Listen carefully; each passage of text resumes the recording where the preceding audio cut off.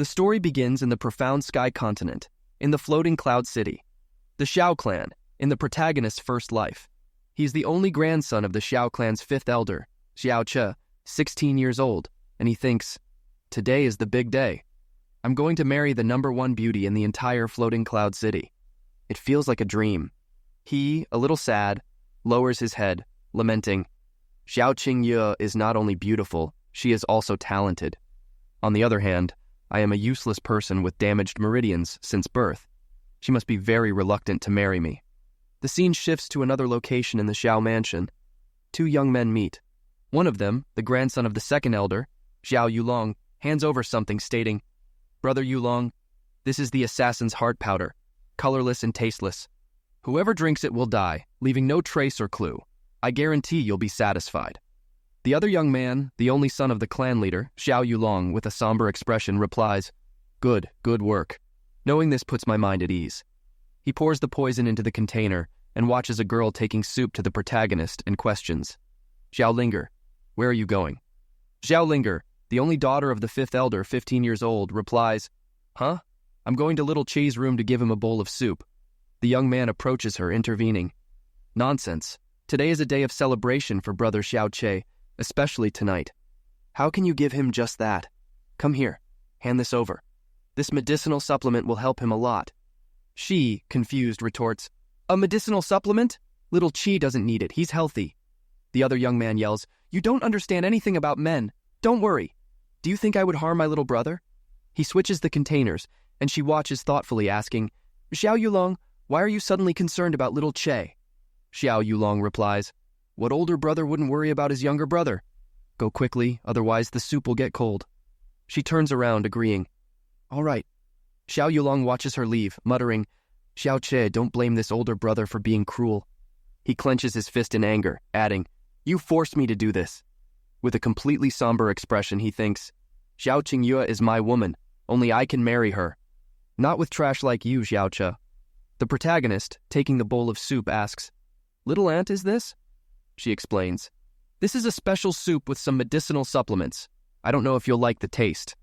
The protagonist, with a smile on his face, states, if it's from little aunt, I'll like it. She closes her eyes, calling him, you little rascal. He starts drinking, and she, curious, watches, asking, how are you feeling? The protagonist starts sweating, and feeling something, comments, little aunt, I'm feeling a little dizzy. He faints, and she, worried, inquires, little Chi, what's happening? Don't scare me like that. The protagonist, drowsy, murmurs, sleepy, I want to sleep. He closes his eyes. The protagonist reincarnates in the azure cloud continent. A baby is shown crying. An old man walking by hears this and approaches the baby, picking him up and commenting, poor child, you were abandoned? We met, which means we have some affinity. Here the clouds are light and the wind is calm. The mountain is well lit and the waters are clear. From today onwards, your name will be Yunche. I want to accept you as my disciple. I will teach you everything about medicine so you can heal anyone in need. Will you be willing? The baby stops crying, watching the old man. He breaks into a big smile, and the old man concludes, seeing how happy you are, I think I already know your answer. From now on, we will be master and disciple, and we will be living together. The scene shifts to 24 years later, still in the azure cloud continent. The scene shows a pile of bloody bodies on the ground. Even a little lamb is gone. Someone walks around with blood dripping, thinking, die, all of you die. Let everything and everyone accompany my master's life. A crowd is shown. The protagonist observes, they caught up to me so fast. Well, then let's go there and end this all. He goes to the end of Cloud's cliff. Someone scolds him. Yunche, you don't deserve to be the holy doctor's disciple. He is shown at the edge of the cliff, and the people are watching him. One of them accuses, you really dare to use the sky poison pearl to spread poison, killing millions of living beings in the azure cloud continent? Don't think you'll escape this cliff alive. Today, the 7 sects, in the name of God, will get rid of the cause of such calamity. The protagonist, all wounded, with his hand on his chest, retorts, don't give me that. No one here is a stranger. You keep saying you're doing this in the name of God. Don't you get tired of it? He shows the pearl in his hand and states, I know what you want is this. The people shout, the sky poison pearl. A guy laughs and celebrates. He finally revealed it. Chasing him for these 3 whole days wasn't in vain. One of the pursuers yells, "Yunche, this is the #1 divine treasure of the Azure Cloud continent. You are not worthy of carrying it." Another orders, "Hurry up and hand over the sky poison pearl. Hand over the pearl." The protagonist solemnly argues, "My master saved countless lives. He always cared more about others than himself. However, to obtain the sky poison pearl, you caused his death." Irritated, he yells, "Even if you want the sky poison pearl, even knowing this, keep dreaming." He swallows the pearl and the people shout, "Bastard! You really dared to swallow the sky poison pearl?" Another threatens, "Yunche is courting death." They rush towards the protagonist, yelling. He, calming down, comments, "All right, it's no big deal. Let's kill him and get the pearl." The protagonist starts laughing like crazy and yells, "Even if I die, it won't be by your hands." He jumps off the cliff, and as he falls, the guy watches him falling, commenting, "This madman, he really dared to jump."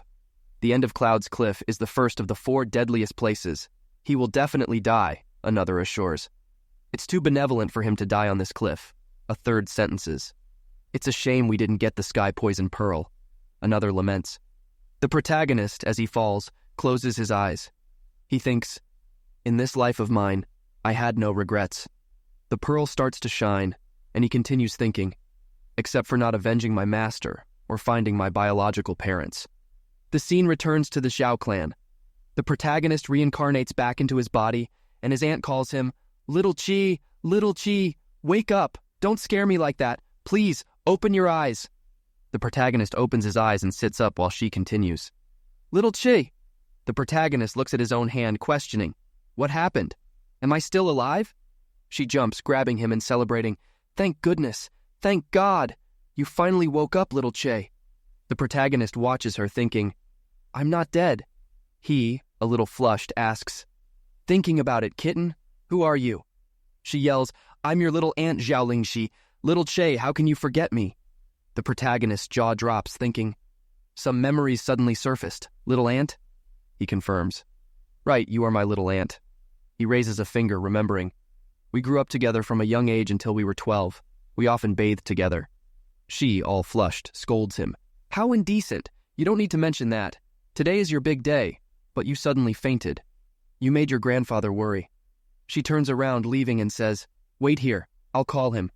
The protagonist watches her and gets up, remembering, "I am Xiao Che from the Xiao clan. Today is my wedding day with Xiao Qingyu. But didn't I die after jumping off the end of Cloud's cliff? Could everything that happened in the Azure Cloud continent have been a dream?" He looks at his own hand, deducing, "Wait, I still have my medical skills, and the sky poison pearl merged with my body after I reincarnated?" The protagonist becomes pensive, licks his lips, exclaiming, "There's still some poison in the corner of my mouth. This is assassin's heart powder." He looks at the broken bowl and deduces, "Death by poisoning. So I was killed by poisoning, and I still reincarnated into the body that was poisoned a while ago in my first life. The sky poison pearl is capable of nullifying any poison, and now it is fused with my body. That's why I'm still alive." He gets irritated by this and, going a little crazy, yells, "What a mess! Reincarnation by itself is already very surprising. And on top of that, I reincarnated together in this place and at this time. It's too much of a coincidence." He clenches his fist with a smile, concluding, "Anyway, I'm still alive.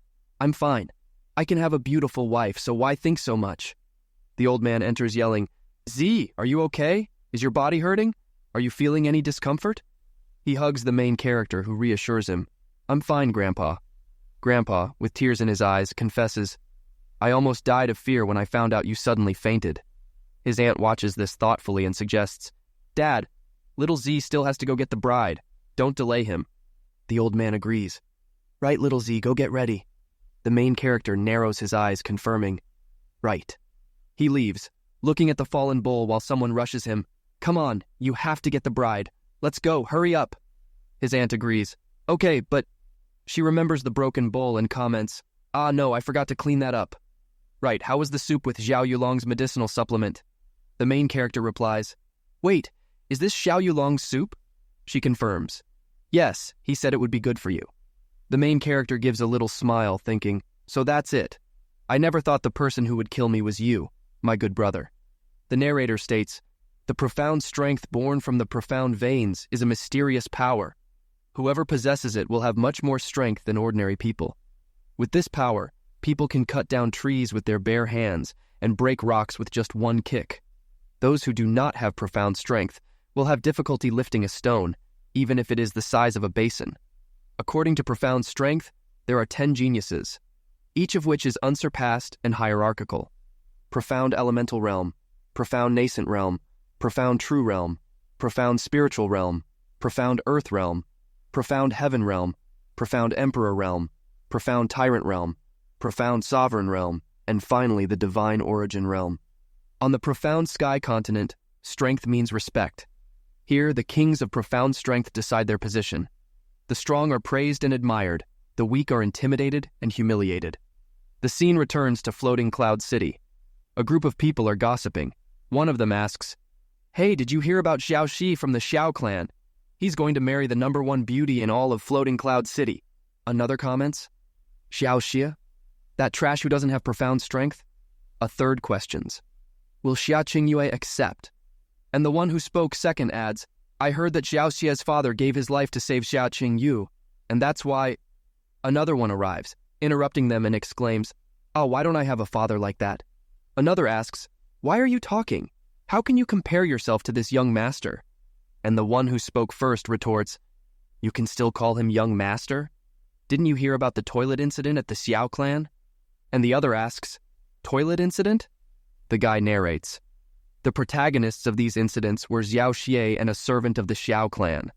The servant points to the bucket and orders, "Come here. You were the one who filled this bucket with urine last night, weren't you?" The main character pleads, "I'm sorry, it wasn't intentional. I just drank a lot of water." And the servant mocks, "Sorry my ass, hurry up and dump that yourself." The people start laughing like crazy. One of them suggests, "Guess how it ended?" Another replies, "So Xiao Shi really cleaned his own toilet?" Another one, with tears in his eyes from laughing so hard, comments, "This young master is a joke." And an old man arrives gloomily saying, "It's a shame for Xia Qingyu. She has great talent and beauty, but she'll have to marry this useless guy." Another retorts, "A shame you feel sorry for her. Talk as if she would have eyes for an old man like you." And the old man retorts, "Not wanting to hide from you guys, but at least I'm a level 3 expert in the profound elemental realm. Even one of my farts can kill this so-called Xiao Ji." He farts, and the people watch with narrowed eyes. One of them yells, "What's wrong with you, old man?" Another questions, "Are you trying to act tough? Have some shame." Another, with his hand on his hip, argues, "Well, compared to the useless Xiao Xi, this old man is much stronger." Another laughs and agrees, "Yeah, you're right." The scene returns to the main character and his aunt helping him. She comforts him, "Little Z, don't mind what other people will say when you go get your bride. In your little aunt's heart, you will always be the best." The main character gives a little smile and replies, "Aren't they the same ones who say I'm useless? I'm already used to it." And he thinks, "In my first life, I was considered a cripple because I had damaged my profound veins, letting people humiliate me because of my inferiority complex. In my second life, I was the disciple of a holy doctor, and I still have my medical skills." Someone yells, "He's here. It's time to go." The main character walks towards the door thinking, "Someday my profound veins will be restored, and I will be at the top." Upon leaving, the main character is startled to see the helpers completely disfigured. The main character yells, "Am I going with them to get the bride? They're scary!" And the second grandson of the Xiao clan, Zhao Yang, asks, "Brother, this is the escort that this brother gathered for you. I wonder if you are satisfied." And the main character yells, "Zhao Yang, couldn't you have chosen someone with a better appearance? At least it doesn't have to be this scary. How about it?" And Zhao Yang, extending his hand, argues, "You're wrong, brother. Today you are the main figure of the Xiao clan. Without them, how can we highlight the beauty of our groom?" The guy sticks his finger up his nose, and the main character, startled, asks, "Does my beauty need help to stand out?" A bald man holding a donkey warns, "Young Master Xiaoxi, it's getting late. Please, get on the horse." The main character looks at this and questions, "Is that a horse?" The main character's little aunt yells, "Xiao Yang! Little Xiao is going to get the bride, and you prepare a donkey? Are you not showing respect for my father or me?" Yang, showing both palms of his hands, asks, "Calm down, calm down. The fifth elder is the strongest expert in Floating Cloud City. How dare I offend him?" And she, irritated, asks, "What's going on then? Do you want little Z to travel on this so he can get the bride?" Yang explains, I have no intention of hiding, but today all the available horses in the clan had diarrhea. I also had no choice. Another one arrives asking, why all the commotion? Yang replies, Brother Yulong, what are you doing here? And Yulong replies, I was passing by. Anyway, what's going on? Yang with a smile deflects, nothing in particular. It's not worth bothering Brother Yulong. And the main character states, it's not a big deal. I heard the horses had a diarrhea problem. Riding a donkey is not a problem for me. And the little aunt questions, Little C, why are you siding with Xiaoyang? And Yulong comments, this really is a problem. And the main character argues, if it's to go meet my wife, this is not an obstacle. Brother Yulong, don't you think so too? Yulong looks at him and wishes, then I wish for the younger brother to be reunited with his wife as soon as possible. This older brother will not delay you any longer. And he turns around saying, let's go. The little aunt, irritated, questions, why didn't you tell Xiao Yulong the truth? It was obvious that Zhao Yang was making fun of you. The main character looks at her and retorts, they both plotted this together. Do you really think Xiao Yulong would do justice? And she, irritated, leaves saying, I'm going to tell your grandfather. This went too far. And the main character exclaims, no, I won't be able to get married if you cause a commotion. And she asks, can't get married? Would that be better? And the main character questions, little aunt, what are you talking about? And she, with a little smile, deflects, nothing. And the main character, placing his hand on the donkey, announces, then I'm going. She watches him leave, thinking, little Z, why? Today is little Z's big day. I should be happy. Tears appear in her eyes, and she asks herself, why am I crying? I should be smiling. The protagonist going thinks, if you weren't my little aunt. He continues forward, and Yulong is shown. Yang comments, Brother Yulong. Yulong slaps him in the face, yelling, pathetic! Didn't you say that anyone who consumed the assassin's heart powder would definitely die? Why is Xiao Qi still alive? The boy fallen on the ground becomes pensive and, with a smile, says, I don't know what happened. He gets up and extends his hand, completing, it seems that Xiao Qi fainted, but suddenly he woke up again. Yulong, irritated, rants, and because of that, now I have to see Zhao Qingyue marry that useless loser. The young man opens his arms, reassuring him, don't worry, boss. During the trip to get the bride, there will be plenty of opportunities. For example, we can steal the bride by force. Irritated, Yulong curses him. Idiot! If it were that simple, would I have waited until now? Xiao Qi may be a good-for-nothing, but his grandfather is at the 10th level of the spiritual realm's depth. There's no one in the floating cloud city who can compete with him. He punches the wall, irritated, and completes. With that old man, who would have the courage to mess with Xiao Qi openly? The young man with a smile argues, boss, you don't really need to worry so much. Let's think about it from another angle. Zhao Qingyue is the #1 beauty in Floating Cloud City. Even if she accepts the marriage with his status, she would never allow him to touch a finger on her. The young man kneels and argues, even if you search all over Floating Cloud City, someone worthy of Zhao Qingyue must have talent and elegance. And that person is you, boss. Yulong, suspicious, asks, don't suck up, but keep talking.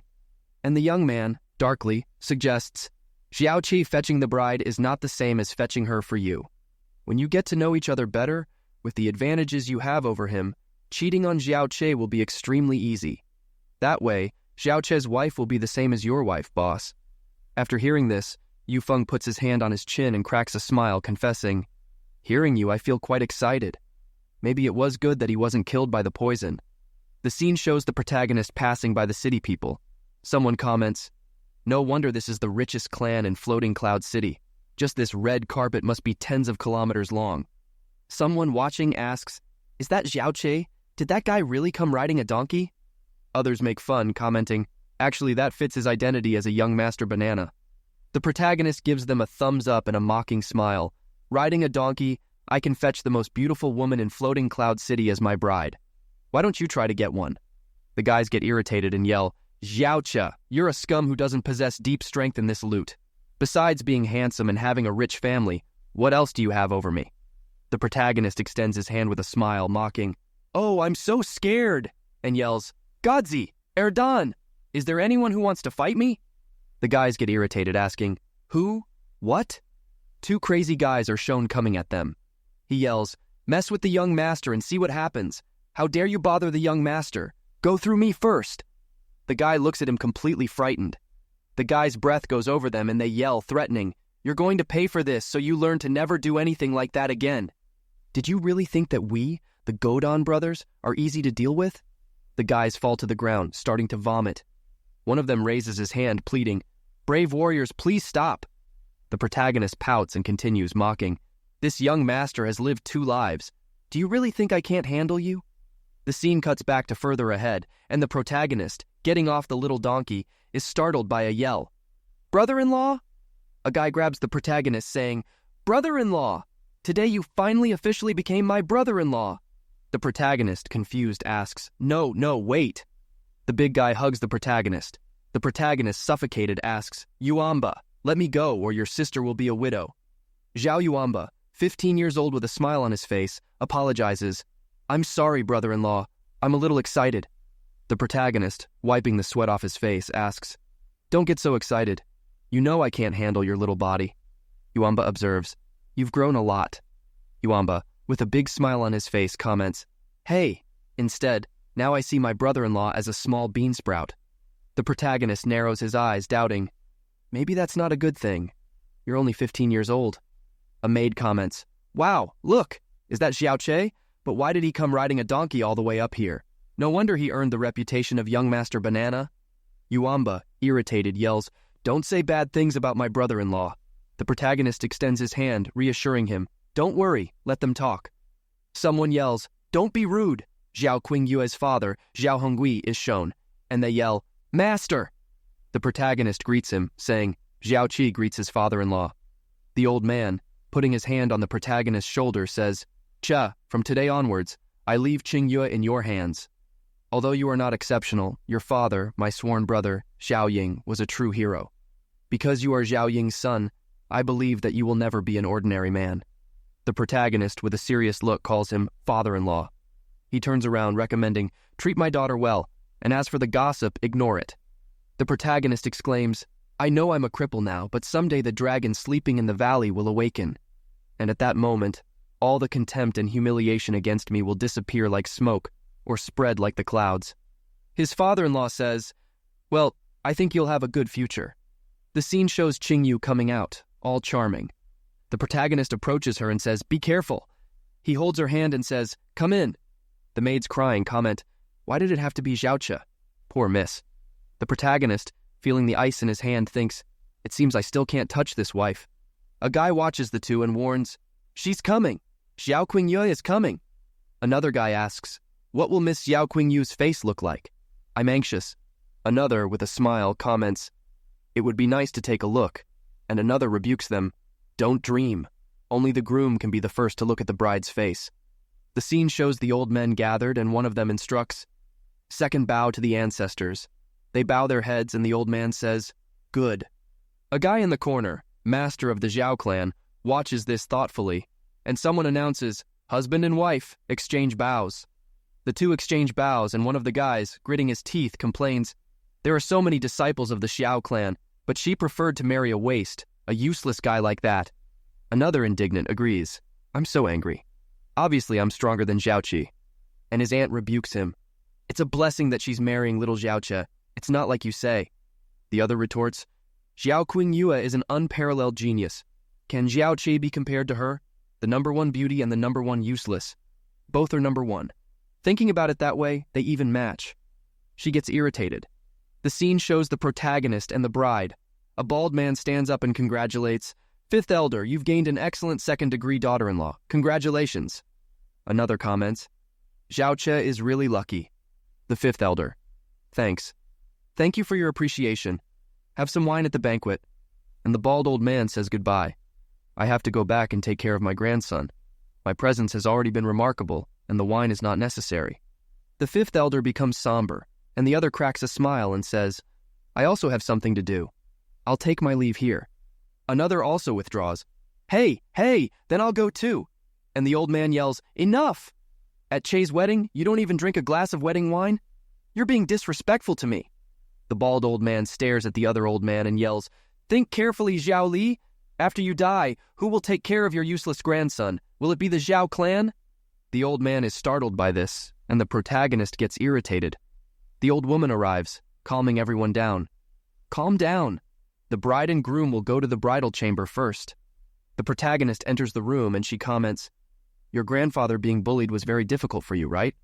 The protagonist becomes pensive and, with a smile, says, first, remove this crown. It seems a little heavy. You're my wife after all, but don't hurt your neck. She takes it off and looks at the protagonist. Blushing, he says, truly your reputation precedes you. And she comments, your emotional transformation is quite rapid. It seems the rumors about you being a weakling are lies. It appears you are handling all these humiliations quite well. And the protagonist, with a smile, says, my damaged vein is a fact. I am destined to belong to the weak. Is there any difference between enduring all this or not? She quickly lunges at him and he is startled, being struck in the chest. He yells, what? The crystal on the protagonist's chest cracks and she states, you weren't born with the profound damaged veins. In truth, they were destroyed. The protagonist exclaims, what did you say? And she continues, the most probable thing is that they were severely damaged when you were younger, and no one noticed in time. And at this point, there's no possibility of restoration. The protagonist becomes pensive, and picking up a crystal, he says, this might not necessarily be true. Regarding this, if I'm not mistaken, within the floating cloud city, there's no ice technique. And she interrupts him. Art of the frozen cloud. The protagonist exclaims, frozen cloud of Asgard? One of the 4 main sects within the Blue Wind Empire? And she closes her eyes, adding, until now only my father knew about this. And since now, at least on paper, you are my husband, there's no problem in telling you. Back then, to save my life, Uncle Xiao suffered severe damage to the point where he couldn't defend himself when he was attacked. The protagonist comments, my father, he... And she interrupts him again. Although it was to repay your kindness, I don't regret marrying you. However, we can't continue our marriage. The protagonist becomes pensive, and she continues, don't misunderstand me. I never looked down on you. A mist of icy fog appears in the room, and she says, those who wish to practice the art of the frozen clouds must first practice the frozen heart. The frozen cloud sect of Asgard only accepts women. They must be pure, never contaminated by feelings. Despite having married you, I won't fall in love with anyone in this life. The protagonist observes, and someone yells, young master, it's time for a toast. She looks at the protagonist and advises, you should go. The protagonist quickly leaves, saying, then I will. The scene shows a woman appearing. She is from the frozen cloud sect of Asgard, Chuyueli. Chuyueli says, Qingyue, did you do what you desired? It's time to return to the frozen cloud sect of Asgard. And she requests, I ask that you give me a month. If I leave right after the wedding, he will suffer endless trials, master. And the master replies, very well. An exception was already made for you to get married. Extending it for another month won't be a problem either. And she thanks her. Thank you, master. By the way, is it truly impossible to restore his profound veins? And she answers, Qingyue, you are a kind, compassionate person, and you have a grateful heart. That's very good. However, the master cannot help you this time. The protagonist returns to the wedding hall and says, great elders, please drink. The bald man takes the cup and makes a sound of disgust. The protagonist gets irritated. The other man spits and declares, a delicate flower was placed on top of shit. The protagonist gets even more irritated and thinks, I'm giving them face, and these old geezers didn't know how to accept it. If I hadn't used all the power of the heaven's poison pearl in my previous life, I would have poisoned you all tonight. A wine pot slams on the table, and Yu Feng arrives saying, younger brother, have a drink with this older brother. And the protagonist retorts, but I'm not good with alcohol. And the other man places his hand on the protagonist's chest, arguing, we are giving you face, and you refuse? Let's drink. The protagonist, looking at the symbol on the man's hand, laughs to himself and replies, then I shall accompany my older brothers. And Yu Feng laughs and adds, we won't stop until we're all drunk. The scene shows everyone passed out, drunk.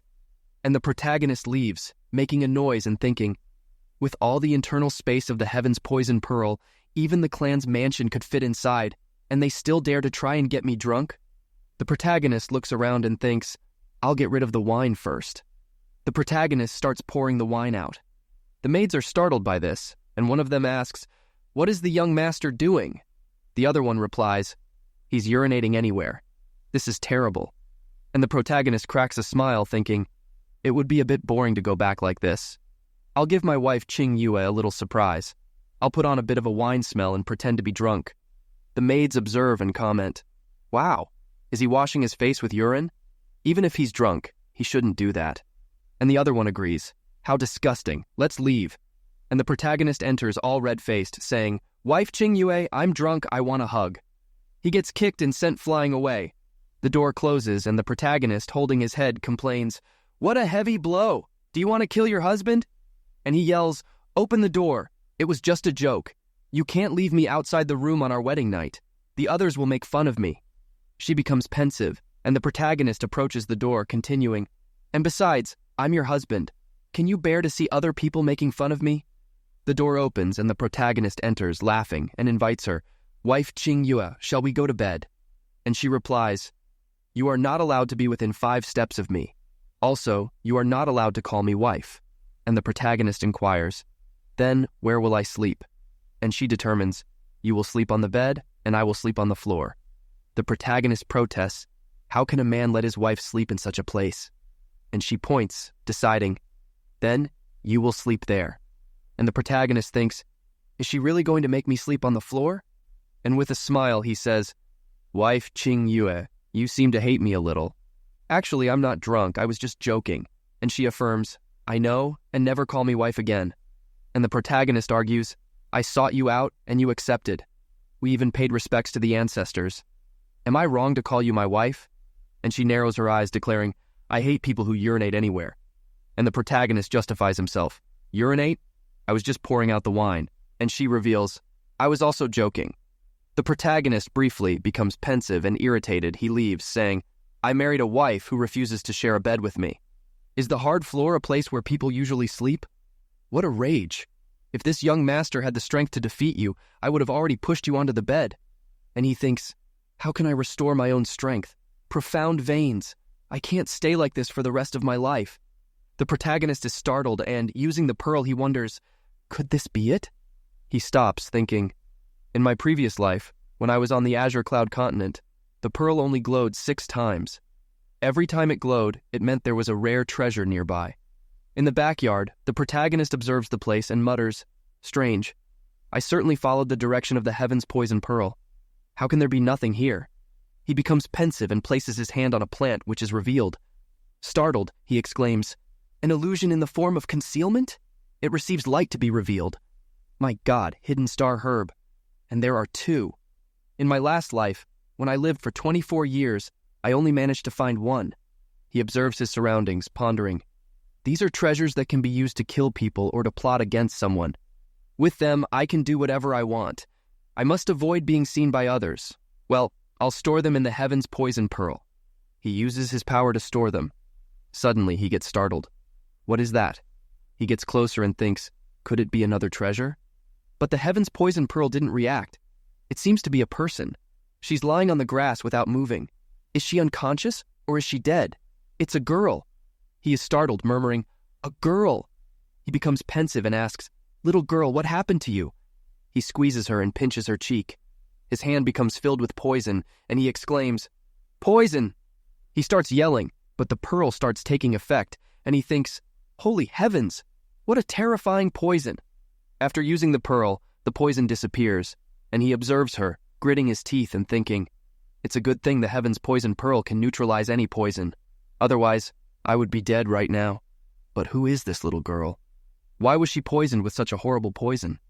Just now, if the heaven's poison pearl had been a little slower, I would have died. She holds the protagonist's hand and whispers, Sky poison pearl. The protagonist is surprised, exclaiming, You know the sky poison pearl? She bites his finger and he yells, Little girl, no! She starts to draw blood and the protagonist begs, No, no, my blood! After taking some of the protagonist's blood, she disappears. And he murmurs, Huh? Gone? No, she's inside the sky poison pearl. He enters the pearl's space and approaches the little girl. Watching her, he thinks, She is purifying the poison from her body. But the sky poison pearl has already fused with my body. How can she do this arbitrarily?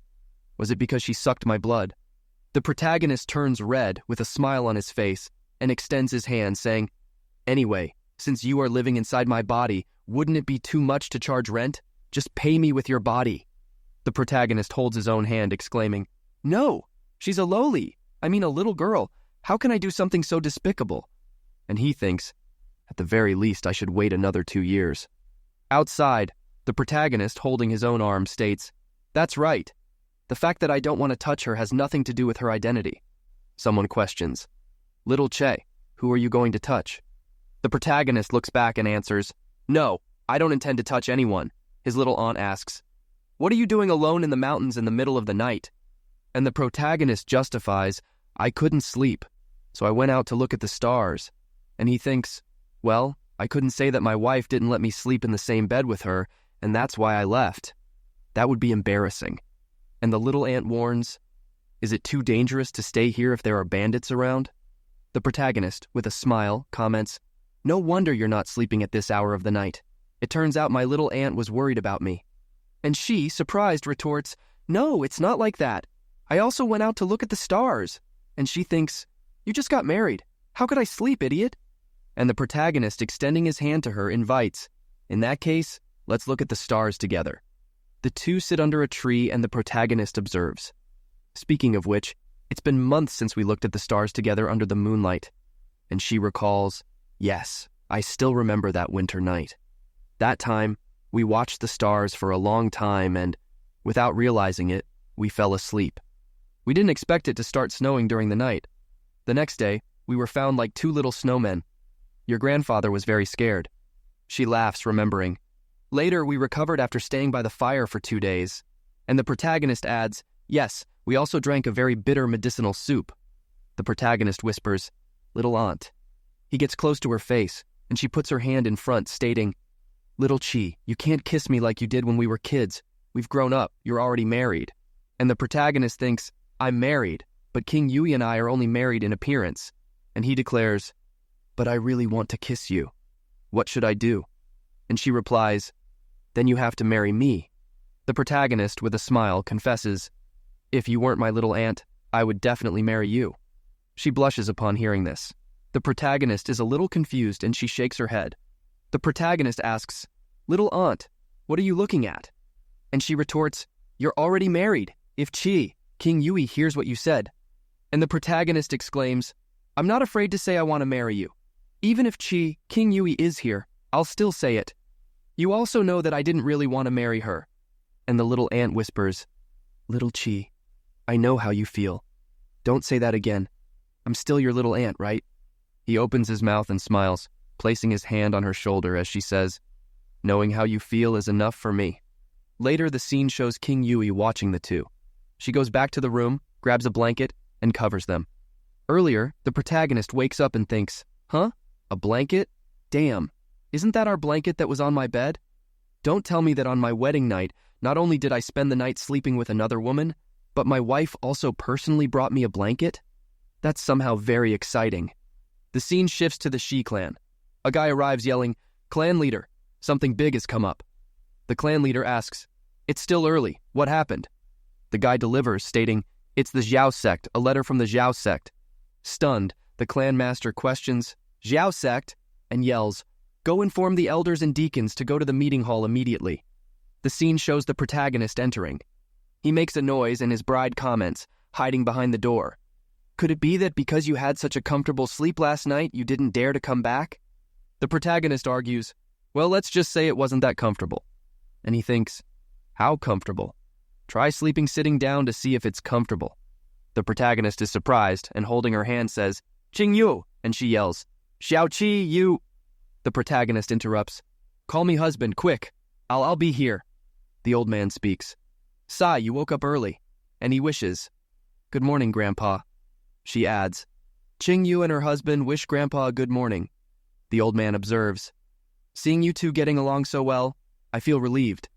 The protagonist laughs and she thinks, "This guy definitely did that on purpose." A yell echoes, "Fifth elder, please, by order of the leader, go to the main hall immediately. There are important events to discuss." The old man warns, "It seems like something urgent, and I'll go first." The protagonist, with a smile, asks, "Be careful, Grandpa." And with sweat on his face, he thinks, "Why am I feeling a murderous aura?" He jumps away from her and justifies, "Qing Yu, my wife, I only held your hand to make my grandfather happy. There's no other meaning to it." And she warns, "Next time you dare to touch my body, I certainly won't be gentle." The protagonist exclaims, "Hey, you're exaggerating. I only held your hands." Not to mention that we're officially married. Not only do I have the right to hold your hands, but I can touch anywhere else. And it would be normal. She angrily retorts, "You still wanted to touch somewhere else?" The protagonist confirms, "Of course, if there's no physical communication between us, we'll have spiritual friction." An aura appears, and he observes, "Wait a minute, why am I feeling a little cold?" Her aura explodes, and the protagonist, dumbfounded, backs away. She becomes somber, and the protagonist yells, "No touching! I won't touch anywhere! I was kidding!" The scene shifts to a meeting. The clanmaster states, "This is the case. Everyone already knows what to do with the younger generation." The bald elder laughs and speaks, "On my part, there's no problem. I'm sure I'll make the most of this rare opportunity." The other comments, "Well, someone's grandson isn't prepared. I'm afraid there's no chance this time." The protagonist's grandfather becomes pensive. The scene shows some people training. A guy punches a tree and the others continue to train. After the punch, the guy wipes his sweat thinking, "A workout can be very refreshing from time to time." The protagonist observes, saying, "Why are they so dedicated today? These guys used to be lazier than each other." Someone exclaims, "Honorable sir, you are like the starlight in the dark night, illuminating my world and igniting my life. My lord, you are too handsome, so much so that I would be willing to do anything for you." The protagonist watches this, completely scared, while the guy thinks, "In the art of flattery, I am the best. No one in the Shao clan can match me. This opportunity will definitely be mine." And the protagonist thinks, "Is this guy practicing flattery? How disgusting. After all, what the hell is going on here? Why is everyone acting so strange?" The protagonist's grandfather arrives and the protagonist asks, "Grandpa, what's going on? You don't look very happy." And he reveals, "A big event. This is a big event for the Xiao clan. A letter came from the Xiao sect saying they will send some men here in a few days." And the protagonist exclaims, "The Xiao sect will send people to this small Xiao clan? Are they crazy? Compared to the Xiao sect, we are, at best, a noble relative. Who would care? Why did they suddenly send people here?" And his grandfather explains, "There's something you don't know, but the founder of the Xiao clan, Xiao Biela, was the son of Xiao Zheng, an elder of the legislative control department of the Xiao sect. Xiao Biela had been expelled from the Xiao sect. Now that Xiao Zheng has died before his departure, he remembered his son and felt remorse. So, he left an oral testament to give the Xiao clan a spot to enter the Xiao sect. The old man sighs and says, "Of course, the one who will enter the Xiao sect will certainly be from the younger generation, with the greatest talents in the clan. So it has nothing to do with us." And the protagonist comments, "It's no wonder these guys are killing themselves training. Besides, they even trained in flattery, so it was all for this opportunity." And his grandfather says, "Little Z, don't feel bad. Even if you let the opportunity pass, it's also not a big deal." And the protagonist says with a smile, "There's no reason for me to feel bad, Grandpa. You haven't had breakfast, right? Well, let's have breakfast. I'm going to take the opportunity to take some to my little aunt in Qingyu." The old man replies, "Yes." Another watches, laughing, and goes towards a room saying, "Older brother Xiao Xi and Xiao Li left. Apparently they're going to the east courtyard. This is a good opportunity. Xiao Qingyu is definitely alone now. Older brother." The older brother cuts him off, laughing, and says, "I know what I have to do." The scene shifts back to Xiao Qingyu. Someone comments, "It's no wonder she's the #1 beauty in Floating Cloud City. Even meditating, she's so charming." And Feng, making a gesture, says, "Miss Xiao, I don't know if you—" And she interrupts him, saying, "Xiao Xi is not with me. Turn around and leave." And he, irritated, says, "That's unfortunate, but being able to meet Miss Xiao means I didn't come for nothing." And she replies, "I'm cultivating. Forgive me for not being able to receive you." And he, irritated, thinks, "This woman doesn't even give me face. It seems I'll have to be a little rude." He prepares to attack her, saying, "I heard that Miss Xia, at 16 years old, is at the 10th level of the profound elemental realm, and Long has always admired her." He extends his hand towards her, saying, "How about we spar a little?" She extends her hand, and the guy, drooling, thinks, "What a beautiful jade hand. I wonder how it feels to touch it." Her hand passes right through his, reaching close to his face, and he thinks, "So fast." And then he receives a slap to the face, falling down and losing 2 teeth. And she, watching him, says, "It seems that young Master Xiao is not very good at fighting. Go away." He, toothless and all messed up, asks, "What happened?" I'm at the third level of the nascent profound realm. I'm one realm above Qingyu. Even if I hadn't used all my strength, I wouldn't have lost either. Did she hide her power? At only 16 years old, she reached level 10 of the profound elemental realm? This has already broken all the records of Floating Cloud City. It's impossible that she's even stronger than that. And she questions, what is it? Does it seem that the great young master Xiao Yulong is not satisfied?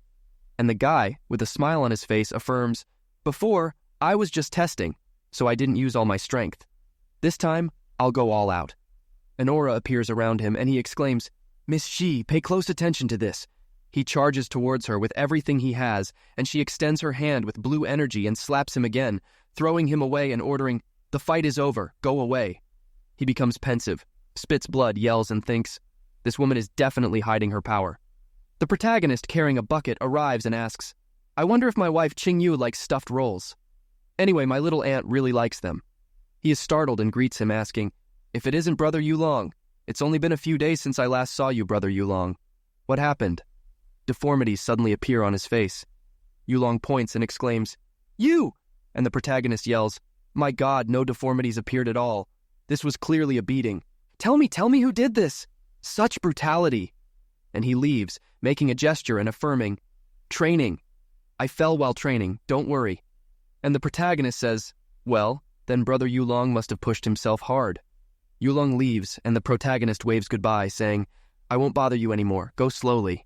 And he thinks, keep pretending. It's obvious you were bothering my wife. Not even I have the courage to touch my wife. And you think you can? The protagonist greets her, saying, Qingyu, my wife, I brought you breakfast. And she says, Xiao Yulong was here. And the protagonist replies, I know. I ran into him a moment ago. Qingyue, my wife, can I ask you a question? She gets a little confused, and the protagonist, with a serious look, asks, after all, what level is your profound strength at? She narrows her eyes without answering. The protagonist circles her, thinking, and stares at her closely. She, irritated, asks, why are you staring at me? And the protagonist, with a smile on his face, replies, waiting for you to answer me. Communication between husband and wife is very important regardless of the mind or body. And she retorts, mind and what? The protagonist says, nothing. And he thinks, I'm sure I didn't marry a wife, but a block of ice that hits people. He coughs a little and says, Qingyu, my wife, actually, I have something important to ask you. Do you wake up from dreams every day at 3 a.m? And besides that, for 30 minutes, your whole body freezes and your 4 limbs hurt? She, confused, asks, how do you know that? And the protagonist, a little flushed, finishes, and one last thing. He, scared, stammers and asks, has your period been late for 7 or 8 days? After saying that, the protagonist runs off and hides behind a tree. Qingyue watches this thoughtfully and, a little confused, asks, can you tell me what you're doing? And the protagonist behind the tree replies, I'm afraid you'll kill me. And she says, don't be so dramatic. At most, I'll break your legs. And he exclaims, don't joke with such a serious face. Just now, you really beat up Xiao Yulong badly. It was very scary. She closes her eyes, saying, come closer, I won't beat you up. After all, everything you said before is correct. However, how did you know that? And the protagonist declares, by your pulse. And she inquires, the pulse? And the protagonist points to himself with a smile, saying, can't you guess, right? I'll tell you then. The truth is I'm a god in medicine. She, in disbelief, retorts, but I don't remember letting you take my pulse like you did. And the protagonist, with a smile, confesses, it was just now. I took the opportunity when Grandpa was coming and touched your hand. And she exclaims, so at that time, you did that on purpose? The protagonist, with a little smile, replies, no, don't worry about the little details. And thinks, I accidentally let it slip. And she states, since you like touching hands and taking pulses, go look for your little aunt. And the protagonist exclaims, I'm not kidding with you. This thing of yours is a very serious illness, and the problem is with your sect. That is, the secret art of the frozen cloud of Asgard that you cultivate. And she, enraged, yells, shut up! An aura of ice emerges, and she puts her hand on the protagonist's neck, yelling, if you continue to say words like that, I will not be kind to you. And the protagonist provokes, oh, really? And if I keep talking? She gets irritated, and the protagonist smiles, saying, I can tolerate your usual rejection of me. but I will not allow my wife to live a third less than normal people because of her illness. She is astonished, and the protagonist explains, in general, the stronger the profound strength, the longer the lifespan. But according to my diagnosis, among those with the same level of profound strength, you of the frozen cloud of Asgard have a life expectancy reduced by at least a third.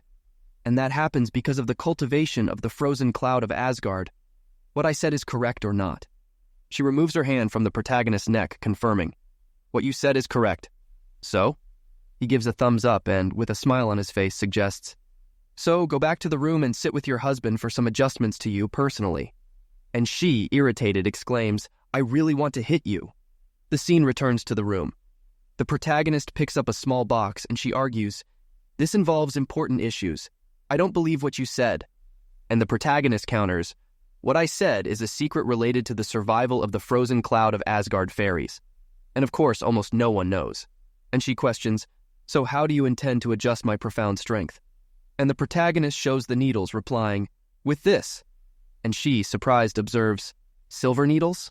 And thinks, acupuncture is extremely demanding in mastery.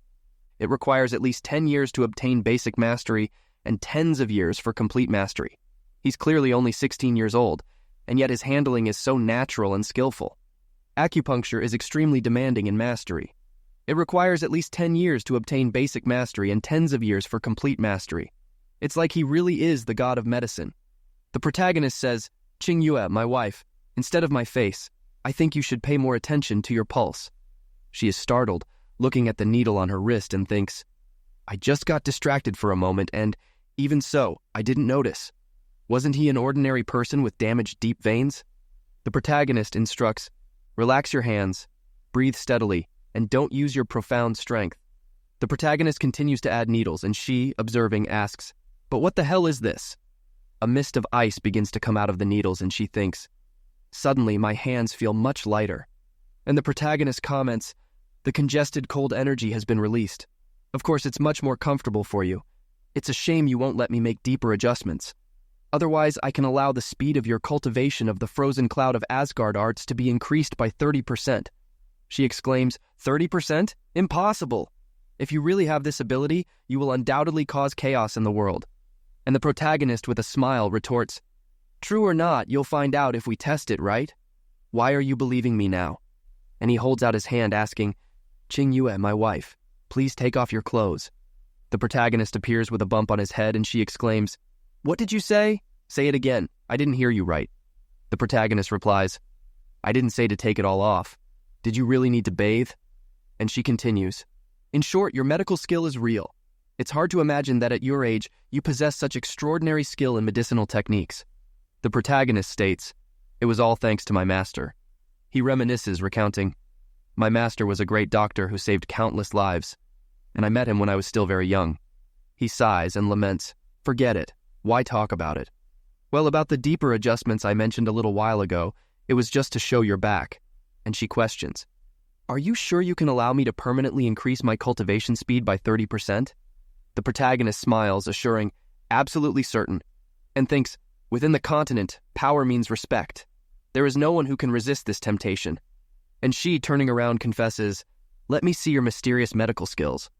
The protagonist stands behind her, thoughtful, and she, blushing, asks, do I really have to undress? The protagonist points, ordering, take off your clothes. And she, blushing, makes a small sound, taking off the top of her clothes, and yells, start immediately and don't think anything wrong.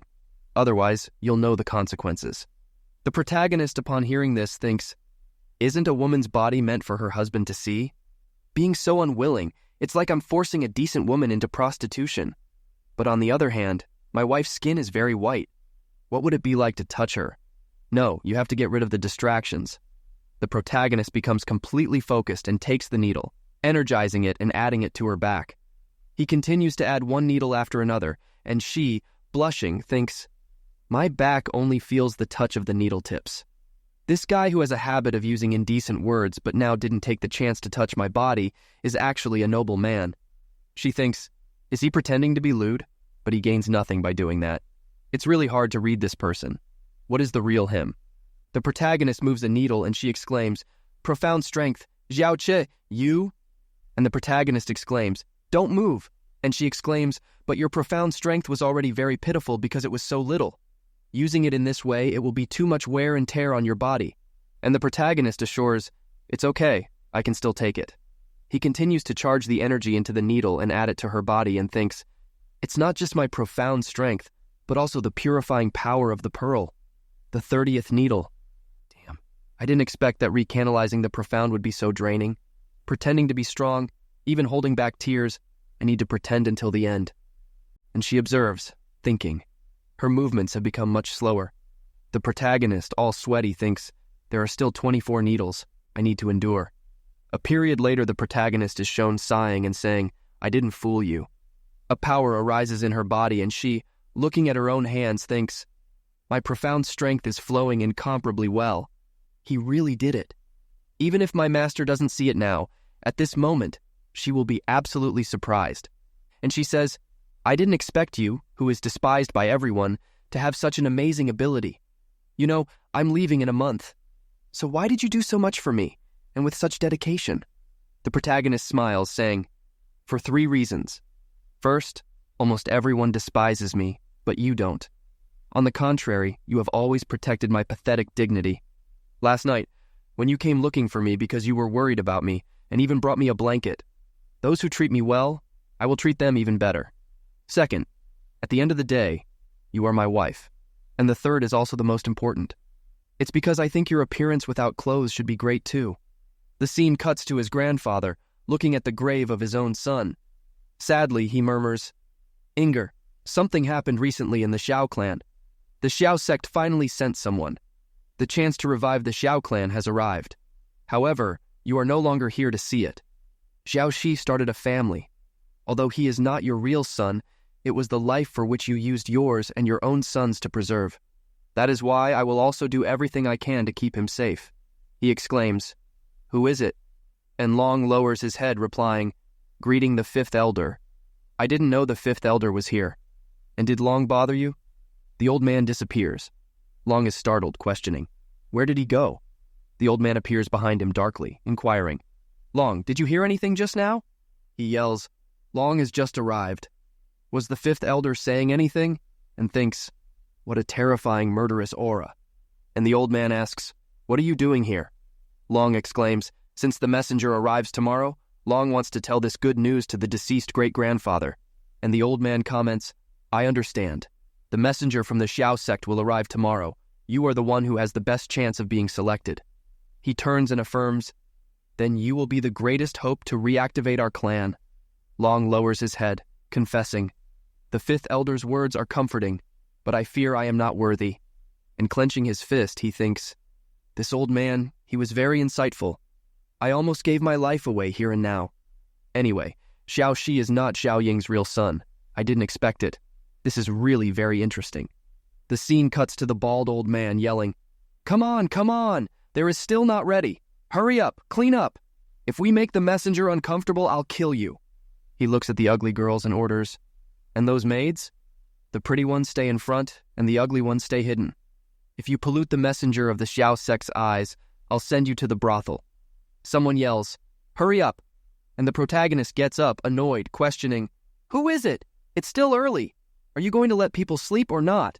The protagonist is startled and says, "I feel something a little soft in my hand, and a little cold too." He looks to the side and King Yue grabs his arm and slaps him in the face. He asks, "King Yue, my wife, we've been husband and wife for a long time. I just touched it for a moment." "You didn't need to do that, did you?" And she snaps, "Last night I let you sleep in bed with me because you were half dead from exhaustion. But I didn't let you touch me. Dare to have a next time and Xiao Long will be your example." The protagonist with a swollen cheek exclaims, "No! What Xiaolong did was flirt with someone else's wife, but what I did was touch my own wife.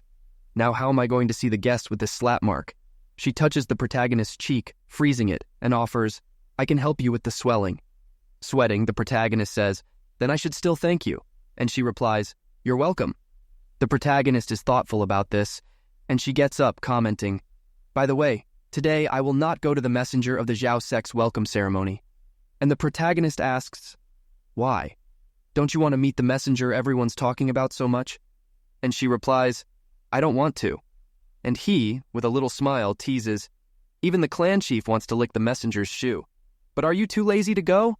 No wonder the disciple of the frozen cloud of Asgard, very stubborn. And she, looking at him, reveals, I heard the master say that the man sent by the Xiao sect is Xiao Guangyun. His cultivation is quite common, but he is a man leaning on his Xiao sect backing. He does all sorts of atrocities. You must be very careful. And the protagonist replies, well, I'll keep that in mind, and thinks, my wife, King Yue, is still worried about me. The scene shows the disciples lined up. One of them exclaims, we've been waiting here for 5 periods and he doesn't show up. He has no consideration at all. Another yells, that's right, they think they're sovereign now. Another comments, speaking of which, compared to our Xiao clan, he really is a sovereign. One of them warns, the messenger of the Xiao sect is here, and the clan master orders, quick, let's receive him. The scene shows some colorful horses and a carriage. A guy with 2 women appears on the scene. The staff observes, and one of them comments, wow, I'm envious. No wonder he's the messenger of the Xiao sect. Wherever he goes, there are always beautiful women serving him. Another says, it would be nice if one day I had that too. And the sect master exclaims, Xiao Yunhai, welcome the messenger of the Xiao sect. The guy, now inside the clan, comments, if it weren't for Elder Xiao Zheng's death, I wouldn't know there was a place like this. A place where not even the birds shit. The clan master lowers his head, agreeing, that's right, it's true. And the messenger continues, but the dead are important, and that's why I came here, to fulfill the elder's will. He gets angry about something and slaps the woman. The staff are a bit confused by this, and the messenger, irritated, yells, didn't you hear me talking about sad things? So don't pinch me, get out of here. The protagonist watches this thoughtfully, and a guy ponders, how exaggerated. Another thinks, that's right, what did she do wrong to get hit? Damn it. And the messenger continues, does anyone have a problem with that? And the staff, with smiles on their faces, exclaim, that slap was the best. Such an action is a great example for the younger generation. This is mainly because the force applied was very fair. And the guy points to the clan master, ordering, tomorrow morning gather all the people of your clan in the courtyard. No one can be absent. I will select one person to take back to the Xiao sect. And the staff, mouths agape, think, the rumor was true. Just enter the Xiao sect to have a bright future. Even if you enter as a servant. You don't even have to be a servant. Even if I came in as a dog licking shoes, I would accept. And the protagonist observes, the people of this clan have no salvation. And the guy continues, since we've come, it's obvious that there will be no shortage of gifts. The clan master takes the box and the guy explains, inside here is the deep recanalization powder. It can increase the speed of cultivation for a certain amount of time. And the guy exclaims, deep recanalization powder? The disciples think, it's the legendary medicine, deep recanalization powder. No wonder they are from the Xiao sect, so generous. This item will definitely be included in the treasure pavilion. And the messenger watches, amused. A bunch of idiots who haven't seen the world out there. And says, by the way, for the deep veins that have been damaged for any reason, the deep recanalization powder also has an excellent restorative effect. The protagonist's grandfather is startled by this and thinks, if I can get the deep recanalization powder, Zur has had his deep veins damaged since he was little, so he has suffered all kinds of humiliation. The clan master intervenes. It wasn't easy for young Master Xiao to come here. Long, guide the gentleman to stroll around a bit. And Long replies, yes, father. He follows the guy and comments, young Master Xiao, although the floating cloud is small, it has almost everything you need, especially charming women. And the messenger exclaims indignantly, charming women for what? Do I look like that kind of person to you? And Yulong explains, Master Xiao is full of honest energy. Of course it doesn't look like it. He makes a noise of disgust and Yulong thinks, is your heart unaware of the kind of person you are? The guy blushes and Yulong continues, young Master Xiao, what is? He observes Jia Qingyu and asks, who is that girl? I didn't know there was such a charming woman in the world. And Yulong replies, her name is Jia Qingyu, and 3 days ago she married a member of our Xiao clan who, in reality, is trash with damaged deep veins. And the guy exclaims incredulously, what did you say? A charming woman like that married trash? And Yulong thinks, I didn't expect him to be interested in Xia Qingyu, but the only person worthy of being with her is me. And the guy exclaims indignantly, a woman like that should belong only to me. A guard gets angry and warns him, young master, The sect leader specifically warned you not to steal the wife and daughter of others because that would diminish the reputation of our sect. And the guy grits his teeth, muttering, inadmissible. And Yulong watches this thinking. The fact that this person appeared here without making any noise means that, without a doubt, he is a high-level specialist. Furthermore, it is likely that he is even stronger than Zhao Li. Is even a simple follower so powerful? Zhao sect is, as the rumors say. I have to think about the future. As long as I can enter the Zhao sect, sacrificing Jia Qingyu will be worth it too. He extends his hand and proposes, Young Master Xiao, I have a plan for you to have Xia Qingyu without resorting to violence. And the guy asks hopefully, Oh, do you really have a plan? And he, with a smile, explains, Not only that. In our Xiao clan, there is also another young woman who is no less beautiful than Xia Qingyu. And the guy asks curiously, A young woman who is on the same level as Xia Qingyu? Who is she? And Yulong replies, The daughter of the fifth elder of the Xiao clan, Xiao Linqi. As for her, it will be much easier to get her. Young Master Xiao just has to want me to guarantee I'll get her for you. The scene cuts to the little aunt and she comments, Dad, have you seen the new people from the Xiao sect? Are they very powerful? And the old man replies, They are truly unfathomable. However, try not to leave the house too much. That Xiao Guangyun who is in charge is not a good thing. And she asks, Dad, you seem bothered. Is it because of that Xiao Guangyun? And the old man clarifies, The representatives of the Xiao sect brought a gift called deep recanalization powder. They say it has a great repairing effect for damaged deep veins. And she exclaims, Really? Can it repair deep veins? Seriously? And the old man ponders, It's hard to say if it has that effect, but the clan chief sees this deep recanalization powder as a treasure of great importance. So I definitely wouldn't dare use it on T. And she exclaims, How can he do this? Obviously, little T is the one who needs this powder the most. And the old man argues, Ultimately, the decision is his, and T has no talent whatsoever. She hangs her head, muttering, Nonsense, little T is not like that. After that, she changes clothes and stealthily goes to the place that is guarded, and someone appears behind her.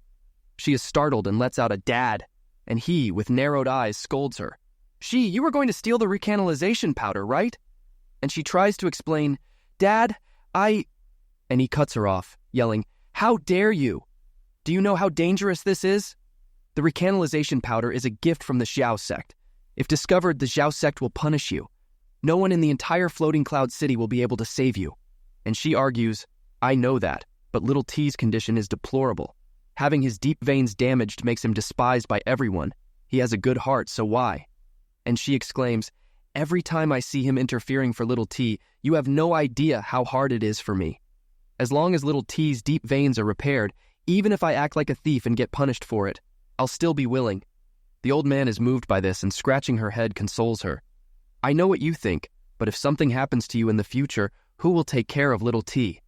And she is startled thinking, It's true. If I don't succeed and I get caught, what will become of little T? And the old man with a smile assures, I will do my best to get the deep recanalization powder, so go back to your room and rest. She, sadly, apologizes. I'm sorry, Dad. I did something stupid.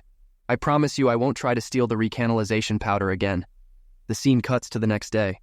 The protagonist questions, Qingyu, my wife, what happened to the matter we discussed last night? And she replies, What matter did we discuss last night? And the protagonist exclaims, Don't play! How can you forget something so important? His aunt arrives calling, Little T, come on, we're here. And the protagonist speaks, Oh, little aunt. He greets her by saying, Hello, Grandpa. And Qingyu greets him, Greet Grandpa. The old man strokes his beard, saying, Well, and the clan master yells, Silence! Everyone in position! Now we will ask the messenger from the Xiao sect to give us a few words. And the messenger begins. Apparently, everyone is here. I believe you all already know why I have come here and also my identity. You should be aware that for me to stoop and come to this small place is an honor for you. Since the founder of the Xiao clan, before our Xiao sect, is nothing more than an insignificant worm. The people are startled, and the clan master extends his hand with a smile, greeting, What young Master Xiao said is correct. Your coming here is a true honor for us. The protagonist, irritated, thinks, This idiot! Even our ancestor was humiliated and he still dares to laugh. The little aunt exclaims, I'm so angry. He is the clan leader. How can he be so shameless? The messenger intervenes, declaring, "According to the last wish of Elder Xiao Zheng, I will select one of you and take him with me to the Xiao sect. Of course, you also have to understand that the Xiao sect will not accept useless people. Today, I will personally examine each of you. Come in order to show your deep strengths before me. I will select only the most talented person. By the way, the gift I brought with me on this trip will be given as a reward to the chosen one. Xiao clan leader, bring the deep recanalization powder."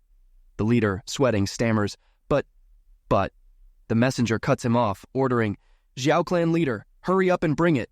Or are you unwilling to hand over the deep recanalization powder?" The clan leader starts to stammer and kneels, confessing, "I deserve to die." This morning, the deep channeling powder left in the medicine chamber suddenly disappeared. The elders, surprised, question, "What?" And the old man thinks, "Deep recanalization powder?" The little ant panics, claiming, "Dad, it wasn't me." The messenger slams his hand on the table indignantly. "What? You mean the deep recanalization powder was stolen? Who was it? Who dared to steal the gift brought by the Xiao sect?" The protagonist thinks, with Xiao Yunhai's cautious personality, it's not possible that he would make such a mistake. Moreover, this anger from Xiao Yulong is obviously an act. The messenger continues accusing, "Yesterday, when I showed the deep recanalization powder, there were only clan members around. I don't think you're stupid enough to spread the word about this to everyone, so I'm sure the thief must be someone from the Xiao clan." The clan master argues, "Young Master Xiao is right. However, the person in charge of the medicine chamber, Xiao Gu, is already close to 70 years old. Stealing the deep recanalization powder will be of no use to him. The suspect must be someone else." The protagonist thinks, Xiao Yunhai's expression is also fake. What are these two up to? The messenger asks, "Xiao clan leader, was the deep recanalization powder stolen along with the box, right?" The leader confirms, "Yes, they were stolen together." The messenger, with an air of triumph, reveals, "Great! In the box containing the deep recanalization powder, there is a mark of our Xiao sect's unique deep power, the eagle mark. Just activate it with our Xiao sect's unique deep power, and then we can sense the location of the eagle mark." The people agree, stating yes. He orders a subordinate, "Have Xiao Ju search." Xiao Ju makes a power appear and points, "Over there." He jumps and the messenger announces, "It seems we have already found them." The clan master, with a big smile, declares, "I have to see who dared to do something so vile. When we find the thief, I will hand him over to young Master Xiao to apply the punishment. I ask that young Master Xiao not be gentle." Xiao, slightly blushing, thinks, "Of course I'm going to punish her. And of course she will be punished in bed." The subordinate returns, informing, "Young Master Xiao, I found it. It was in courtyard 66 under the owner's pillow." The old man is startled, and the protagonist exclaims, "In courtyard 66? The ant soberly inquires, "How could it have appeared in my room? It wasn't me. I'm not a thief." The messenger observes her, thinking, "What a beautiful woman." What Xiao Yulong said is true. This Xiao Lingxi's appearance is definitely not inferior to Xia Qinyu's. With a smile, he extends his hand, shouting, "Men, tie her up and take her to my room. This beauty, this thief, will certainly receive a severe punishment." The protagonist watches this, thinking, "This guy. From the beginning, his goal was my little ant." One of the clan guys arrives laughing and blurts out, "I didn't expect the thief to be you. You provoked Master Xiao's wrath. Now you will go through a lot. Don't blame me. Tie her up." She murmurs, "I didn't do it." The old man yells, "Stop, all of you." He uses a power, and the clan master exclaims, "Xiao Li! What disrespect in front of young Master Xiao! You have limits." Master Xiao's subordinate, letting out a laugh, retorts, "What? Are you questioning young Master's decision?" Xiao Li Ya thinks, "How strong! This person is unfathomable. I must calm down. Acting with anger will only make things worse," and argues, "Young Master Xiao, Ji Er is a kind-hearted girl. All of this is certainly some misunderstanding. I beg for a fair investigation from young Master Xiao." The messenger counters, "In the face of concrete evidence, what more is there to investigate?" The clan master yells, "Oh, Lingxi, how could you have done this kind of thing? What a disappointment!" She exclaims, "It wasn't me. If I had stolen it, I would definitely have admitted it." Yulong accuses her, "Xiao Lingxi, you have always been very close to Xiao Che. You must have stolen the deep recanalization powder because of him." The people look at each other, commenting, "That's right. I was still wondering why Xiao Lingxi would have done this. So it was because of Xiao Che. It wasn't worth taking that risk for trash like him." With lascivious looks, the people watch her, commenting, She seemed very kind. I didn't expect her to do this kind of thing. If it wasn't for young Master Xiao, we wouldn't know what she's really like. To dare provoke the Xiao sect is simply seeking death. She, with tears in her eyes, becomes afraid. The protagonist holds her hand, comforting her. Little aunt, don't be afraid. It doesn't matter if they believe you or not. I will always believe in you. She blushes, whispering, Little Cha. The protagonist reassures her, leave the rest to me. Yulong taunts her. How arrogant! Trash like you wants to defy young Master Xiao? The protagonist thinks, so you're the one behind all this? Xiao Kuangyun had never seen my little aunt, so why would he frame her? Yulong rants, what are you looking at? If you want to fight, this older brother will accompany you. But then don't blame me for not being gentle. The protagonist greets him, saying, Young Master Xiao, let me introduce myself. I am Xiaoling Shi's nephew, Xiao Che.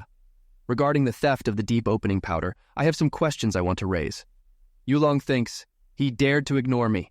Soon I will take care of you. Just wait. The messenger inquires, so you're the famous piece of trash? I'm very generous. Very well. If you have any questions, ask. The protagonist blurts out, I want to ask the clan leader, the gift brought by young Master Xiao from far away for you, how important is it? The clan master replies, the gift from the Xiao sect is definitely the most important thing. The protagonist continues, everyone knows that the clan leader's temperament has always been serene and cautious. Am I right about that? The master confirms. But of course. The protagonist pressures him. Since that's the case, then, and questions. If you have always been serene and cautious, how is it that something as valuable as the deep recanalization powder was placed in a place without any guards, like the medicine chamber, clan leader? What were you thinking? The clan master is startled, and the bald elder yells, Xiao Che, what did you mean by that? Are you insinuating that the clan leader planned all this to frame Xiaoling Shi? And the protagonist, with a smile, says, Great elder, no need to get upset. You scared the clan leader so much that he started to sweat. The clan master, gritting his teeth, thinks, this plague, this little trash. When did he become so smart? A guy says, the clan leader's expression seems to be a little distorted. Is it true what this trash said? The clan master replies, there are many medicines in the chamber, and I left the deep recanalization powder mixed in so that the medicinal energy wouldn't dissipate. And a guy adds, so that's it. It would be a great loss if its medicinal energy was lost. And the clan master thinks, as a precaution, last night I was reading some books on medicine. I didn't expect this to be so useful. And the protagonist raises a finger saying, so that's why I knew. The deep recanalization powder has a sweet smell. Clan leader, check if this is the smell. The leader smells it and states, of course it has a sweet smell. Any problem? And the protagonist, with his hand on his chin, counters, however, the deep recanalization powder was left in the medicine chamber for a whole night, and there are countless medicines there. Therefore, there is a mixture of odors. So the smell, in fact, should be mixed. Completely incredulous, the clan master thinks, when food is placed together, resulting in a different taste and with the smell of medicinal materials, the same thing probably happens. Damn, how could I forget something like that? And with a smile he argues, I have a cold today and my nose is congested. I'll smell it again, and actually it does have a varied smell.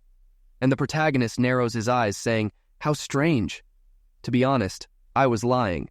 But why would the idiot leader accept smelling the varied scent? He exclaims, Xiao Che, are you mocking me? And the protagonist, with a serious look, points and says, since the clan leader didn't know anything about this, then why say that the deep recanalization powder was in the medicine chamber? Could it be?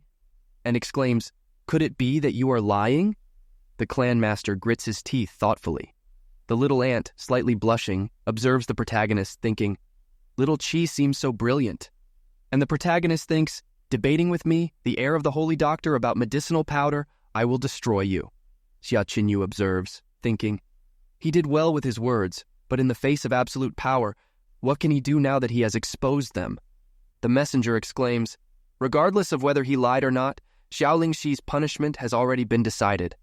And the protagonist exclaims, nonsense! You don't even know where the deep recanalization powder was, and you still accuse my little aunt of stealing it. You clearly planned this to frame her. People of the clan, haven't you seen this yet? I ask all of you to give justice to my little aunt. And thinks, the truth is before your eyes. As long as you are not stupid, you will certainly understand this. And a guy retorts, what a lie! What a setup! What are you talking about? If young Master Xiao said she's guilty, then she's guilty. Who do you think you are to point fingers, you trash? If you have nothing better to say, get out! The messenger points a finger, yelling, "How dare you! Arrest this trash who defended the thief!" The elder attacks, yelling, "Little trash! To think you would be in a situation like this!" The protagonist is startled and yells, "Damn, have you no shame? You lost the argument and now you want to resort to violence?" A hand appears, grabbing his face. It's the protagonist's grandfather, who throws the guy back. The bald elders watch this grimly. The old man hits them, and the protagonist's grandfather exclaims, "How dare you treat my grandson in such a way? Do you think I've aged that much?" The people exclaim, "Holy God, this is the strength of the fifth elder. He defeated the clan leader with just one blow. His reputation is well deserved, as the #1 in the floating cloud city." The protagonist, watching the old man's back, thinks, "The Xiao clan has many strong specialists. Grandpa alone won't resist. Looks like I'll have to use my ultimatum." He nudges Qingyue and questions, "Qingyue, my wife, where is your master? Why hasn't she come yet?" She replies, "I don't know." And the protagonist exclaims, "Didn't we agree yesterday? You said your master was nearby, otherwise I wouldn't have dared to act like this today." He spins around her, insisting, "Come on, my wife, be a good girl. This is no time for jokes. Your master has definitely arrived and is now hiding somewhere, right?" She argues, "I really don't know." And the protagonist laments, "What? Am I going to die then?" The bald old man yells, "Xiao Li, what does this mean? Do you want to rebel?" Xiao Li retorts, "I just don't want Che and Qi to be falsely accused. I definitely have no intention of rebelling." And the bald old man yells, "Xiao Ling Qi and your daughter. Of course you would say that. Do you think anyone will believe you?" And the old man yells, "I, Xiao Li, despite not being a true knight, have always lived righteously, despite not having great achievements. But I have always lived under the light. I have never harmed or humiliated anyone." And Yu Long, with a crazy look, yells, "What a great joker! You fooled everyone in the Xiao clan for over 10 years and you still say you lived under the light?" The old man exclaims, "Xiao Yulong, what do you mean by that?" Xiao Yulong shoots, "Fifth elder, would you dare swear by your family that Xiao Che is your real grandson?" The elder is stunned by this, and Yulong points his finger, yelling, "I asked if you dare swear." The little ant cries and begs, "Father, what Xiao Yulong said is a lie, right? Little Qi is from our family, right?" And the protagonist inquires, "Grandpa, is what he said true?" And the old man confesses, "Qi, even though you weren't born into the family, I always treated you as if you were my own grandson." The protagonist becomes gloomy with this, and the bald old man yells, "Xiao Li, you dare let us raise a bastard for 16 years? If Yu Long hadn't warned us, you would still have allowed us to raise him for a lifetime?" And Yu Long soberly yells, "I always wondered, how could our clan's lineage give rise to this trash?" The messenger yells, "What are you waiting for? Expel this bastard immediately." And the protagonist, with a serious look, decrees, "I won't give you any trouble. Since I'm not part of the Xiao clan, I'll leave immediately. Grandpa, even though we're not blood-related." He kneels, declaring, "But so what? As long as you allow it, I will always be your grandson." The astonished old man says, "Of course you will always be your grandfather's grandson." The protagonist stands up and declares, "Grandpa, little ant, after I leave, you need to take good care of yourselves." And she, with tears in her eyes, begs, "Little Qi, don't go." The protagonist starts to leave, thinking, "Little ant, I'm sorry. If I had enough strength, if I could get stronger." He looks at his wife and asks, "Keep my grandfather and my little ant safe, please." And she replies, "All right, you can leave." And Yu Long yells, "Wait a moment, you can't leave yet." The protagonist, with an angry expression, retorts, "Xiao Yu Long, what else do you want?" Xiao Yu Long yells, "Everyone knows that the reason Xia Qing Yue married the Xiao clan was just for repayment. Now you're just a bastard. What right do you have to accept Xia Qing Yue's graces?" Others yell, "True. Xia Qing Yue is married to the Xiao clan, not to a bastard. Hand over the marriage certificate immediately to dissolve it. Xia Qing Yue cannot be married to the useless." And the clan master yells, "Hand over the marriage certificate immediately and then get out of the Xiao clan." And the bald man yells, "Yes, hand over the marriage certificate." The protagonist smiles, taking the certificate out of his cloak, and asks, "Hand over the marriage certificate." "Very well, I'll hand it over, but not to you." He approaches her and says, "Qing Yue, how to proceed or whether to divorce is our business. No one has the right to intervene." She takes the certificate and the protagonist leaves, declaring, If you want to divorce, destroy this certificate. If you still want to continue being my wife, keep it. Leave everything to your decision. Observing this, the Xiao sex emissary thinks, Xiao Yulong, good job. As long as the marriage dissolves, what I do next won't harm the sex image. Tonight, Xiaqing Yue will be mine. And Yulong extends his hand, yelling, Miss Xia, there are many talented people within the Xiao clan.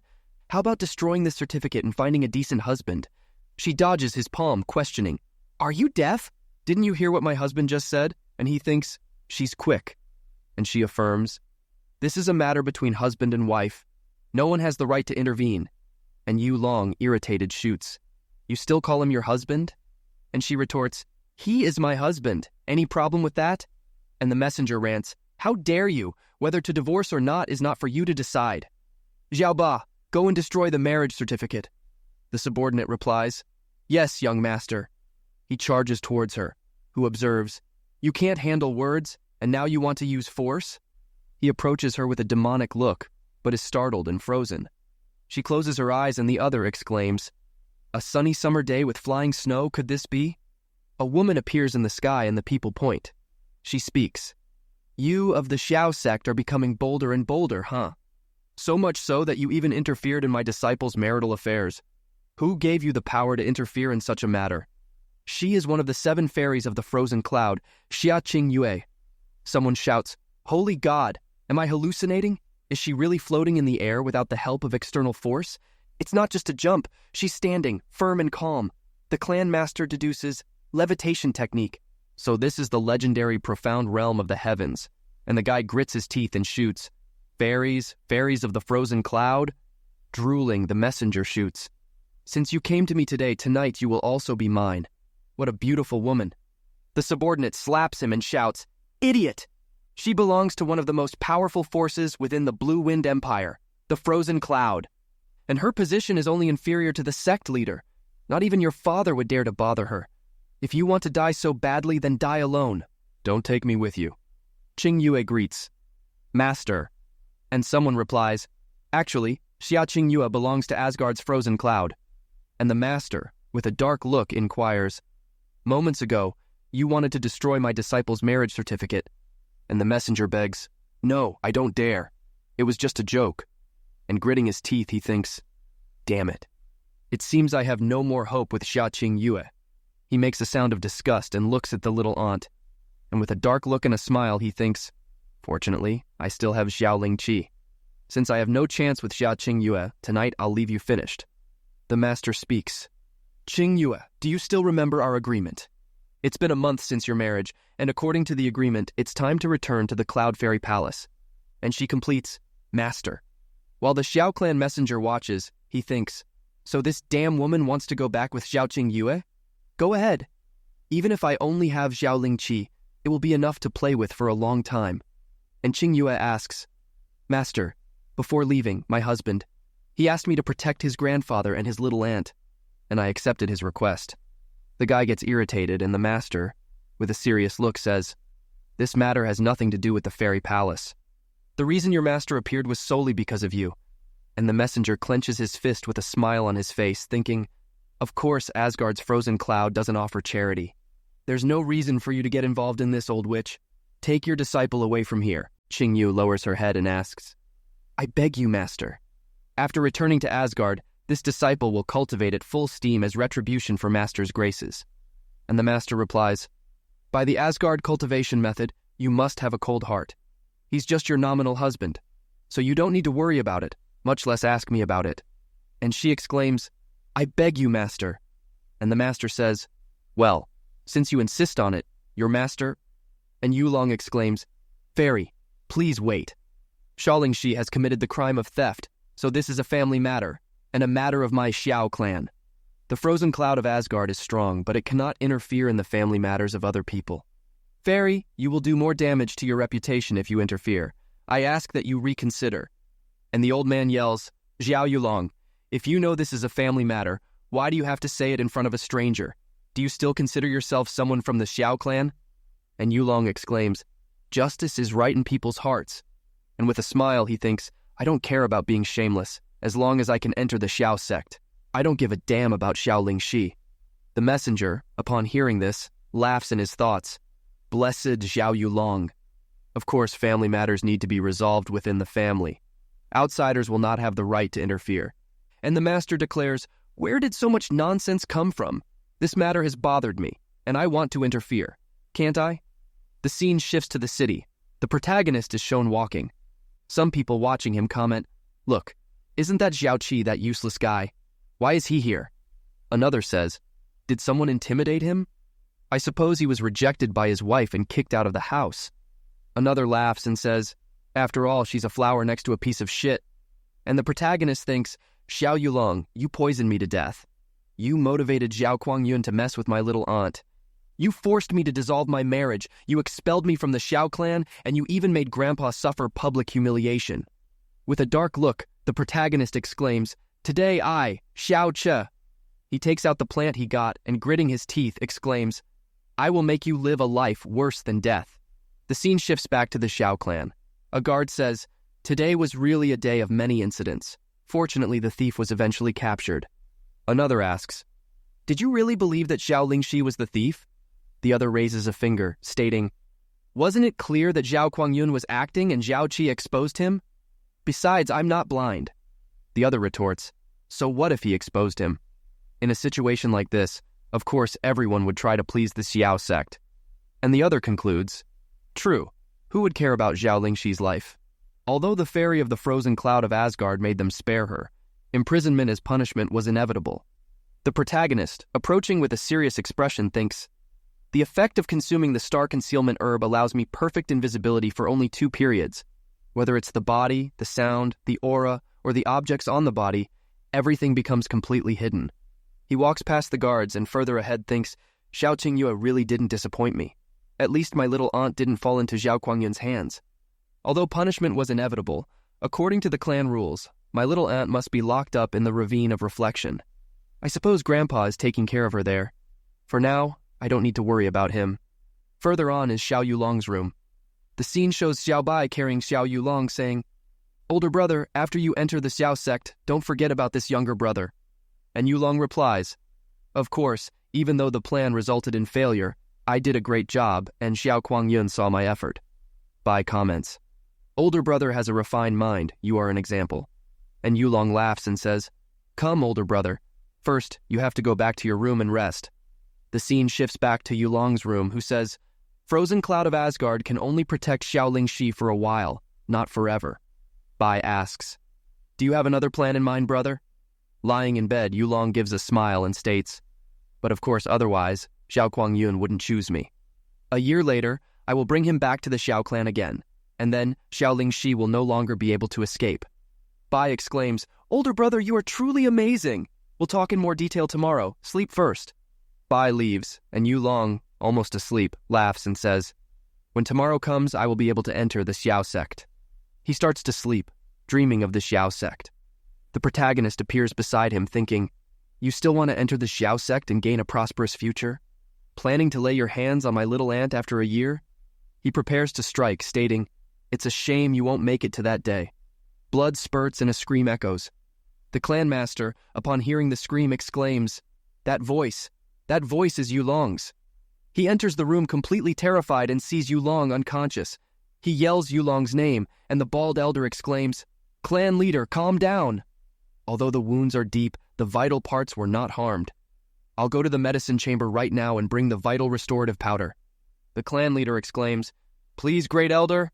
And the young man asks, what happened? It hurts so much. His father replies, nothing happened, just a small wound. As long as you take the vital restorative powder, you will recover. A fire breaks out in the clan and someone yells, this is not good.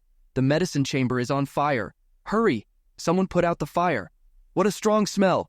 Many medicines have already been burned. Great elder, this fire is very intense. It will be dangerous. And his son says, medicine. The vital restorative powder. And the clan leader yells, don't worry, Yulong. Father will go get the medicine right now. He's left alone, murmuring, Father! The door closes and he exclaims, what happened? How did the door close by itself? And the protagonist says, idiot, of course someone closed it. And he, frightened, exclaims, who's there? Show yourself. The protagonist appears, stating, Cousin Yulong can't even recognize me. And he gets scared, saying, Xiaoche, how did you get in? Guards. The protagonist wields the knife, saying, there's a big commotion going on outside. Even if you scream, no one will come to save you. He hits the bed, yelling, what are you doing? Don't come near me. The protagonist, with the knife in his hand and a dark look, says, don't waste your energy. The knife from before has temporarily incapacitated you. And as for the reason I came here, he exclaims, don't do it. Don't do it. The protagonist stabs him, saying, obviously it was to collect the debt. He hits his arm. A sound echoes and Yulong yells, I don't want to die. Please spare me. And the protagonist says, spare you? No, I'm just getting started. I want you to know the consequences of harming my loved ones. With this cut, I want your eyes to never see again. He makes a cut, and the guy screams in pain. The protagonist makes another cut, exclaiming, with this cut, I want your mouth to never speak again. With this cut, you will lose your descendants. Completely insane, the protagonist yells. A despicable person like you is not worthy of having heirs. The scene shifts back to the cave. The ant asks, Father, it's best you go back.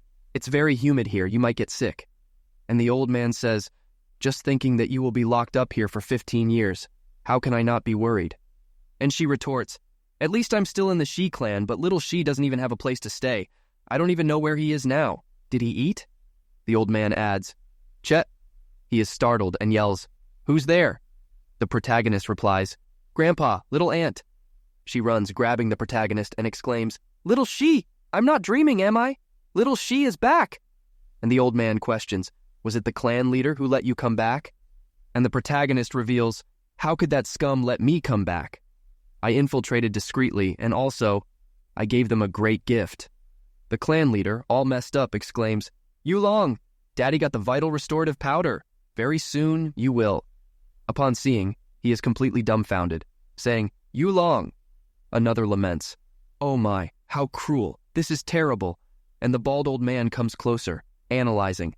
All 4 limbs crippled, his deep veins are ruined, all 5 of his senses have been destroyed, including his lower part. He's still alive, but his condition is worse than being dead. And the clan leader, breaking the container, yells, who was it? Who did this? Who was it that committed such a cruel act? An aura explodes from his body, and the people ask, who was it? What? Clan leader, there are some words written on that wall. The crazed leader looks at what is written, and it says, Old Shi clan, to congratulate you on your dog son entering the Shi sect, I offer you this great gift. Please accept it kindly. The clan leader punches the wall, yelling, who was it? Show yourself right now, you damn bastard. The old man stares at the protagonist, who has spoken a smirk and endures the somber stare. He shoots. By the way, little ant, even if you haven't seen me for half the day, I don't think you're missing me that much. You've been like this for half an hour. And she completes, don't worry, I don't get tired. And the protagonist reflects, Auntie, I would normally let you stay like this, but we are in front of Grandpa now. This is actually a bit... And the protagonist argues, but I'm tired. And she, all careful, affirms, I don't care. Who told you to leave without my permission? And the protagonist looks at the old man, gesturing. Little ant, Grandpa is watching us. And she pushes the protagonist quickly, yelling and saying, that dad, don't get me wrong. I'm just a little hot-headed and unintentionally forgot you were here. And the old man questions, you mean you usually do this when I'm not around? And she exclaims, no, I just have a normal relationship with little Chi. We're not very close. And the protagonist, putting his hand on his face, thinks, my goodness, what kind of explanation is that? And the old man comments, well, I'm not blind either. I noticed that some time ago. I won't stop you because Zur is not blood-related to us. And the protagonist inquires, blood-related? Grandpa, so my biological parents. And the old man lowers his head, confessing, I thought this secret would remain in my heart for my whole life. But now that the clan can no longer tolerate you, it's time to acknowledge your ancestors and return to your clan. Your biological father has the surname Yun. And the protagonist ponders, Yun? In the Blue Cloud continent? The surname my master gave me was also Yun. What a mysterious coincidence. And the old man reports, I only know he had the surname Yun. I don't know what his name was or where he came from. And he was strong, very strong. Back then, my son Xiaoying was attacked while traveling through the Blue Wind continent. But he was saved by your father. Afterwards, the two began to travel together. At that time, they realized they had a lot of affinity. And at the time of their farewell, they became sworn brothers. This farewell was long, and when they met again, their parents were seriously injured. My son Xiaoying stopped them from leaving and wanted to take them to a place to hide and heal their wounds, but he was rejected. This is because the enemies who were chasing this couple were too strong, and the couple didn't want to involve Xiaoying. Ying-er knew that the enemy, whom even his parents couldn't face, must be invincible throughout the floating cloud city. So he used the excuse of wanting to pick you up and discreetly swapped you with his own son, who is my grandson, in your blanket. And the aunt murmurs, "My brother, he..." And the old man continues, "After your parents left, Xiaoying came to me and knelt before me. He yelled, 'I'm still young. Even if I lose my son, I can still have many more. But if this baby dies, my sworn brother will completely lose his only root.' Faced with a son who values compassion and justice so much, how could I blame him?" The protagonist clenches his fist. "My life. Given by Grandpa's grandson, his life." And the old man exclaims, "It didn't end there." After half a month, Xiaoying was murdered. The person who murdered him was the same one who was chasing your father. His purpose was to force Xiaoying to reveal the whereabouts of his parents. The aunt is startled, and the protagonist narrows his eyes. No wonder Grandpa has white hair, despite still being in his middle age. And the main culprit of all this is me. If I hadn't traded Xiao Ti's life for mine, Uncle Xiao wouldn't have been murdered. Uncle Xiao's wife wouldn't have followed him to her death. Grandma wouldn't have died of depression. If it weren't for my fault, how could Grandpa, the one who is in the profound spirit realm, look so old at this age? Even knowing that my profound veins are damaged, he didn't abandon me. On the contrary, he treated me as if I were his own grandson. The protagonist kneels with a loud thud on the floor. He lowers his head, lamenting, "Grandpa, I..." And the old man interrupts him. "Little Chi, don't overthink it. Everything that happened wasn't your fault. And even when Ying-er was on the verge of death, he left smiling. At least he kept you safe. And when they tortured him, it was with questions. It meant that your parents were probably still alive." The protagonist questions, "My biological parents could still be alive?" And the old man replies, "It's very likely. That was one of the things Xiaoying told me before he died. He also told me the reason why your parents were being persecuted. It was because they had obtained a profound celestial treasure." The protagonist, upon hearing this, reflects. Profound celestial treasure? What would that be? I've lived 2 lives, but I've never heard of it. And the old man somberly completes, "I don't know either. I only know it was a terrifying taboo. Remember not to say it in front of strangers." And the protagonist, with a serious look, affirms, "Profound celestial treasure. Well, I'll remember." And the old man continues, "This afternoon you should leave. If you are found by people from the Xiao clan, another problem will arise." The aunt is terrified. "Huh? You're leaving already?" And the protagonist, smiling at her, replies, "I have to go. However, don't worry. I'll be back in 3 years. And then I will make the entire Xiao clan kneel before you, begging to leave the Reflection Gorge." And she retorts, "I don't want you to do that. I just want you to be okay. You just have to stay safe." And the protagonist, esbocando a smile, affirms, "Of course I'll stay safe. After all, I still have a promise to keep." And she whispers, "Promise?" And all blushing, she puts her hand in front of her face, remembering the protagonist's marriage proposal. The scene shifts to the Xia mansion. It shows Xia Qingyue, her master, inquiring, "Have you said everything you should?" And she replies, "Yes, I'm ready to say goodbye to my father and brother." And the master adds, "Tomorrow, I will guide you using the profound floating technique. But first, you need to get used to the flow of my profound strength." And she confirms, "All right, master." The master begins to use the profound strength, guiding.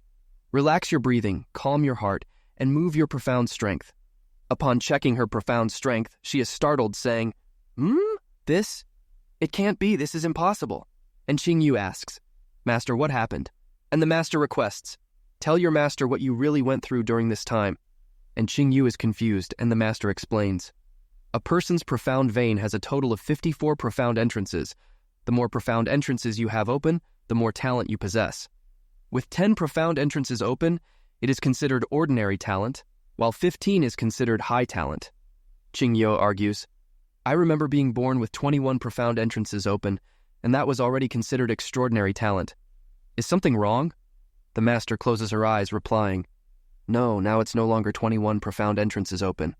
Qingyu questions, "Huh? So the number of my profound entrances are?" And the master exclaims, "Now your profound veins have grown and become the divine veins of celestial spirits." All 54 of your profound entrances have been opened. And she exclaims, how is this possible? But isn't this the talent that only a god could possess, according to legends? And the master asks, Qingyu, you encountered something abnormal recently, didn't you? Tell me now. And she replies, no.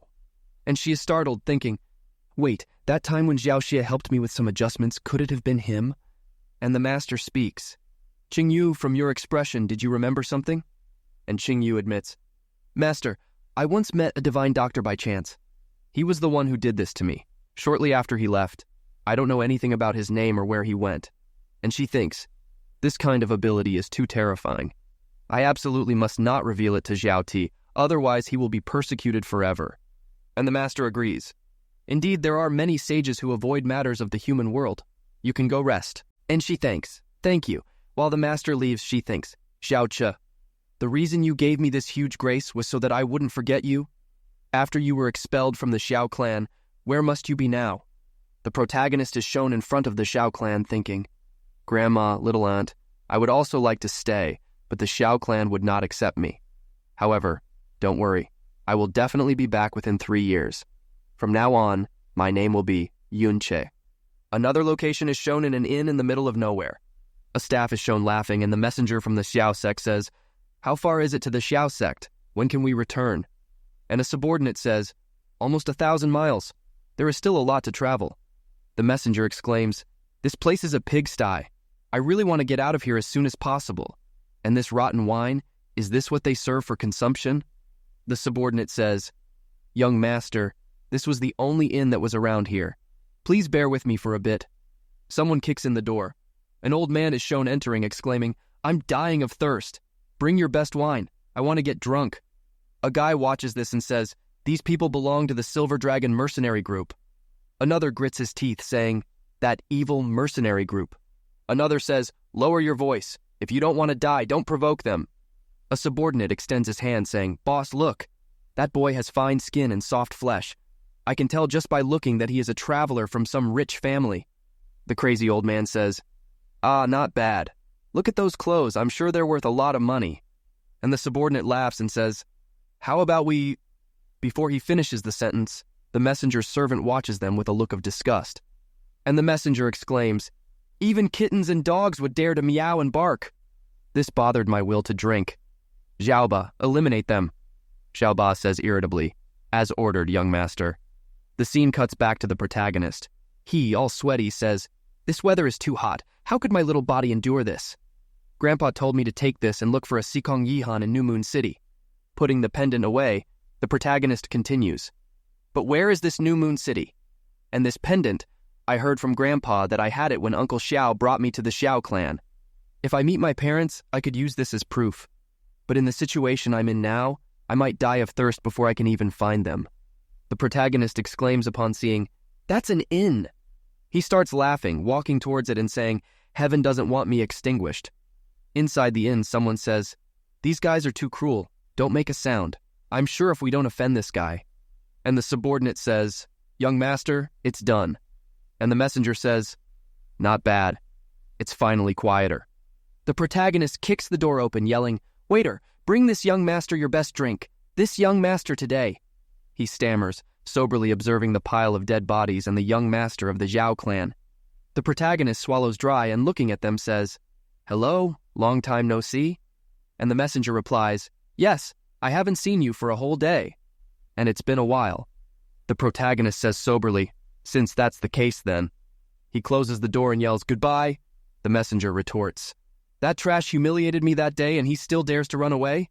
Xiaoba, don't let him die so easily. Xiaoba replies soberly, yes, young master. The protagonist runs away exclaiming, damn it. Why did I have to run into those guys? I showed off too much that day. They definitely won't let me go. The protagonist feels something and thinks, what do I do?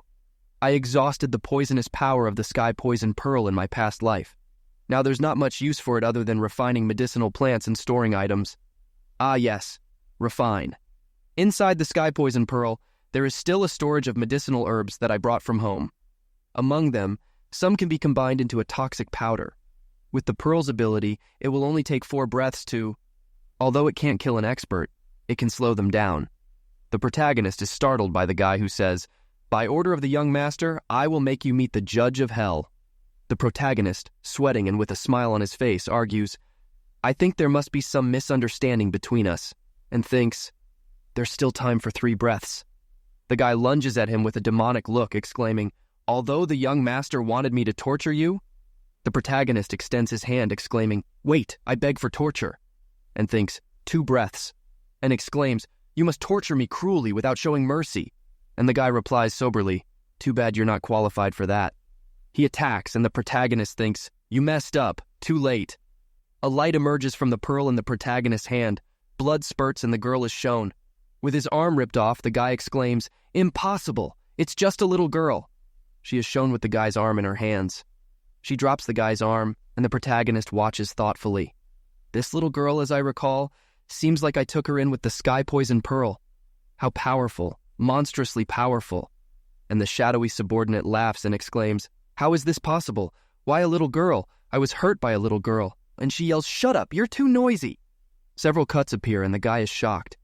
His head falls off, and more parts of his body are cut off. The protagonist watches this with his mouth open, thinking, "I can't believe it." With just one scream, she left him in that state. My God, did I take in a little ancestor? Wait, when she entered the pearl, I had seen everything about her. This little girl is very dangerous. It's best not to get involved with her. But the little girl starts to feel something, and with a dark look she thinks, "This detestable, absolute, God-killing poison. How could this princess have only used this much power and received such a level of side effect?" The protagonist watches her and approaches, asking, "Little girl, are you okay?" And she turns to the protagonist, retorting, "Weren't you leaving? Did you change your mind?" And the protagonist smiles, justifying, "I just turned around to see the scenery. Tell me, from what I see, your poisoning is very serious."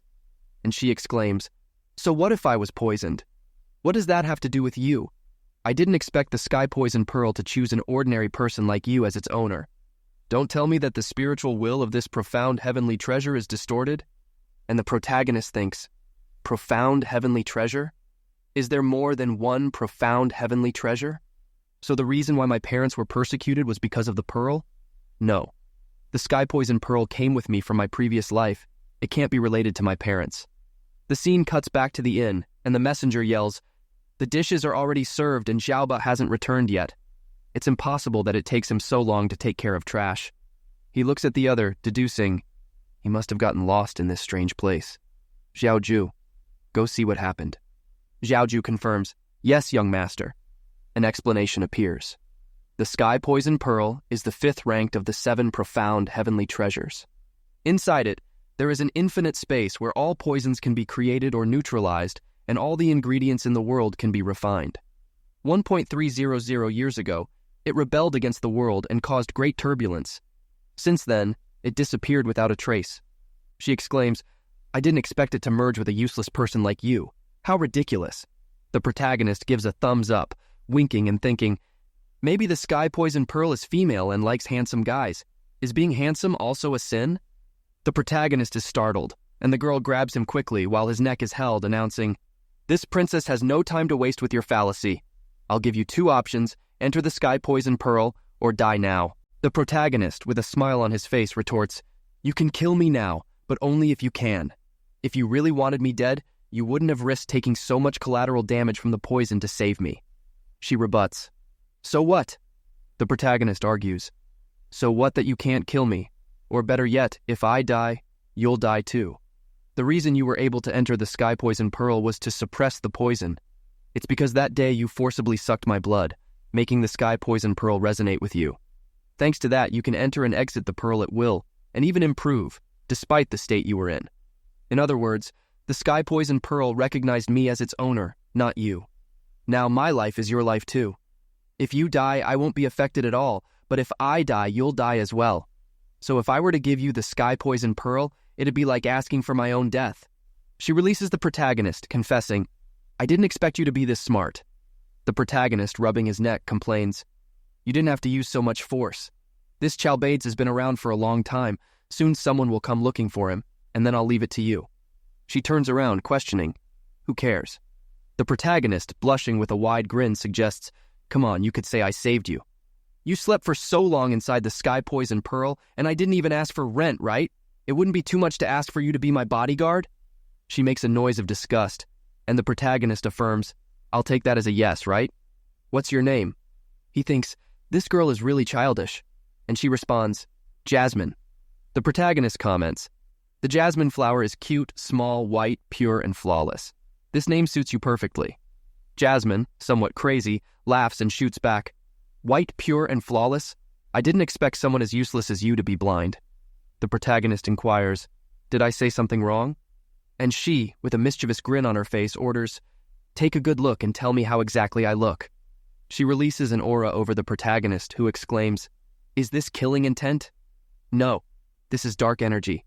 My God, what terrifying dark energy. Just how many people has she killed?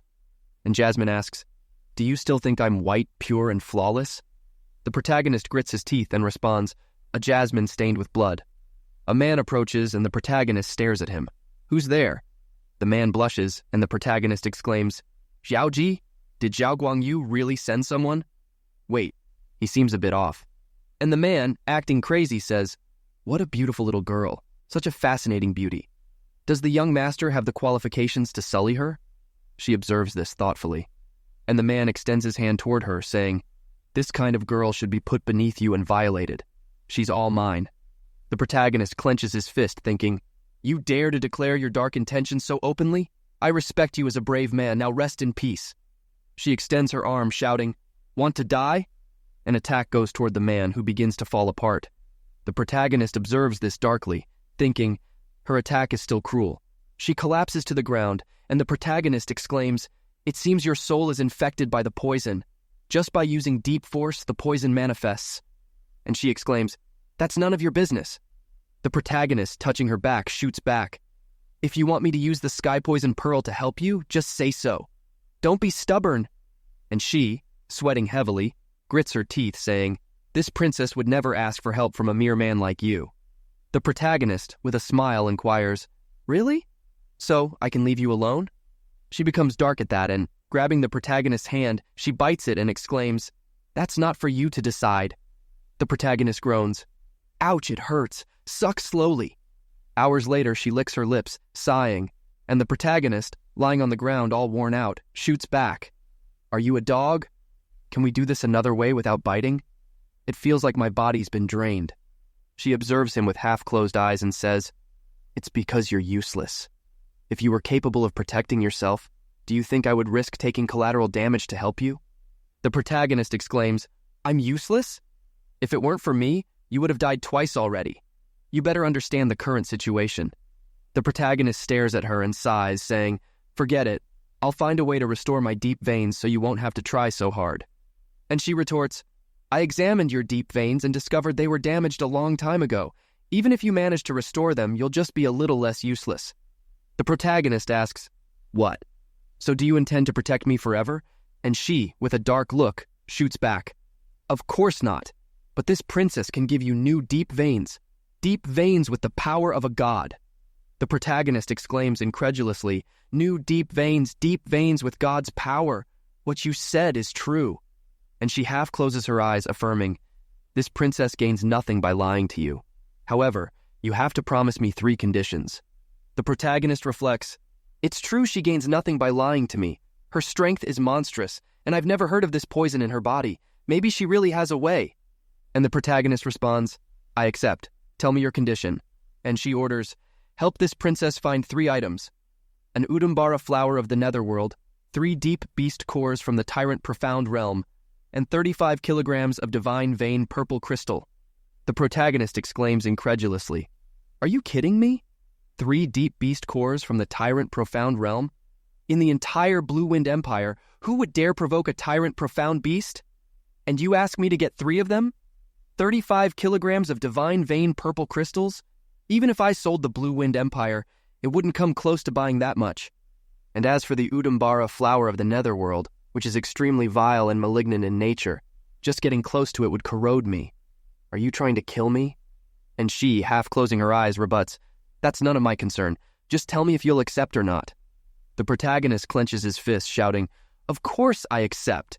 If it means not being trash for the rest of my life, I'll do whatever it takes. And she proposes. Well, the second condition is to reach the sovereign profound realm within 30 years. The protagonist asks, Sovereign profound realm? He ponders, is this the profound realm that can rule the world? And he adds, I can accept that condition, but I want to know the reason. And she extends her hand, justifying. A human's longevity is related to their profound strength, longevity, vitality, life force. Right now, I only have a semi-physical body. She grabs the protagonist's heart, completing, I need enough vitality to rebuild my body. The protagonist grits his teeth and observes this, thinking, the sovereign profound realm is already one of the most powerful existences in this world, but would that alone be enough to help her rebuild her body? Is her profound strength even beyond that?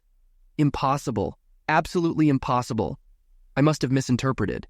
And she questions, were you that scared just by this? That's why I said you're a common man. As for the last condition, she points downward, ordering, you must kneel and worship this princess as your master. The protagonist is a bit confused by this, asking, huh? And she puts her hand on her waist, questioning, what? Are you unwilling? The protagonist retorts, with all due respect, how old are you? And she responds, 13 years old. And then she floats, becoming taller than the protagonist. The protagonist exclaims, indignant, how could I possibly venerate a brat like you as my master? And she affirms, in this world, strength implies respect. Judging strength by age is the most foolish act. The protagonist shakes his head, agreeing, all right, I can venerate you, but don't expect me to kneel before you. And she questions, for what reason? And the protagonist exclaims, I can kneel before my elders, before a benefactor, even before my wife, but kneel before you, a brat? My dignity doesn't allow it. And she, upon hearing this, starts laughing, and placing her hand on the protagonist's back, forces him to his knees, stating, that's not for you to decide. Feeling her strength, the protagonist grits his teeth and thinks, such strength, I can't break free. And she solemnly orders, revere and kneel immediately, and this princess will officially become your master. I will not only replace your profound veins, but also guide you on the right path of profound cultivation. The protagonist exclaims, give up on this idea. Even if I don't give up on the profound veins, I would never ever bow to a little girl like you. And she, with an evil smirk, provokes, oh really? Then, with her foot, she delivers a blow, causing him to hit his head on the ground, and she snaps, you think you're so proud, so brave, don't be naive. Without power, you can only bow before me. But even if I were to trample you to death, you can only blame yourself for being too weak. In this world, power is everything. And the protagonist somberly reflects, true, without power, what right do I have to protect my dignity or protect my loved ones? And she continues, from now on, this princess will be your master. Any more questions? The protagonist is startled, observing her, and inquires, I wanted to ask you something. Has your fur not grown in yet? Or are you a white tiger from birth? And she is taken aback, questioning, huh? Turning completely red, she yells, jumping back.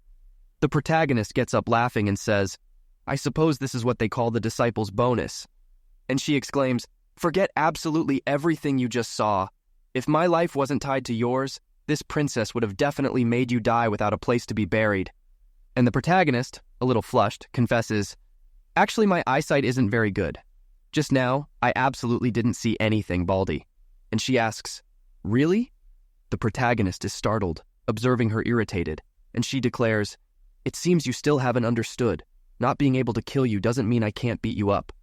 The sound of a beating ensues, and she, with a little smile, sighs, stating, honestly, beating is more enjoyable than killing. Although controlling power is a bit boring, it would be bad if I accidentally killed you. The protagonist, all bruised, questions, do you really need to be so cruel? But on the other hand, just give me the new profound veins already. And she raises a finger, pondering, don't be hasty, I was just about to do that.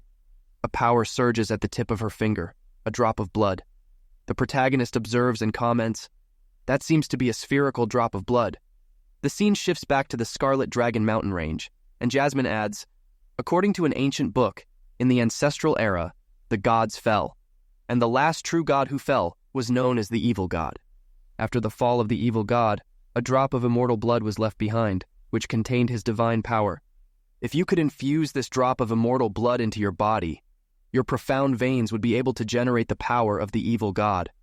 A month ago, someone found the place where the evil god fell, To obtain the evil god's blood, countless people converged on the same location, fought, and killed each other for its possession. With a small drop of blood on her fingertip and a little smile on her face, she reveals, and in the end, it fell into the hands of this princess. The protagonist, with a serious expression, questions, was the reason you were injured and poisoned because of the dispute over this immortal blood? Something so incredible? Are you really going to give it to me? She replies, actually, it's not as incredible as the records say. However, as for the reason, you'll find out once you try it. She adds the drop to the protagonist's heart, who watches this, frightened. The blood starts to course through his body, and he yells. She observes, stating, this drop of immortal blood devours all profound veins, and then it will generate the evil god's profound veins.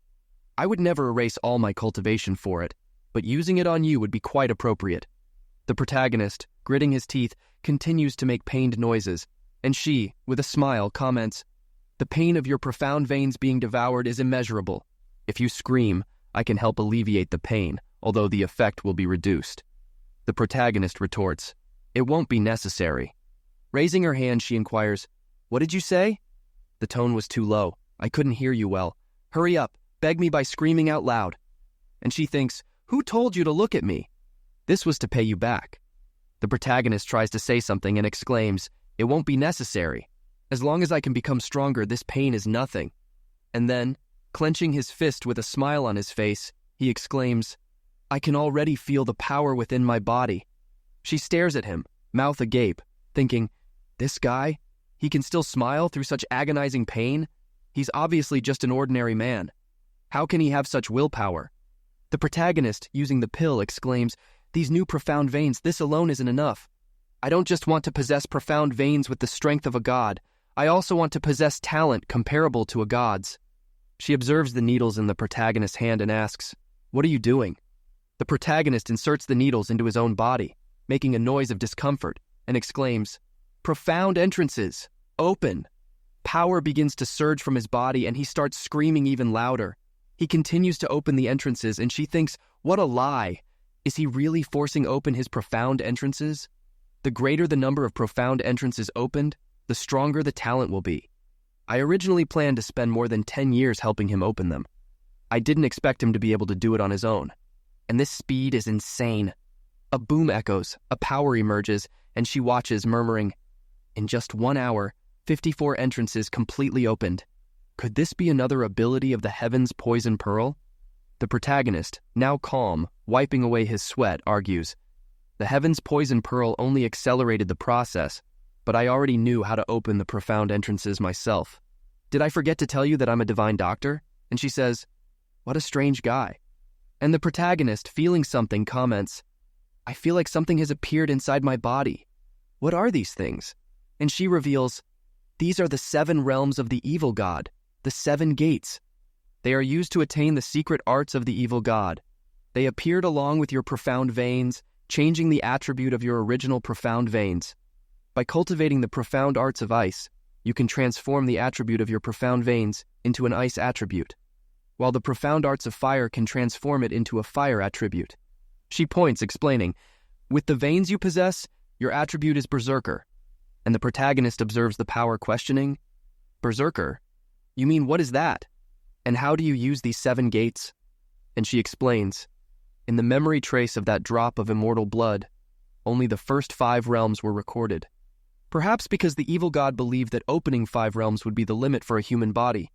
These 5 realms are Evil Soul, Burning Heart, Purgatory, Heaven's Resounding, and Hades. Every time you open a gate, your strength will increase tremendously. As for the method to open them, you just need to use your imagination. And the protagonist says, that's very convenient. Let me try first. And she warns him, even if you can open the first gate with your current body, you will explode and die. I advise you not to do that. And the protagonist narrows his eyes, murmuring, oh, how scary. And she, yawning, declares, this princess isn't in good condition at the moment. I need to return to the inside of the Heaven's Poison Pearl to rest. She enters the pearl and from inside exclaims, you do not have permission to disturb this princess for the next 3 days. And the protagonist yells, wait! Up until now, you've always proclaimed yourself a princess. Could you really be the princess of an empire? He tries to talk to her, but she doesn't respond, and clenches his fist determinedly. Well, either way, I know what I have to do now. This being the case, my path of profound cultivation in this life will begin in this Scarlet Dragon mountain range. 7 days later, inside the Pearl, Jasmine is shown.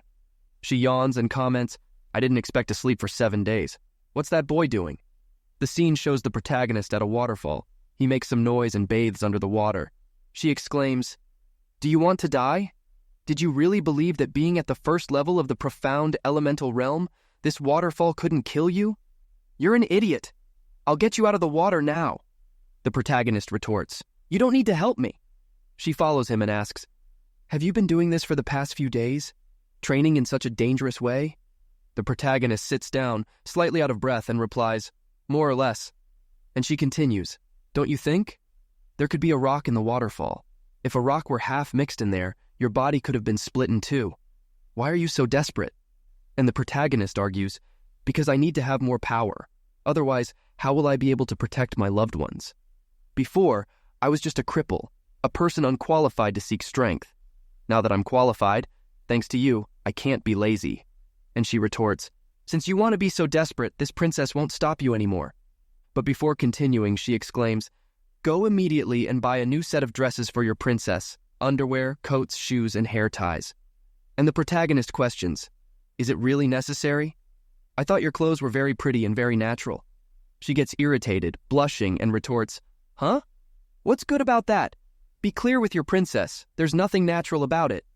And the protagonist gives in, Okay, I'll go as soon as I finish recovering my profound strength. By the way, Jasmine, where do you really come from? Which imperial house are you from? And she explains, Naturally, I'm a princess, but not the type from imperial families.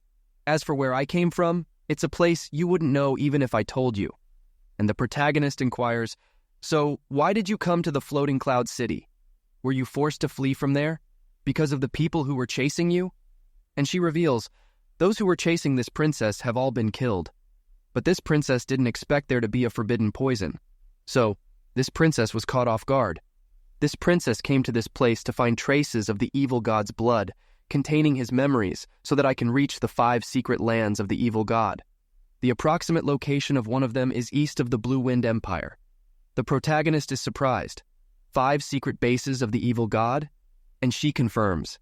His memories also mention that this profound sky continent was created by him back then.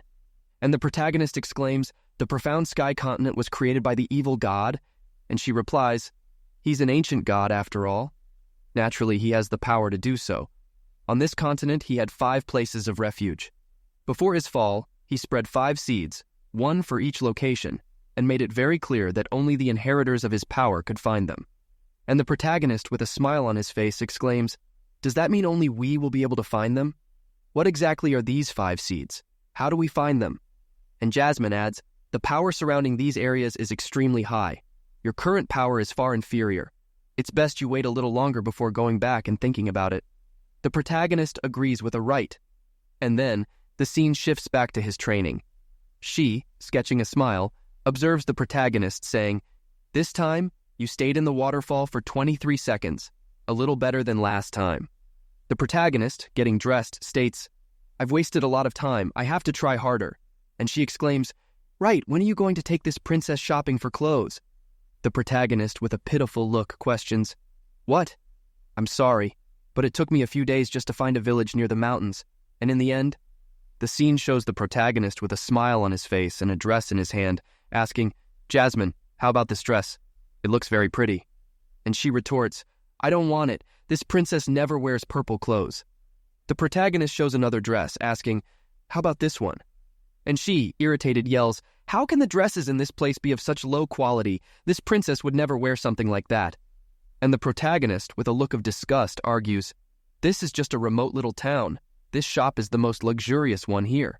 Make a little effort to wear it, and it will look luxurious too. And she turns around, crossing her arms, and rants. The princess has already decided that she won't wear it, especially such coarse dresses. The princess doesn't want any dress. And the protagonist is surprised and asks, By the way, why don't you try on the panties first? They're definitely very cool. And she, irritated, snaps, Are you looking for death? Do you think this princess can't kill you right now? And going back to the present moment, the protagonist suggests, if you don't want the clothes from the town, wait until we go to the New Moon City to buy them there. And Jasmine, with her arms crossed, makes a noise of disgust and orders, make sure you buy the best ones. She is startled by something and narrows her eyes, alerting. Someone is coming. And the protagonist questions, what? Where? I didn't feel any presence.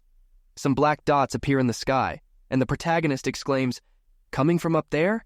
And she, narrowing her eyes, confirms, that's right. And they're quite strong, a total of 5 people, and 4 of them are at the border of the profound sky realm. And there's one more, halfway to the profound emperor realm. The protagonist dashes off, and Jasmine inquires, why are you chasing them? Don't tell me you want to beg them to accept you as a disciple. The protagonist retorts, I already have Jasmine as my master. How could I look for someone else? They probably came here because of the sudden appearance of a mystical beast. Most likely it's a high-level mystical beast. If we cooperate in killing it, we can get a big reward. She argues, at the end of the day, what could you do? With this power difference, you wouldn't even be enough as cannon fodder. The protagonist retorts, if they succeed, I can still try to take something, can't I? Mystical core, eye, claw, tooth. They'll certainly take them, but skin and flesh always remain a little. Jasmine states, you're not promising at all. So, I'm going back to the Sky Poison Pearl. The protagonist arrives at the Scarlet Dragon's territory. He sees a warning on a stone and reads, those below the 5th level of the nascent profound realm, leave immediately. The protagonist moves forward, and the guys in the sky, one of them comments, the fire dragon's nest must be ahead. The old man says, are you sure you analyzed this dragon's power accurately? And the young man affirms, a 10th level celestial beast? Without a doubt, with the great sage by our side, we'll certainly take care of it. And the old man completes, after obtaining its fire mystical core, the young master's burning sky execution technique will surely reach a new level. Without further unforeseen events, I'm certain we'll put the heavenly sect under pressure, or even Asgard's frozen cloud. The protagonist observes thinking, execution of the burning heaven. Are these 5 people part of the 4 great sects of the Blue Wind Empire? The Burning Heaven sect? One of them notices, it seems like someone else is following us. It's just a brat from the mystic elemental realm. He must want to take advantage of the situation. If he wants to take the risk so badly, then I can guarantee that he'll die now. The old man ponders, bothered by a mere brat. Prioritize deforming our formation. The protagonist grits his teeth thinking, despite all my care, I still didn't expect to be discovered. I can't put my life at risk for some scraps. It's better to go back. The protagonist feels something and exclaims, I feel as if there's something calling me. Jasmine, inside the pearl, questions, what's wrong with you?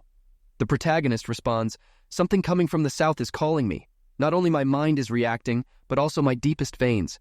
I can't go back. I have to go see.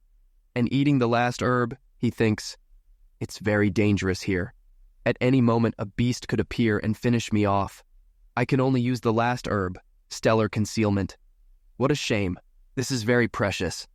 The scene shows the cave and the guys up high observing. One of them comments, the information was correct. A mystical fire beast dwells inside. Another one warns, don't hesitate. Besides traps, there could be other unpredictable mysteries. The guy takes out a sword and exclaims, then watch how I make it come out. He attacks, exclaiming, burning heaven blade. A fire dragon emerges, causing a large explosion. After this large explosion, a glow emerges from within the cave, and an extremely loud roar echoes. The protagonist covers his ears, wondering, what a powerful roar. I didn't expect to be involved, despite being hidden so far away. The old man yells, the beast is coming out! Get out of the way! It's attacking with an extremely large fire! The beast comes out yelling, audacious humans! How dare you violate this king's territory? The old man, with a smile, responds, I didn't expect this remote and nameless place to still be inhabited by a dragon. If you provide your profound core, we can consider leaving you whole. What do you think? And the dragon exclaims, greedy humans will pay a high price for their arrogance and greed. This king will burn you to ashes. The guys split up and the dragon attacks with several fireballs. One of the guys exclaims, it's too strong. The old man makes gestures with his hand saying, burning heaven blade, fire sword. He prepares to attack the dragon, launching several sword strikes and yelling, attack at the same time. Let's finish this beast. The group agrees, shouting, yes! The attacks emerge, and one of them exclaims, "Burning Heaven Sword, Dragon of Flames!" Another one exclaims, "Burning Heaven Sword, Thousand Rising Suns!" Another one exclaims, "Burning Heaven Sword, Cloud Burned by the Burning Sun!" And another one also exclaims, "Burning Heaven Sword, Burning Field Strike." Several explosions occur. A power resonates across the battlefield, and the protagonist comments, "So hot." Due to its power, the temperature of the entire Scarlet Dragon's territory has increased. It seems like sooner or later, the dragon will be captured by them. Jasmine, inside the stone, observes, "So, you seriously underestimated dragons. Although it's a mere low-level dragon, it's a true dragon. It's not the same as fake dragons like the Flood Dragon and the Reptile Dragon. True dragons have a very high lineage. They can even hide their true strength. These people think they only encountered a beast in the profound sky, so they only brought a person who is only halfway to entering the Emperor Profound Realm. But unfortunately, this beast is in the Emperor Profound Realm." The protagonist exclaims, "So, is it just playing with its opponents, waiting for the chance to kill them? This dragon is so sinister and cunning?" The protagonist is startled by something and questions, "Wait, that feeling calling me again?" The protagonist observes the cave and concludes, "The source is here." They continue to fight, and the guy gets a little out of breath. The scene cuts back to the protagonist, getting close to the cave and sweating from the heat. Jasmine warns, "Do you want to die? There's no safe place in this battle. If you get hit, even a little, you could die in an instant." The protagonist responds, "Don't worry. The effect of the stellar concealment grass. Even the Emperor Profound Realm won't be able to find me. The dragon's nest is right in front of me. There might be many treasures there." She inquires, "As far as I know, no matter what concealment you have, you'll become visible if you're touched by an attack. Aren't you afraid of getting hit?" The protagonist, observing the cave, says, "Obviously it doesn't want to damage its habitat, so it's safer to be here. I just realized that the Scarlet Dragon isn't just pushing them away, but also deliberately controlling the direction of the attacks." And she raises a finger, questioning, "Seriously? What if one of its attacks hits a stone and it falls on you?" The protagonist waves his hand, contesting, "How could there be such a coincidence?" An attack emerges, and a stone flies towards the protagonist, who is startled and jumps, yelling, "Oh my God!" Fallen on the ground, the protagonist observes and comments, "By a hair's breadth, almost just like you said. Luckily, I dodged." The protagonist smells something and exclaims, "Wait, it smells like some cloth is burning." And observing his own clothes burning, the protagonist yells, "I'm burning!" And Jasmine exclaims, "Some fire from the stone is burning your clothes. Put them out and go hide quickly." The protagonist puts them out, yelling, "Damn it!" He looks around, saying, "There's nothing nearby to hide behind. And now that the effect of the grass is gone, I'll be easily discovered. Damn it." And he sets off with everything, saying, "There's no turning back now." Luckily, the distance to the cave is only a few dozen meters, and the Scarlet Dragon is still fighting intensely. I can run with all my might before being discovered. He heads inside, and the dragon observes and becomes pensive. The old man exclaims, "Damned beast. How dare you get distracted? Are you afraid that your death won't be quick enough?" And the dragon thinks, "It was a deception. It seems like there was something over there." Entering the cave, the protagonist exclaims, "So hot, humans wouldn't be able to stand being in such a place." And Jasmine adds, "Of course this isn't a place where humans are supposed to be. It's the lair of the fire dragon, you genius." The protagonist is surprised, observing the place, and murmurs, "Fire herbs." Fire herbs are scarce. They grow in places with high temperatures of fire energy. When used, they benefit the user with the elemental power of fire. These herbs can take decades to grow, in addition to being very expensive. For fire magic users, it's a great help. Amidst the herbs, the protagonist, smiling, exclaims, "There are 1, 2, or 300. How could I imagine that I would find such a treasure? I'm rich." He starts storing them in the pearl and says, "I'll store this in the sky poison pearl without any problems." But then, a roar echoes. Reckless and greedy humans, prepare to receive your punishment. This scares the protagonist, and someone exclaims, "Ah, what's happening? How did our balance of power suddenly change? This fire dragon is clearly a king among mystical beasts. It was holding back its power to lure us in, where it wanted to corner us." And Jasmine, inside the pearl, warns, "The battle has reached its most intense moment. Run while you still have time. Quickly, get out of here now." The protagonist continues while she exclaims, "Yunche, what are you going to do? To that side? Aren't you afraid that the dragon will come back and turn you to ashes?" The protagonist continues forward and she pleads, "Get out quickly!" The protagonist observes something, thinking, "That feeling again. Could this stone be calling me?" And he decides, this time it's very close. He reaches out his hand, confessing, "It seems like it's this stone." Upon touching the stone, an energy emerges. The protagonist extends his hand, pensive, and Jasmine scolds him, "Don't touch that." There's a fire spell sealed by the dragon. The protagonist takes it, and observing, questions, "What is this? I have a feeling that I should have this at any cost. I feel like it's a part of me. No human should possess this except me." And Jasmine admits, "I don't know what that is, but the princess knows one thing. You're dead." And the protagonist runs off, yelling, "The battle outside might not be over yet. Maybe I still have time to escape." But then, the protagonist is startled, and the dragon appears imposingly, reprimanding him. "Presumptuous human! You dare touch this king's treasure?" And the protagonist extends his hand, arguing, "No problem. I can return this sphere to you." And the dragon bellows, "Receive the king's wrath." And Jasmine unleashes her power, and the dragon is startled, confused, thinking, "How? How can this be? Why am I suddenly sensing so much power? Who is it?" Jasmine appears, and completely somber, she proposes, "If you don't want to die, just give up." The scene shifts to the outside. The old man, holding his own arm, questions, "What happened in the end?" The other observes the cave thoughtfully and asks, "Why did he leave us and come back?" Another reveals, "I saw him coming from inside the cave, a commotion about a very valuable treasure," and the old man deduces, "It seems someone took advantage of our battle and snuck in there. In the end, it doesn't matter. We're lucky enough to get rid of that monster. Let's withdraw." They leave with everything, and the scene shifts back to inside the cave, and the dragon asks, "Who are you?" And she, with a dark look, replies, "You are not qualified to know this princess's name. We want this cave. If you don't want to die, run away immediately." The dragon becomes pensive, and the protagonist thinks, "What power? Only by demonstrating its power can it intimidate the king of the mystical beasts." And the dragon exclaims, "You brat! Despite demonstrating an impressive killer intent, it's just a bluff and nothing more." Completing his reasoning, he states, "If you were that powerful, you wouldn't have entered hidden like a little mouse." And she, irritated, asks, "Do you want to die?" And the dragon roars, presumptuous, and prepares to attack, yelling, "Stealing the king's treasure and still speaking with such rudeness?"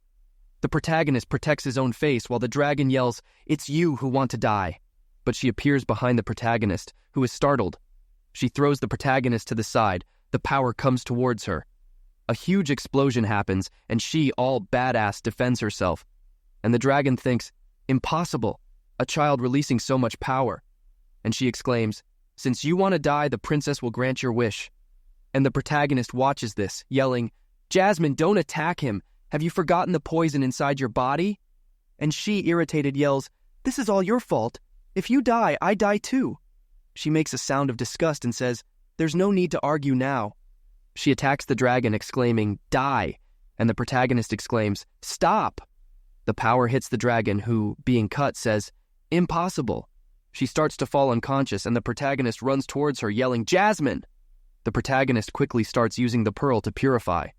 She groans, "It's useless. The purification speed is too slow compared to the poison distribution speed. This time I will really die." The protagonist exclaims, "Jasmine, open your eyes quickly. Don't lose consciousness. We had a deal. I haven't given you a body yet. Open your eyes. I don't want to die."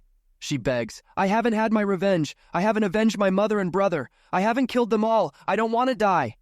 And she loses consciousness, watching the protagonist yell, "Jasmine, open your eyes. We had a deal.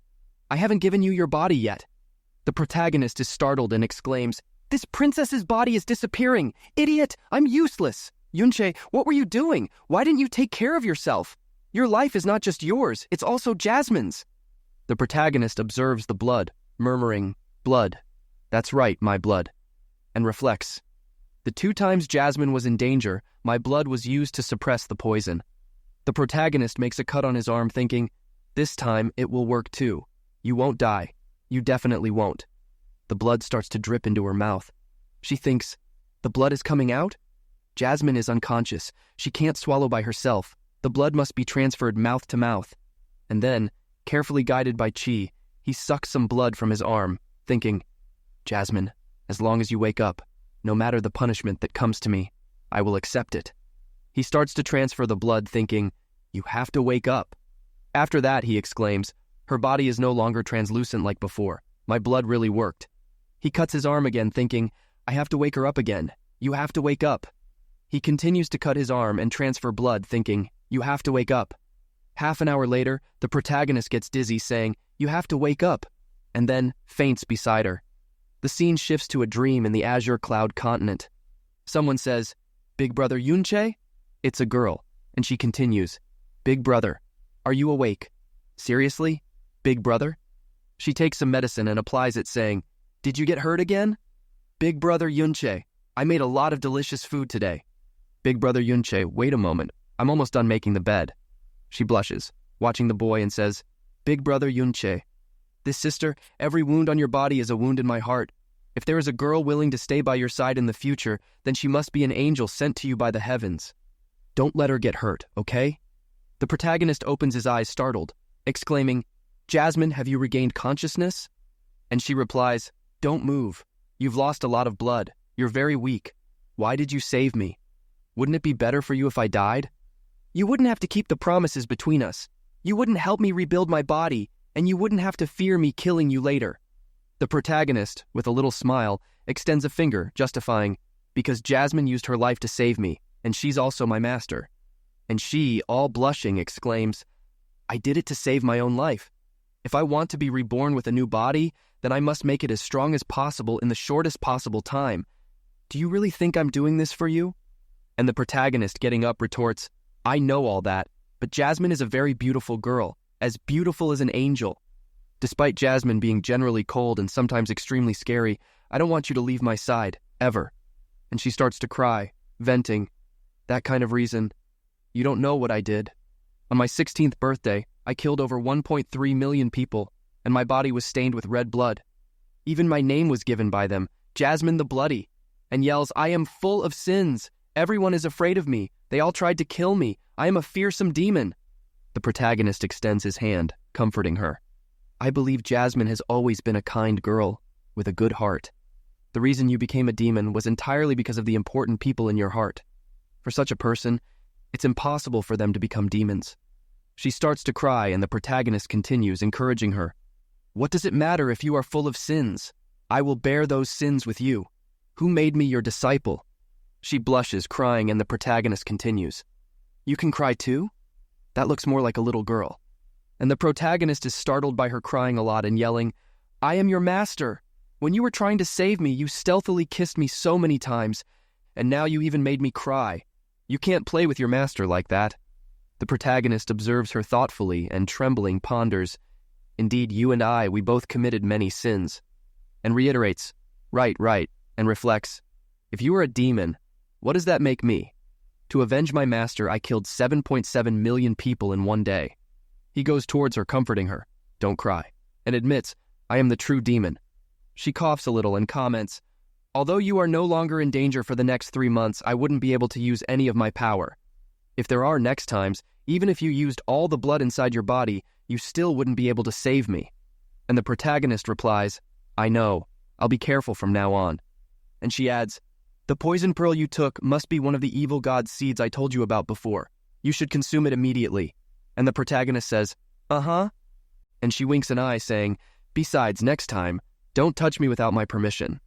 And the protagonist scratches his hair, laughing, and entering the pearl of poison, she completes, "In that case, I will go back to rest." And the protagonist asks, "What's the rush? It looks like you're running away." And she, inside the pearl, thinks, "I didn't expect to be kissed by him. I even cried in front of him. What a shame. I will endure these sins of yours." She remembers, "Besides my mother and my brother, I never thought there would be someone who would be so kind to me." The protagonist observes the pill and thinks, "The seed of the evil god." He swallows the pill and is startled by the fire that arises in his body. Jasmine comments, "Surely it is one of the seeds left by the evil god, and he was able to find it. One could say he is very lucky, or it was the influence of the evil god's energies." The energy continues to flow in the protagonist's body, and he observes the fire, saying, "First level of the nascent profound realm. Why has my strength increased so much? Where are these flames coming from?" And Jasmine explains, "It was the seed of the evil god that transformed your power into the fire attribute." And about the increase in your strength, that's just a bonus. In ancient legends, it is said that the evil god possesses the most formidable elemental power within the primordial chaos dimension. The 5 seeds left by the evil god are said to be the origin of his formidable power over the elements. Obtaining these origins will not only give you control over the corresponding elements, but will also provide you with absolute immunity from said element. The protagonist observes the fire in his own hand, saying, "In other words, with this seed of fire, I am able to control the element of fire and have total immunity against it?" Jasmine affirms, "That's right. The temptations to control different types of elements and have absolute immunity against them. Even the princess cannot resist. If it weren't for my life being connected to yours, this princess would like to kill you and take that power from you." The protagonist, incredulous, says, "Don't say something so scary." And she retorts, "This princess is definitely not trying to scare you. The secrets within your body cannot be exposed. There are many people who would try to take your power. After all, in the current present, where all the gods have fallen, the ability you possess is truly..." The protagonist becomes all-powerful with power surrounding his body, and after that he says, "Absolute immunity? Strength to be the sunset to the heavens?" And she completes, "Don't get so excited. First, go take care of what's left of the fire dragon. In a little while, the princess will help you. It's a treasure for you." The protagonist observes the dragon thoughtfully and says, "This is a true dragon. Skin, flesh, blood, bones, internal organs, all are precious treasures. However, I don't think I'm able to cut through its skin." And the Jasmine argues, "That's why I said I'll help you. The inside of the heavenly poison pearl is enough to store the dragon's corpse. Although you have the power to be the sunset to the heavens, your current one is still very weak. If you don't want to die, you'll have to increase your strength quickly. For the next month, I will teach you a profound skill." And the protagonist exclaims, "Great! What profound skill?" And thinks, "A profound skill from Jasmine will definitely not be common." And she finishes, "It's called Shadow Split of the Star God." The scene shows the city of New Moon. The protagonist enters the city using a technique. A guy observes the protagonist with his mouth open, exclaiming, "What is that? Am I seeing things?" And the other replies, "Is that one person or two? Is there something wrong with my eyes? Is there a ghost following behind him?" "I think it looks more like his soul," he replies. And the Jasmine affirms, "Stop practicing. You might want to pay attention to your surroundings." The protagonist is startled and asks, "Jasmine, what's the problem? Didn't you tell me to keep practicing the shadow split of the star god to increase my proficiency with it?" Jasmine sighs and says, "I didn't tell you to practice everywhere. Take a look around. Everyone seems to believe they saw a ghost." The protagonist looks around and comments, "I was so focused on practicing that I didn't realize I had already entered the city." And she raises a finger, saying, "I didn't expect it would only take you a month to complete the first stage of the shadow split of the star god. You truly have good comprehension for skills." And the protagonist replies, "But of course, having such a powerful teacher." And she says, "Ah, a great truth."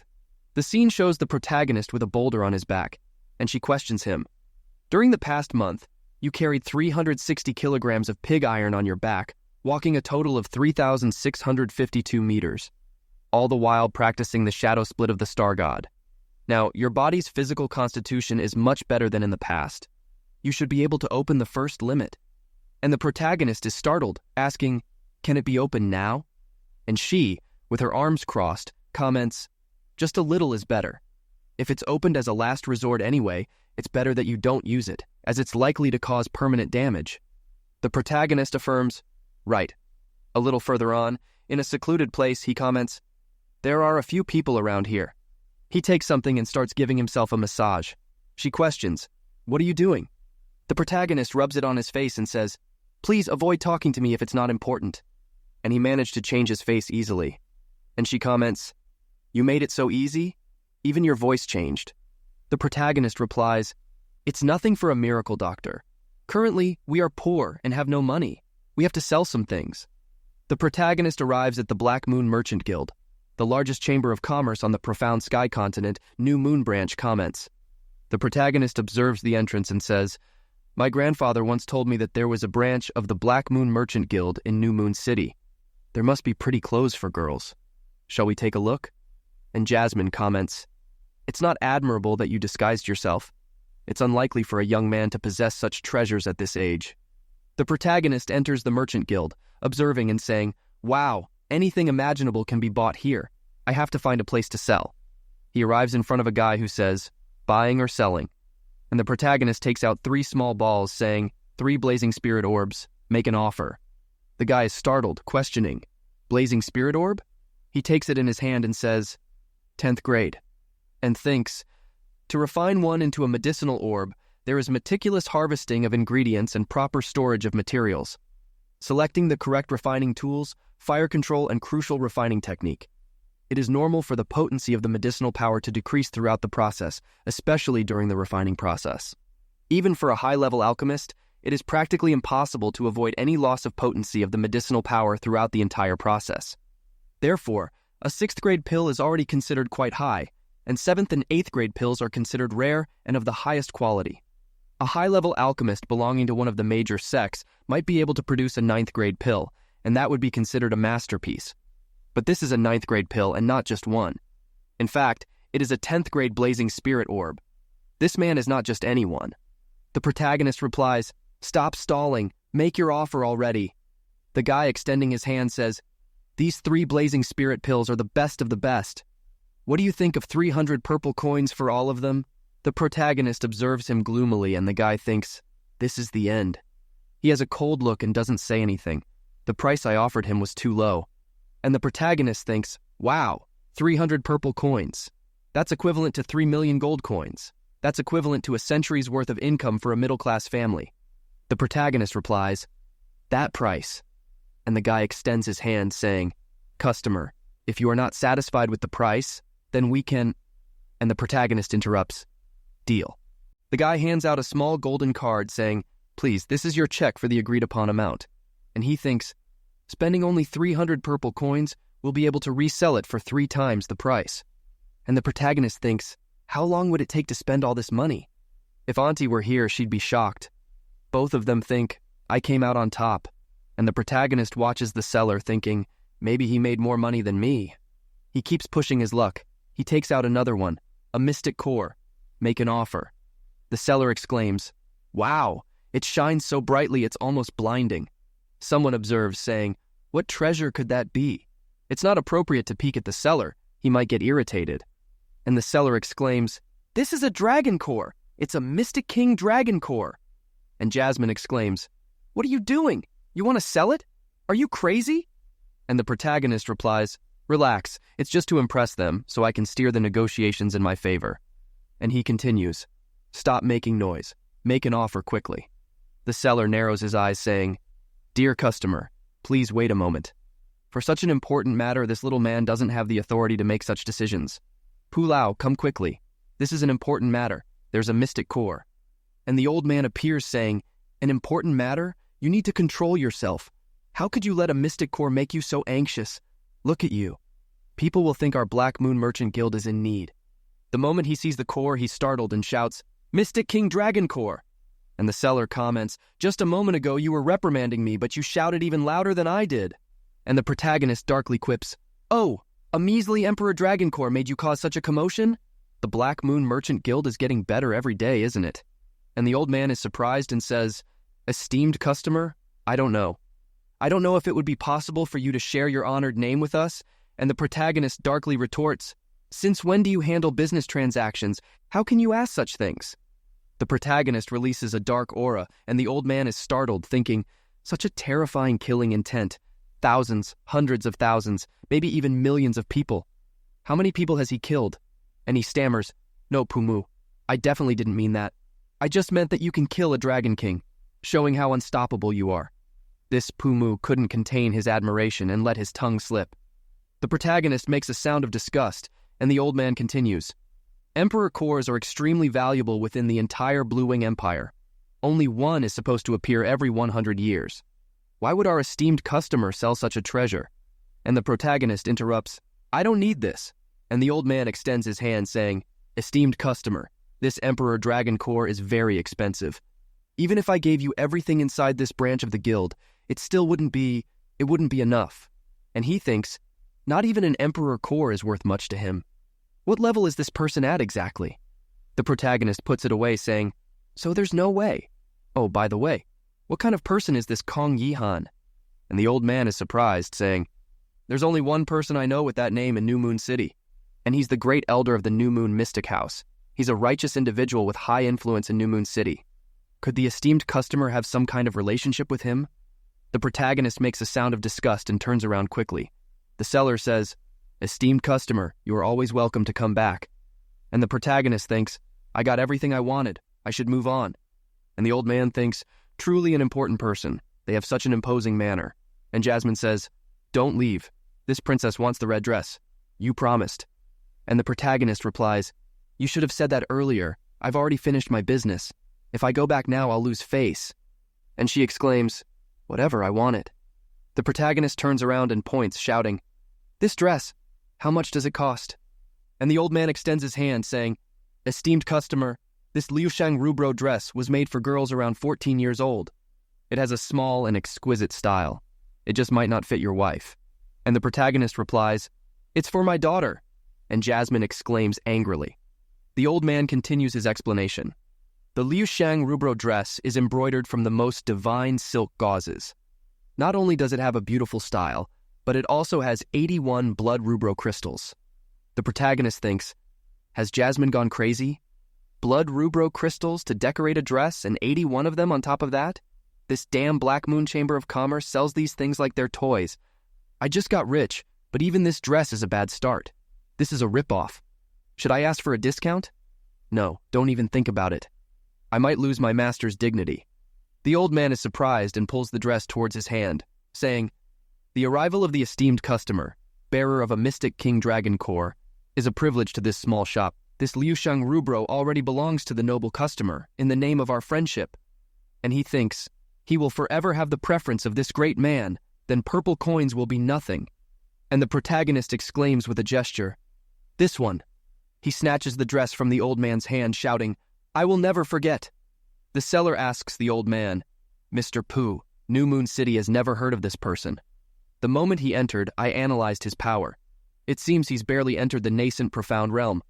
And the old man replies, "Then, apparently, it just shows that you are inexperienced.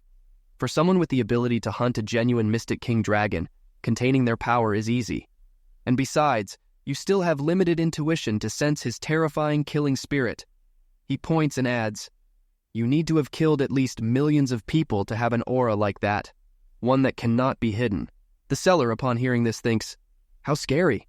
Outside, Jasmine, irritated, exclaims, "You, out of nowhere, dared to call the princess your daughter? Unacceptable." And the protagonist raises a finger, arguing, "My mistress, don't be mad at me. I can't say that I bought children's clothes for my mistress." And she, irritated, retorts, "Considering that the dress you gave me isn't bad, I won't fight with you. But you exposed the dragon core at the guild. Aren't you worried about being ambushed and robbed?" And the protagonist ponders, "You don't understand? The more I show that I don't take the core seriously, the less they'll dare to try anything." And she counters, "That old man is not so easily intimidated. He was afraid of your killing aura. What's with that aura around you?" For a moment, it was so intense that it rivaled mine. And the protagonist questions, "Killing aura?" And he remembers the past, adding, "If I told you, you certainly wouldn't believe it, but I guarantee you that we are the same." The scene shifts back to the New Moon Deep Palace, and the protagonist states, "Grandpa said that Sikong Yihan should be around here." Someone exclaims, "Brother-in-law?"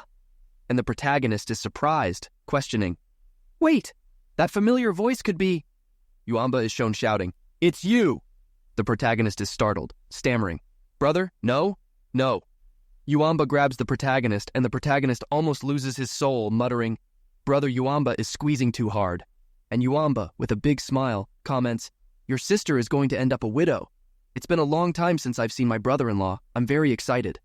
6 months ago, I heard that my brother-in-law left home. I looked for you for a long time. I see you're doing very well." The protagonist shakes his hand, all bruised, saying, "Don't worry, I have 7 lives. We've known each other for over a decade, and you still haven't realized how lucky I am. Right, Yuamba? How did you get here?" And Yuamba pats his own chest, feeling proud, and replies, "I arrived here 6 months ago. I also joined the first class of the New Moon Deep Palace. But those who are in the first class are only those who are talented enough."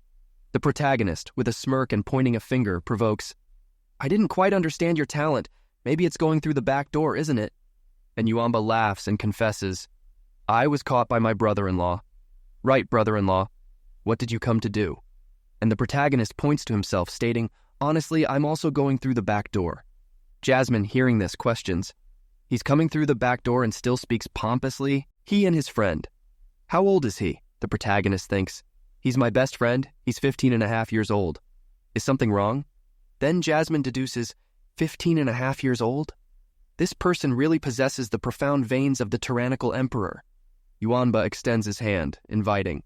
To think that brother-in-law and I are in the same boat, I'll show you the way. And the protagonist narrows his eyes, thinking, divine veins of the tyrannical emperor?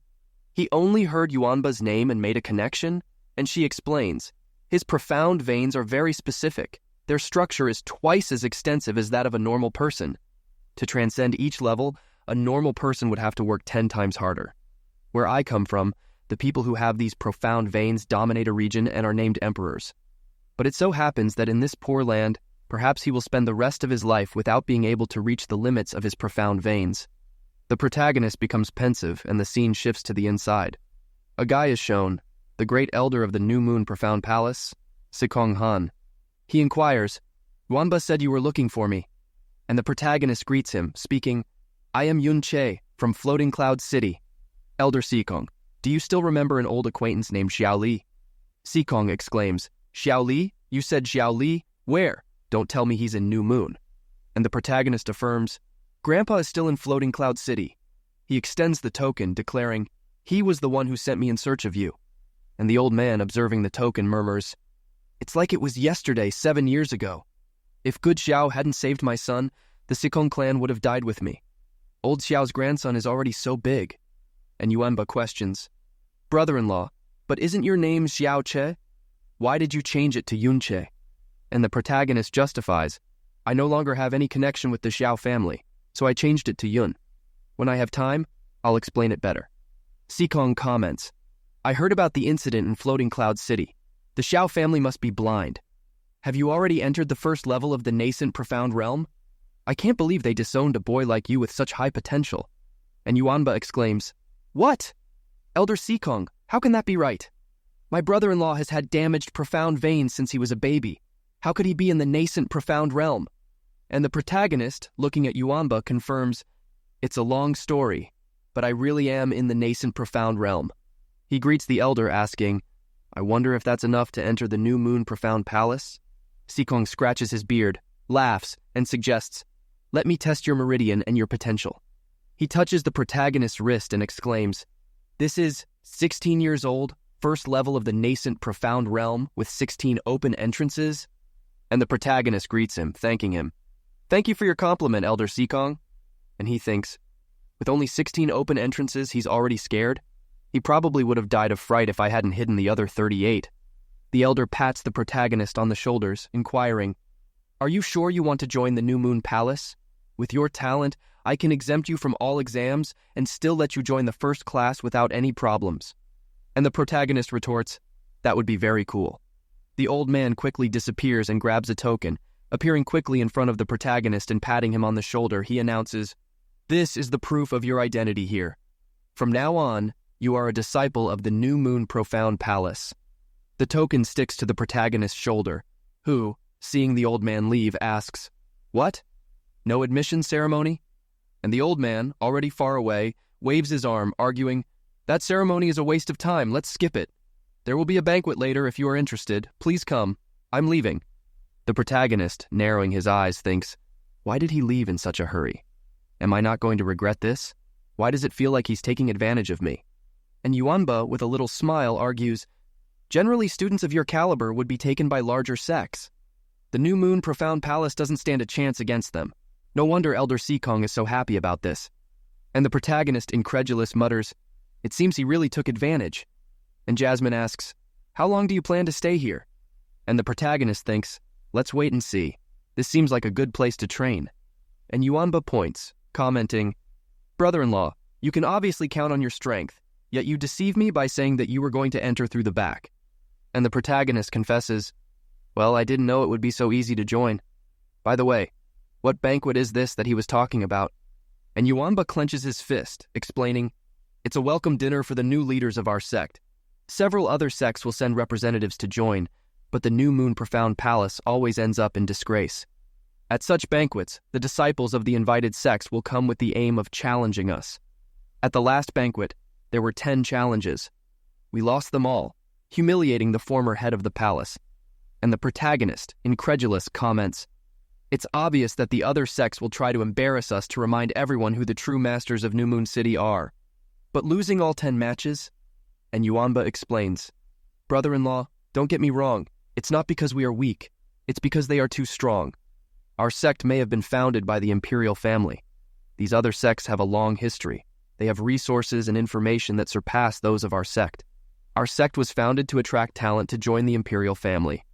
And the protagonist inquires, "But disciples with high potential are usually proud and arrogant. Their strong desire to join large sects far exceeds that of joining the imperial family, doesn't it?" And Yuanba, open-mouthed, confirms, "Yes, besides that, the main reason is that there are 2 sects that the imperial family doesn't dare to offend. They are the branches of the Zhao clan and the Burning Heaven sect. These stories of subsects seem interesting. They are like outer disciples who are not up to the level of the main sect. They are considered disposable by the members of the main sects. In fact, the Xiao branch is comparable to a subsect. It's like they are younger brothers of the main clans." Irritated, the protagonist thinks, "If even the subsects are so influential in New Moon City, the main sects of these 2 subsects must be very strong." And Yuanba, smiling, says, "But the New Moon Mystic House is not to be underestimated either. This year's banquet will not end like the one 5 years ago." He hugs the protagonist, who comments, "From your description, it seems that only the younger generation should show up at this dinner. Are there also geniuses in the New Moon Mystic House?" And Yuanba exclaims, "Of course, brother-in-law. Look over there. Look at that veteran." A bald, armored man is shown, and Yuanba continues, "His name is Li Yuwu. He's only 17 years old, but he's already at the 3rd-class mystic level. Look at those muscles. They're full of power, and it's so cool." The protagonist, incredulous, thinks, "He doesn't look as big and strong as you." And Yuanba exclaims, "Brother-in-law, look at that one dressed in white. He's even stronger. His name is Shua Han. He's only 18 years old, but he's already entered the 5th class of the mystic level." In the protagonist's ear, Yuanba speaks softly, "It's not just that. He also has a graceful and elegant style. He overflows with talent, a role model to follow." The protagonist thinks, "Talented my ass. The little rascal is reading a dirty book." And Yuanba continues, "But I must say that the greatest geniuses of the New Moon Mystic House, the veterans Murong and Shui Ruo, especially Shui Ruo. She's only 18 years old, but she's already in the 8th class. She's number 1 in our sect. And Shui Ruo is friendly to anyone who approaches her. She's the beautiful goddess Shui Ruo." The protagonist, with his hand on his chin, questions, "You describe that guy reading a vulgar book as talented? I wonder if your definition of goddess perhaps has the same accuracy." Someone exclaims, "Freshman Suxia, less." The scene shows Lance and Rue. She blushes, and the main character, scratching his head, thinks, "Geez, so that thing about the goddess Shui Ru was actually true?" And Yuan Ba exclaims, "Seniors Murong, Shui Ru, what are you doing here?" And she replies, "We're going to the herb hall to get some medicines." "So is this guy?" The main character greets him, "Seniors, my name is Yun Che. Please be patient with this freshman." And Yuan Ba pats the main character's chest. "He's my brother-in-law. He'll be joining our sect and is in the same class as us." Shui Ru, with a little smile, says, "I didn't expect such a cute freshman to join our class. The pretty girls in our class must be so excited. Wait, did Xia just call you brother-in-law? Are you married?" And the main character gives a little smile. "Well," and Yuan Ba exclaims, "You're right. My brother-in-law may only be 16 years old, but he married my older sister 6 months ago." Shui Ru, with her hand in front of her mouth, says, "Oh, so you're only 16 years old and you're already married at such a young age? Your wife must be very beautiful." And Yuan Ba smiles, and the main character scratches his head. Changing the subject, "Let me guess, Shui Ru, you're not from here, am I right?" And she, wide-eyed, says, "Oh, how did you know?" And the main character continues, "The atmosphere of New Moon City is rotten and the weather is hot. It wouldn't be able to create a kind and beautiful girl like Senior Shui Ru." She, with a little smile, says, "Our freshman is not only handsome and talented, he's also talkative, very sweet." What a shame, freshman Shu Yun is already married. Otherwise I could...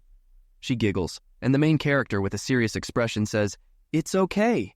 My wife said she doesn't mind if I look for a few more." Shuaru says, "What an interesting classmate. I still have something to do, so I'll go first. We'll talk later." The main character waves his hand. Bye. And he thinks, this girl is elegant but not arrogant. She exudes a gentle and docile feeling. It's hard to resist her. Someone taps the main character on the shoulder. "Freshman Yun, it doesn't seem like you know your place here yet. You're not up to talking to some people yet." The main character turns around, questioning. "I haven't even exchanged 2 sentences with Senior Shoru, and I don't know my place already?" And the guy retorts, "See that our freshman still doesn't understand his place." The main character gets irritated. "What do you mean by that? She didn't even look at you when she left. She doesn't even care about you, but you're getting jealous. You're the one who's mistaken about your own status." And the guy, irritated, shoots. "I'll remember you well. Stay away from Shueru. We have a sharp-tongued brat here." He turns around and snarls, "I have no shortage of ways to get rid of you." And Yuen Ba, irritated, thinks out loud, "This guy's too cocky, just because his dad is the mayor of the city. Brother-in-law, be careful. He can be quite ignorant." And the main character somberly mutters, "Son of the mayor, huh? Makes sense. Let's forget about this guy for now." The main character pats Yuen Ba on the shoulder, stating, "I have something important to take care of with you." And Yuen Ba is startled. "What?" And the main character somberly looks at him, sentencing, "From now on, stop calling me brother-in-law. It seems there are several pretty girls in our class. If you keep calling me brother-in-law, how will I go out with other girls?" And Yuen Ba asks, perplexed, "What? But you have my sister. If you go out with other girls, it doesn't seem very cool." The main character waves his hand, arguing, "But your sister told me she doesn't mind if I look for more wives. Besides, it's not yet clear if I'll be able to see your sister again. All men have 2 dreams in their lives, to dominate the world and to dominate women. World domination is just to show how ambitious he is, while dominating women was to create fond memories to look back on. If I wasn't at least going to dominate the women I want, wouldn't world domination be nothing more than standing on top of the world with loneliness? And you? Don't you think that's true?" And Yuen Ba, incredulous at the speech, confesses, "I didn't understand what you said, but it sounds amazing. So, if I can't call you brother-in-law, what could I call you from now on?" And the main character suggests, "You can call me boss, brother, or brother one, anything but brother-in-law." And Yuen Ba excitedly replies, "Okay, I'll call you boss from now on, brother-in-law." The main character yells, "Stop calling me brother-in-law." And Yuen Ba blurts out, "Slipped out, brother-in-law. Let's get to the dorm." The main character gets irritated, cursing, and the scene cuts back to the mystical palace in the main hall. The main character observes the place. Everyone here is quite strong, and Yuen Ba agrees. Of course, everyone here is the elite of their sex. An elder approaches. "Yunche, Yuen Ba, over here. I save seats for you two. If there are any matches later, watch closely and learn what you can from it. You two are still new. No one will challenge you." The main character thanks him. "Thank you, Elder Sikong."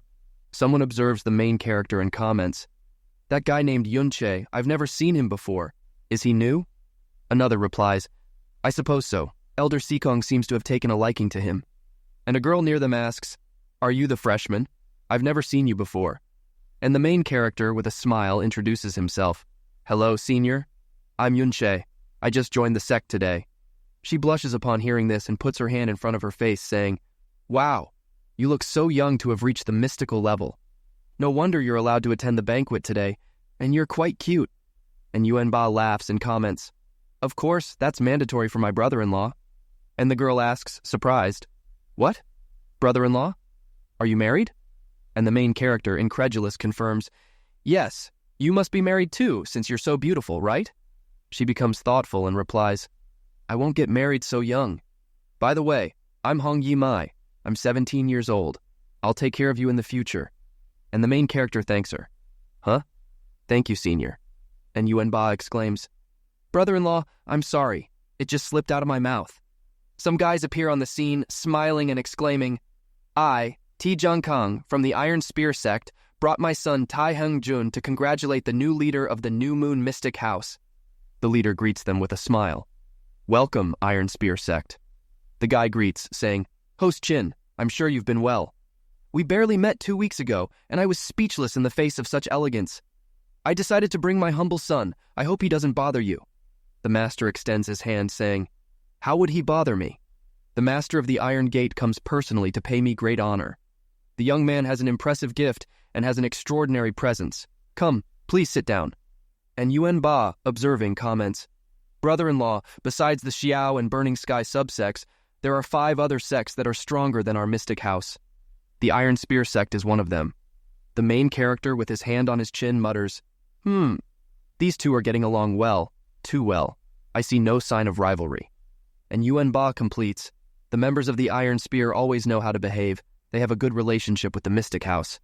As for the others, well, an old man enters, and someone exclaims, Master Representative of the Cloudy Sun sect presents himself. We congratulate Host Qin on his recent promotion.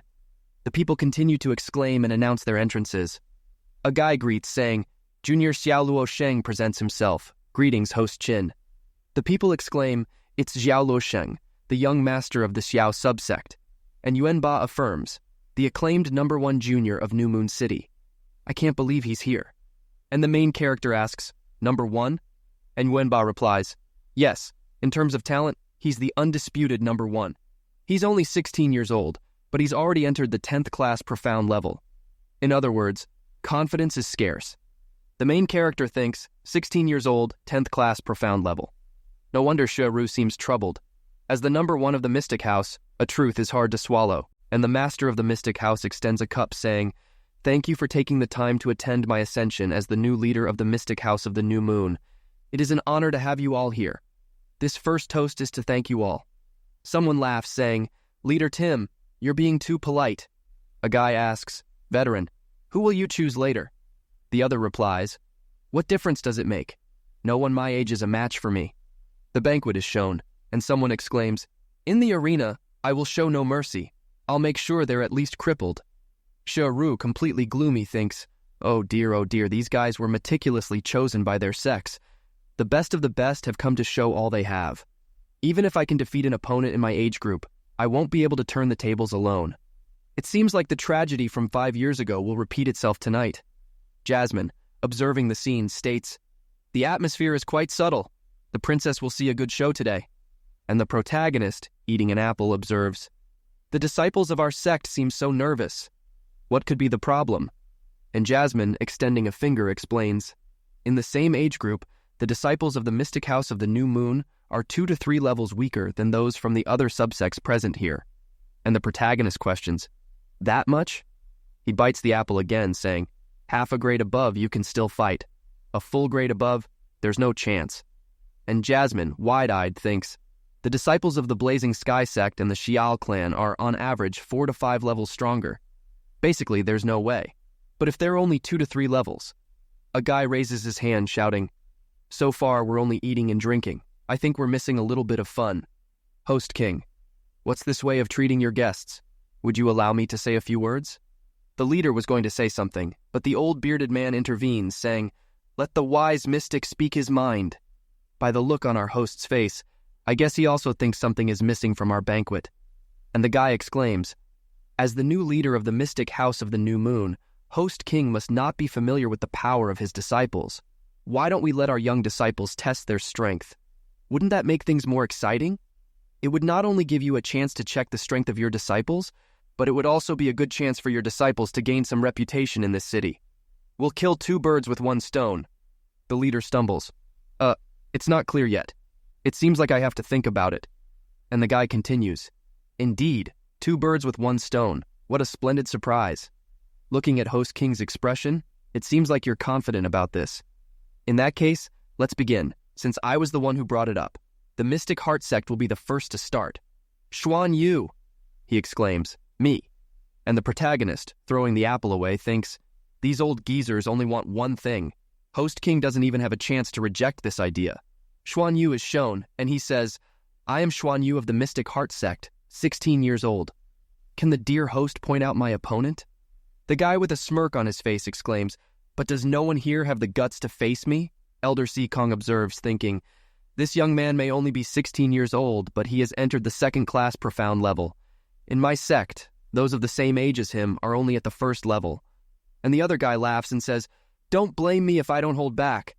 A disciple greets, saying, "Mystic House of the New Moon, first class." Li Rao presents himself, and the opponent, with a mocking smile. "Oh, what a chatterbox. I'll give you a real performance." The guy with fire in his hand prepares the attack, throwing a punch, and the opponent with a dark expression.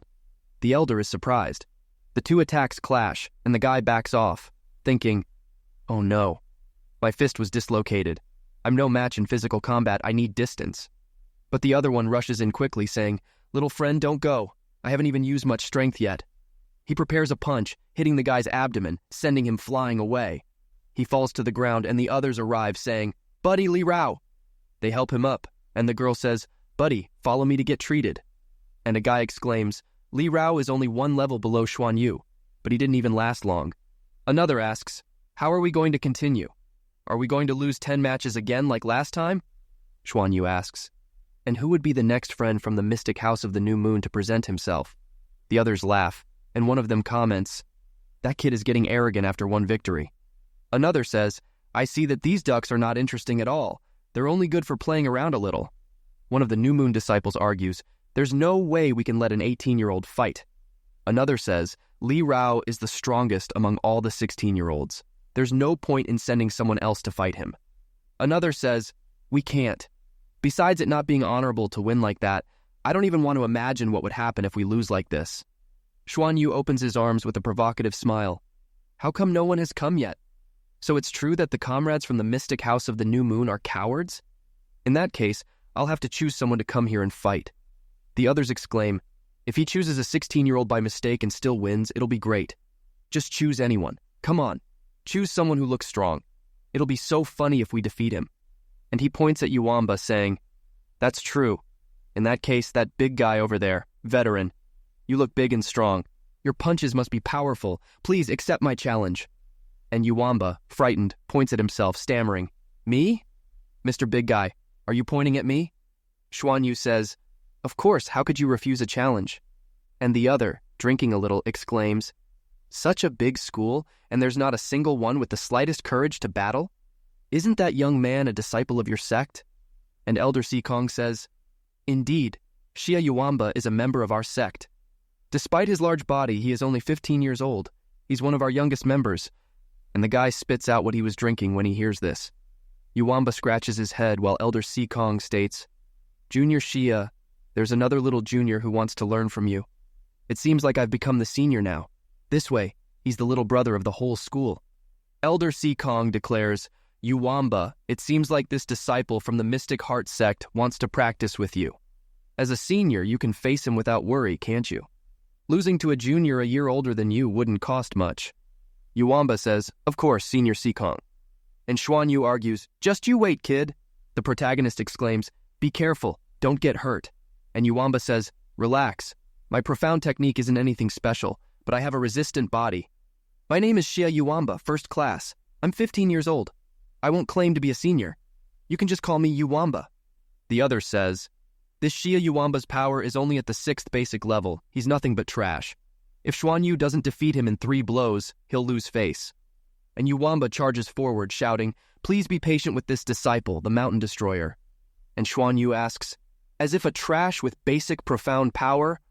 Without finishing his sentence, he grabs Xia Yuamba's arms and throws him to the ground, exclaiming, "Are you worthy of fighting me?" Yuamba falls hard to the ground, and the guy comes with power in his hand. While on the ground, Yuamba murmurs, "So strong, I give up." The guy chuckles, and the protagonist exclaims, "Stop!" and thinks, "Oh no, he's going all out and helping Yuamba, who's trembling all over on the ground." The protagonist exclaims, "This is just a friendly fight. You should have stopped when it was clear you had won." He already admitted defeat. "Why did you keep attacking him?" Xuan Yu exclaims, "Well, since he was out of breath, I didn't hear him say he gave up. What can I do? Why didn't he shout louder, faster? Don't blame me for that." And a guy smiling from the audience exclaims, "That's right. Did anyone hear him say, 'I give up'? No one. It's a friendly fight, but accidents happen. Everyone knows that accidents can happen at any moment during a fight, but it's because you're too weak. Just one move and your bones were broken, and he's vomiting blood." The protagonist helps Yuamba, saying, "Senior Shueru, can you help me take care of Yuamba?" She agrees, holding him, and the protagonist says, Just because he couldn't say he was giving up doesn't mean he wasn't already surrendering. Remember this. I will be your next opponent. Yunche, first class, 16 years old. Watching the protagonist, someone comments, "Who is this young man? At only 16 years old, he's already entered the primary profound level? It seems that the density of his energy is superior to Li Hao's. How could I have not seen this before?" Another replies, "Don't think too much. He is indeed one of our disciples. He just joined us this morning. He's the grandson of an old friend." And the old man thinks, Li Hao against Xuan Yu was a disaster, but the power of Yunche and Li Hao is incomparable. And if Yunche makes any mistake, it will be a disgrace to Shaolin. Yuanbai exclaims, "Careful, brother-in-law, he's strong." Xuan Yu, with a smirk, laughs and says, "So you and this trash already knew each other? You just entered the primary profound level and are in no condition to fight me. I only need 5 moves to leave you like your brother-in-law." His group exclaims, "Junior Xuan Yu, you're waiting too long. 5 moves? 3 moves are enough. Make sure he leaves here carried." The guy turns his back and says, "Don't just stand there like a statue. If you want to start, you can attack me now. If I do it first, you may not have a chance." Suddenly, he is startled by the protagonist quickly slapping him in the face. The guy falls to the ground and the protagonist says, "First hit!" The group is stunned by the scene. Someone asks, "Was that a mystical body technique?" Elder Sikong, "Did you see his movements clearly?" And Elder Sikong replies, "Absolutely not. I've never heard of another technique so well executed." With a swollen cheek, the guy says, "Well, very well. I let you hit me on purpose to let you lose with some dignity." The protagonist replies, "Idiot!" The guy, releasing a purple aura, exclaims, "You will die!" He lunges at the protagonist throwing a punch, but is startled, thinking, "Where is he?" The protagonist lands another slap on his face, saying, "Second hit!" The crowd, seeing this, exclaims, "What the hell? What a great fight! What an incredible blow! My goodness, that was powerful. Finish this idiot." Another says, "Yunche, you fight very well. Look at Xuan Yu's face. The first slap made the callus on his face look like a monkey's ass. If that wasn't enough, with the second hit, it looks like another ass on the monkey." Irritated, Xuan Yu thinks, "He was in front of me, but suddenly he appeared to my left. Is it some kind of body movement technique? How could there be such a powerful technique?" The protagonist says, "Just a moment ago, didn't you say you'd finish me off in 5 moves?" The protagonist grabs his collar, saying, "So far it's only been 2. Xuan Yu yells, "Yunche, you're the first to humiliate me so much. So I'm going to kill you very slowly. Very slowly." The protagonist lands another slap, exclaiming, "Third hit." Xuan Yu, irritated, mutters to himself, "You damn imbecile, I'll kill you for sure." The protagonist then delivers another blow, shouting, "Fourth hit." With purple power in his fist, Xuan Yu shouts, "Damn you! I'll kill you!" He then launches 1,000 spectral fists of the violent sun. Shuaru exclaims, "1,000 spectral fists of the violent sun. Definitely one of the most powerful blows of the mystical heart sect. Yunche, be careful." The protagonist observes the fists, reflecting, "This violet sun technique uses 3 chi points: Violet Sun, Central Palace, and Celestial Lake. This way, he can consolidate the energy while using the Violet Sun point as a pivot. If the artery of the Violet Sun point is interrupted, the other points will lose stability, and all the profound energy in his body will be temporarily disordered, possibly even paralyzing him." The protagonist punches Xuan Yu's elbow, who yells, "My Violet Sun has been blocked." With a smile, the protagonist taunts, "Dear senior student Xuan Yu, do you still want to stay and trade punches?" Irritated, Xuan Yu tries to give up. "I give up." But the protagonist quickly kicks him in the mouth, throwing him away. The audience exclaims, "Xuan Yu?" Another comments, "The outcome of the fight was already clear. He had already surrendered. You are so cruel. Are you even human?" With a smile, the protagonist says, "Just a moment ago, someone said that to give up you had to speak loud and clear. Did you hear him say he gave up?" And exclaims, "I didn't know the disciples of the mystical heart sect were so soft. Just 5 hits and they start spitting blood. Your sect deals with such useless disciples and you're going to blame me?" One of the spectators says, "Let me at him, I'll cut him to pieces." Another holds him back, warning, "Brother, don't be so impulsive. You're 20 years old. It would be a shame to ask someone younger to be your opponent." Another exclaims, "Younger brother, you did very well. That coward Xuan Yu got his comeuppance. Good riddance." With a smile on his face, another affirms, "That guy deserved his merciless beating." Looking at the leader, a guy exclaims, "Host Chi, today is the day of your investiture. We, from the Mystical Heart Sect, have come here to congratulate you sincerely. Our disciples are here only to exchange experiences with yours. However, your disciples were so cruel and even humiliated our Mystical Heart Sect. Is this how you treat your guests in our mystical new moon house? The protagonist, with a smile, replies, Xuan Yu didn't stop hurting the members of the mystical new moon house. Pointing, he exclaims, only a blind person can't see that besides hurting us. They also said humiliating things to us. Do only you have the right to make fools of us and we can't react? The leader, with a smile, thinks, youngster, it's not that simple. A shadowy figure comments, as the saying goes, newborn calves are not afraid of tigers. Another adds, he's quite ambitious, matching his talent, but unfortunately, he's very stupid. He dares to offend the Mystical Heart Sect like this. Does he really think the Mystical Moon House has the means to protect him? Another says, Zhuan Yu's defeat by Yun Che has given the Mystical New Moon House plenty of breath to talk nonsense. And he continues, even after he yielded, he himself didn't let Zhuan Yu leave the arena? The protagonist exclaims, only the dishonorable humiliate others. If the 7 great sects still haven't understood, I ask that they come to the arena, because I will continue fighting. A guy, hearing this with a smile, says, he's a complete idiot. This Yunche not only talks too much, but he's also provoking the great sects. He's pretending to be more than he appears. Astonished, Elder Sikong comments, this is too much, and thinks, Yunche has already crossed the line. From here, I can't stop him. Laughing, a guy says, trash like you who just entered the first profound level, dares to be so arrogant? Let me teach you a lesson. The guy goes to the arena and upon arriving announces, Yang Ming of the Cloudy Sun Sect, 16 years old. Remember this name well. The protagonist, with a smile, thinks, fire technique? Trying to play with fire in my presence? Someone comments, he's from the Cloudy Sun Sect, Yang Ming. They say his talent is among the top 5 of the new generation of the Cloudy Sun Sect. At only 16 years old, he's already at the 3rd profound limit and has even mastered a bit of the Burning Sun art. The protagonist, with his arms crossed, shoots back.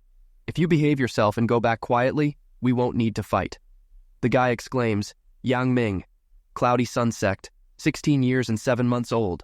Remember this uncle's name because he is about to teach you how to behave. And the protagonist retorts, you're the one who's going to learn how to behave. And the guy, releasing power through his arm, warns, it seems you're all talk. You'd better use that profound technique of yours from before like never before. Otherwise... The power surges near the protagonist and he roars, you won't get another chance. A girl watches, astonished, commenting, that's the Cloudy Sun Sect's registered technique, Cloudy Sun Chain. Such a skill is complex even for users of profound techniques at the 6th level. It's good to keep your distance. And the elder thinks, Yang Ming just entered the 3rd level and can already use it. The protagonist goes all out, extending his hand to grab the chain. The crowd watches, exclaiming, impossible, he just grabbed it with his bare hands. Does he want to lose them?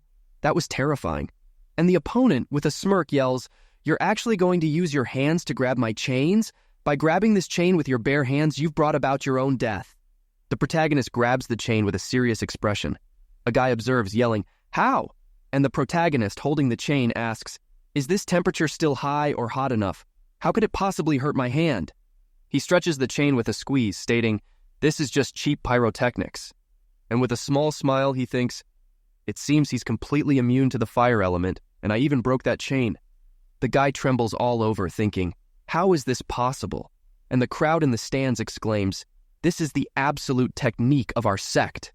Despite the other fire chain techniques, this one is still the hottest.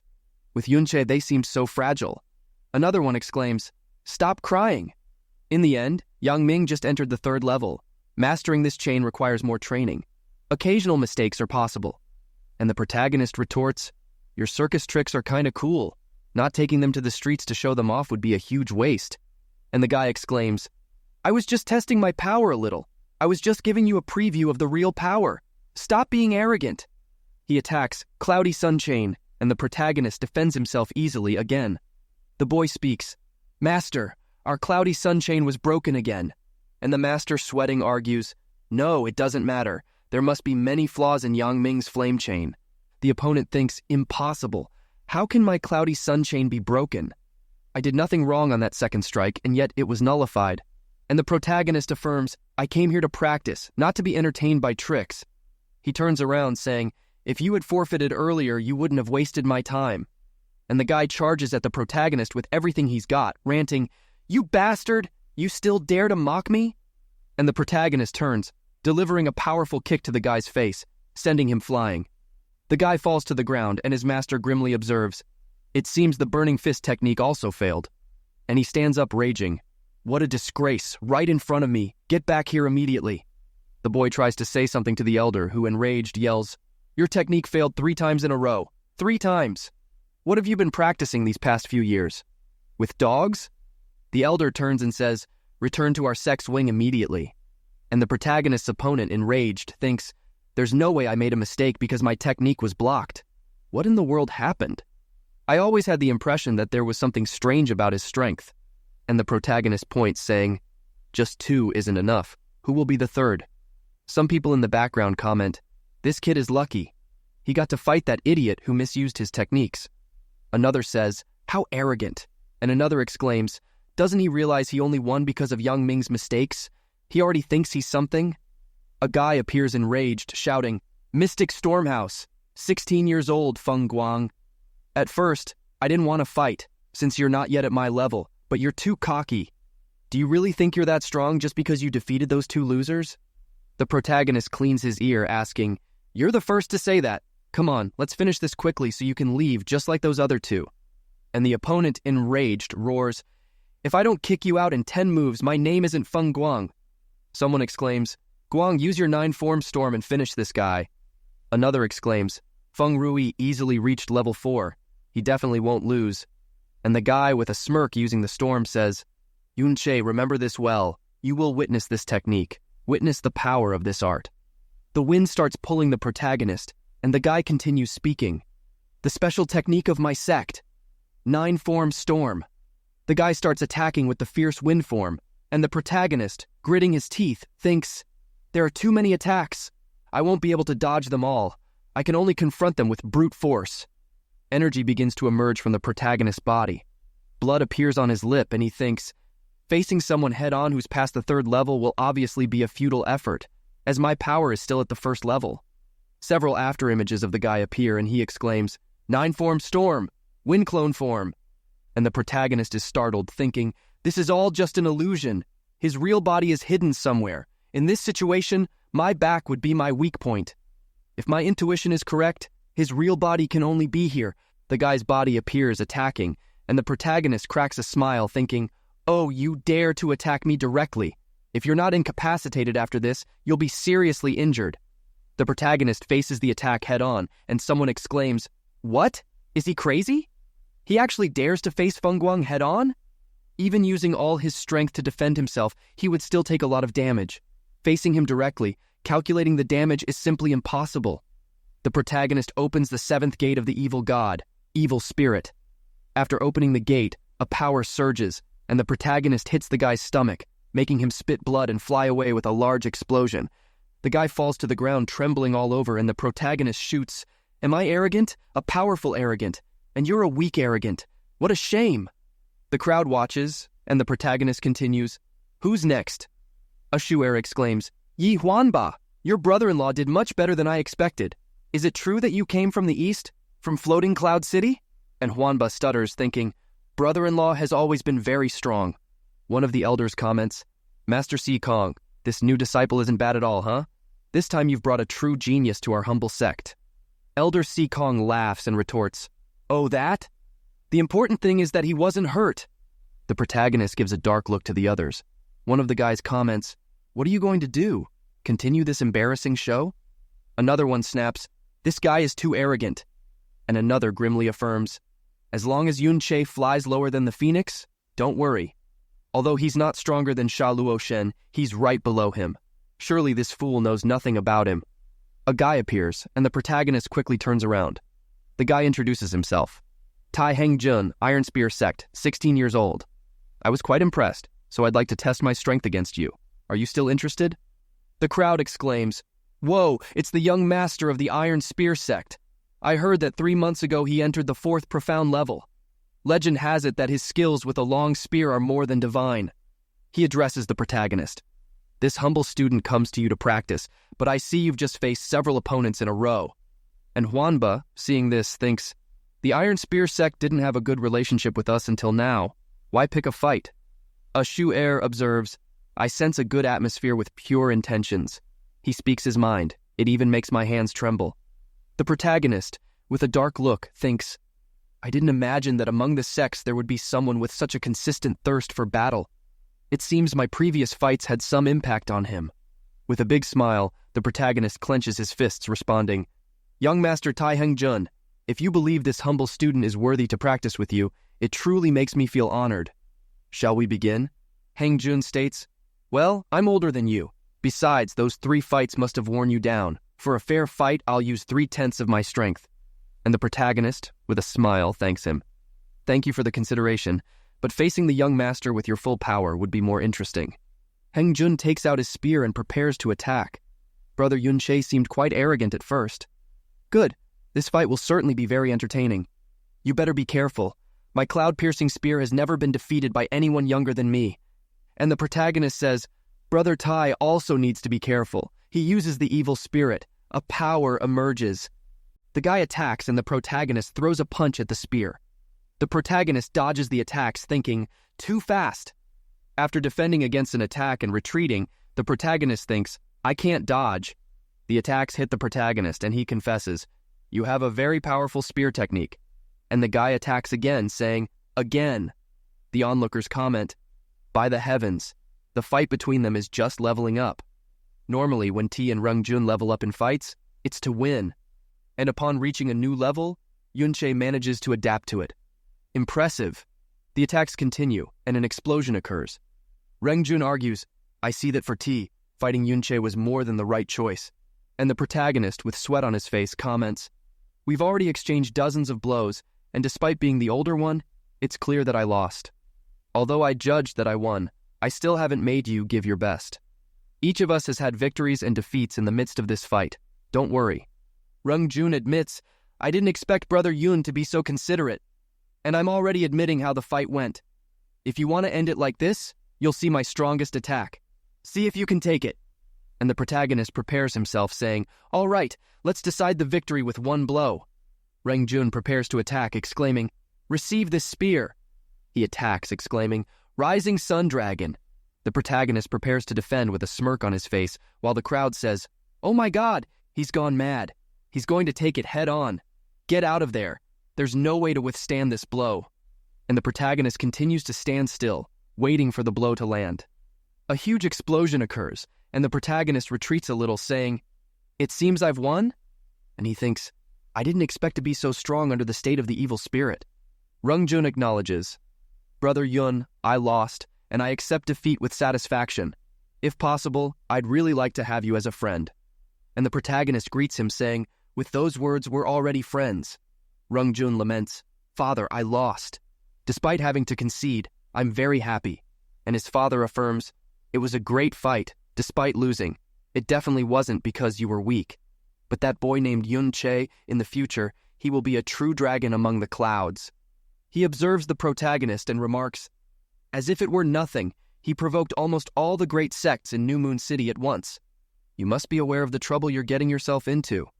Are you still willing to become his friend? He replies, Yes. His father grabs his neck, stating, Good, that's a real man. My son. Chi-ja-kang. Shu'er, with her hand in front of her face, exclaims in astonishment, What a surprise! He has defeated Ti Heng-jun? Is he really only at the first profound level? Terrifying. And Yuen Bai exclaims, By the heavens, I must be dreaming. And he thinks, Brother-in-law, are you really my brother-in-law? The guy with the fan in his hands thinks, Damn it, this guy is only at the first level, and he's already become the center of attention? He observes Cher and thinks, And now it seems that Lan Shuer only has eyes for him. You damned boy, just you wait. From today onwards, you'll understand who is truly the greatest in the New Moon Mystic House. The protagonist asks, Are we on the 4th, and who's next? The crowd laughs, commenting, How strong and arrogant he is. Those in the 16-year-old range seem to be no match for you. Darkly, the guy gestures with his finger, inquiring, Why don't you dare let the 17 and 18-year-olds from the Mystic House come and practice a little?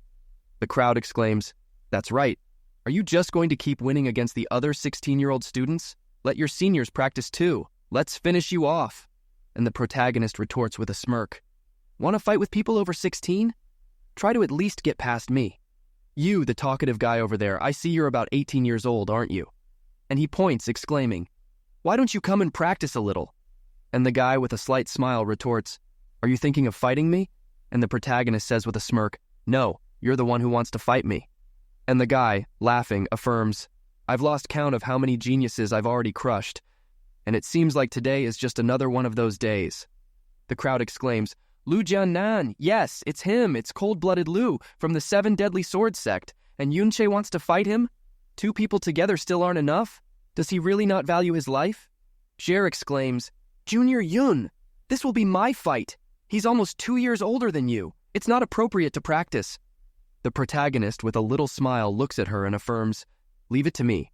There's no need for Senior Lan to exert herself. I'm enough. And she retorts, Don't act on impulse. This person has already entered the 7th level and has a cruel heart. He's not someone you can handle. Let me go. And the protagonist, with a smile, declares, I thank Senior Lan for her concern, but rest assured, I won't tarnish the reputation of the New Moon Mystic House. She observes this thoughtfully and turns around saying, You wouldn't tarnish it even if you lost this fight. Sweetly, she says, No matter what happens, take care. If you realize you can't win, give up. Don't be proud. Another, watching the swordsman furiously, thinks that Yunche is done for now. This Lu Jiannan seems to be really furious now. I just wanted to trample and humiliate that wretch. But now he deserves more. And the swordsman bursts out, No more talk. Your arrogance has awakened in me a desire to slice you to pieces, while your body is quartered. With a dark look, he roars, I will make you savor every moment. He launches himself with full force at the protagonist. The tip of the sword gets very close. At the last second, the protagonist dodges, and the guy thinks, It's just an afterimage. The protagonist appears behind his opponent, pondering, What a fast sword. It's a good thing I have the Star God's broken shadow along with my battle experience from my past life. Otherwise, I should be worried. The guy launches another attack, and the protagonist dodges. The ground is cut, and someone exclaims, Lu Jiannan's 2 sword strikes were aiming for fatal blows. He's already acting with murderous intent. He dares to kill someone right in the New Moon Mystic House? Is this really what Lu Jiannan is showing? The master exclaims, Yunche, be careful. And he thinks, defeating Ti Hung Jun and still managing to keep up with Lu Jiannan? This Yunche is no joke. And the strange thing is that his attitude with Ti Hung Jun was different than with the others. He was very arrogant with the others, while with Ti Hung Jun he sought fair treatment. If my hunch is correct, he is deliberately provoking the 7 great sects, entering the New Moon Mystic House, creating friction with the 7 great sects. What is his ultimate goal? Elder Si Kong observes while the crowd exclaims, So far, Lu Jiannan has already made about 100 attacks, and Yunche has dodged every single one of them. He's getting calmer with each dodge. He's adapting to Lu Jiannan's rhythm. Si Kong thinks he's sensing the flow of qi to dodge the attacks. To master such a skill requires 10 years of battle experience. Suddenly, we have such a young person who has mastered it. Xiao Li, what was your method for raising such an extraordinary grandson? Irritated, Jasmine exclaims, Stop wasting time and finish this quickly. This is the first time you've activated the evil spirit and fought for this long. You're getting weaker. The evil spirit state can only be maintained for up to 30 seconds. After that time, your profound arteries will suffer serious damage. And the protagonist replies, Understood. The guy attacks, yelling, You wretch, all you do is dodge. I still have one more strike. The attack clashes, blood spills, and the protagonist is shown with a cut on his arm, while his opponent thinks, Impossible. That blow only drew a little blood. The protagonist hits the guy's abdomen with a powerful punch, making him spit blood and fly away, and says, I've let you attack enough. The irritated opponent yells, Damn you, you're going to die. A power surges around him, and the protagonist, with a dark look, asks, Do you also want to use your strongest little move before you lose? What a pity. He closes his hand, causing the guy to explode, and with a dark look he sentences, I won't give you that right. The crowd watches the scene and exclaims, It's the burning, deep fire of the fire element. He can even use the profound art of the fire element. My heavens, his profound power ignited to execute such a high-level profound art of the fire element. So that's why Yunche wasn't defeated for making beginner's mistakes. It's because Yunche's control over the fire element is obviously far superior. It was all a game. The battered man looks at the protagonist who exclaims, You still haven't managed to kill me? Someone shouts, Lu Dianen. He's surprisingly lost. How terrifying. What is Lu Dianen's strength? Even he was defeated by Yunche. The protagonist thinks, this Lu Dianen had murderous intent towards me. If it weren't for the people watching, I really wanted to put an end to him. A man, observing, states, I didn't expect the New Moon Profound Palace to now have someone with such talent. I wonder if the morale of everyone in the sect will now be raised because of him. And Yuanba, incredulous, asks, is he really my brother-in-law? Shueru ponders. Xiao Yunche and Yunche. They are both from a small town to the east. In such a simple place, there would be few opportunities for Yunche to reach such high levels. If he were in the city, in a large sect, he would certainly have even more impressive power. Could he be the person they've been looking for all this time? The protagonist sweats a little, and Shueru approaches, declaring, Junior Yun! She looks at the protagonist's injury and asks, your arm is injured. How serious is the wound? And the protagonist reports, it's all right. It only grazed the skin. Didn't hit any bones. Besides, it's already stopped bleeding. And she comments, don't be stubborn. Let Senior take a look, she observes, and the protagonist punches his chest and states, Senior, now believe me. My body is strong and made of iron. I can take considerable injuries.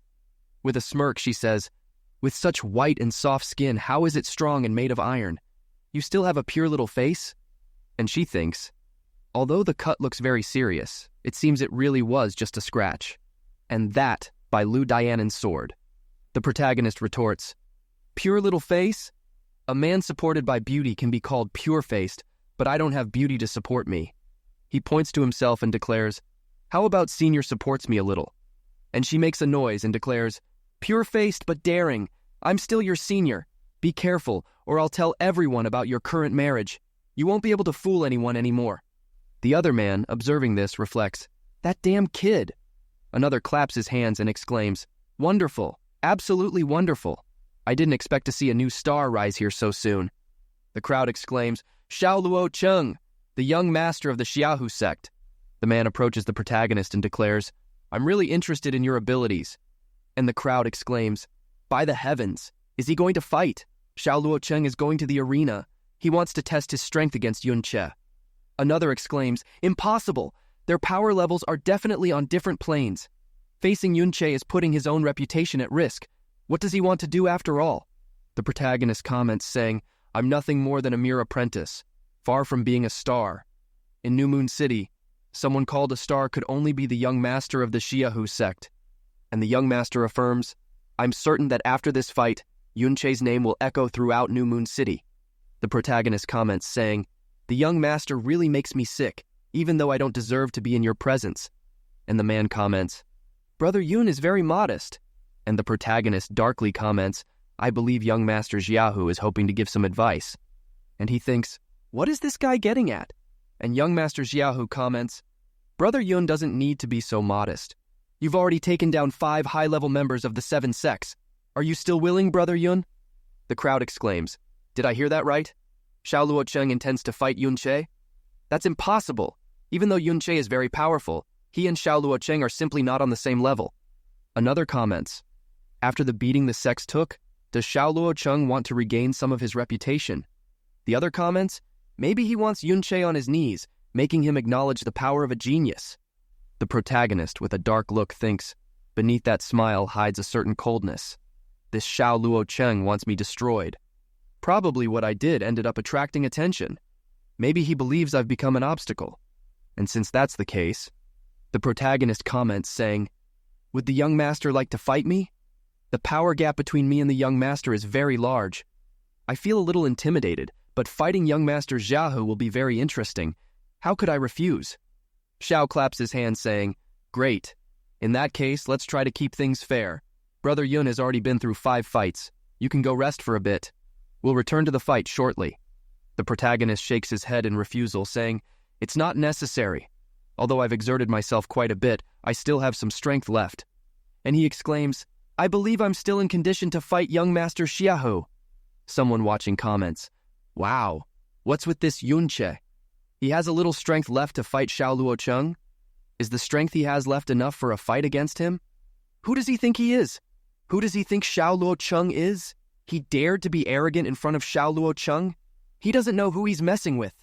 Shueru pulls the protagonist's sleeve, saying, Yunche, even though you and Xiao Luocheng are the same age, the last people you fought are nothing compared to him. You definitely won't win.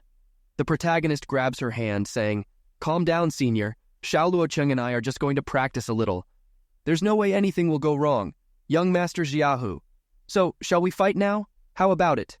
Young Master Xiaohu, with a dark smile, comments, Dear Brother Yun, since you insist on not resting, I respect your decision. But your current state is a little worrisome. I fear that if you receive my attack, it's very likely you'll take a lot of damage. You might even end up in pieces. And the protagonist, with a serious expression, comments, It's normal for there to be considerable damage during a fight. But what worries me is if, just by chance, I miscalculate and hurt young Master Xiaohu, perhaps breaking a few bones, etc. Xiao laughs like crazy and turns around, saying, Everyone here in the arena will be witnesses. If I, Xiao Luocheng, am injured by Brother Yun, it will be because I haven't trained enough. Don't blame Yunche. He turns back to the protagonist and the crowd exclaims, Rest assured, both of you, there will be no shortage of witnesses here today. No matter who gets hurt, we won't blame the other side. Anyone who blames someone is merely a dishonorable scoundrel. I will be a witness to this. Another exclaims, I will too. And young Master Xiaohu comments, I didn't play any games with you. I didn't hide my intention, did I? And the protagonist thinks, I didn't bother you. I didn't provoke you. He has a super dark look, thinking, Yet you scheme to destroy me. So I will finish you. The protagonist exclaims, That's enough. And Jasmine, irritated, declares, The usage time of the evil god spirit is 10 to 20 seconds. 10 to 20 seconds. Young Master Xiaohu thinks, This guy just passed the first profound level and still managed to defeat Luo Cheng, who had passed the 7th. His ability to utilize the fire element has reached unimaginable levels. Even though I didn't do so well when I passed the first level, his posture before the 7 great sects. And he exclaims, Brother Yun, come please! The protagonist charges forward while his opponent ponders, It will be better to destroy him. One genius around here is enough. The protagonist lands a punch on the guy's chest, who retaliates with a blow to the protagonist's head. After this, the protagonist gloomily declares, It's no wonder Xiao Luocheng's profound energy suddenly gained density. The adversary, with a smile, reveals, Brother Yi Yun's energy density is also incomparable. If I said I only used 30% of my power, would you believe me? The protagonist affirms, Taking my attack head-on could seriously injure you. Young Master Xia really knows how to play, but in the next blow, I recommend Master Xia be a little more careful. Young Master Xia comments, Please, Brother Yi Yun, what will be, will be. If I am seriously injured, I won't blame you in any way. Someone laughing exclaims, You barely withstood 30% of Xiao Lucheng's power and you still want to cause him great harm? That's the worst joke in the universe. Young Master Xia reflects, You still don't understand the distance between our powers. Perhaps you really are a fool. While concentrating for the attack, the protagonist thinks, With these displays of weakness, I still spoke some nonsense. I'm sure Xiao Luocheng thinks I'm an idiot. He charges forward, yelling, Young Master, take this blow. Seeing the protagonist coming at him, he ponders. Right now, he seems to be giving his all. And the protagonist thinks, This seems like the best opportunity to kill him.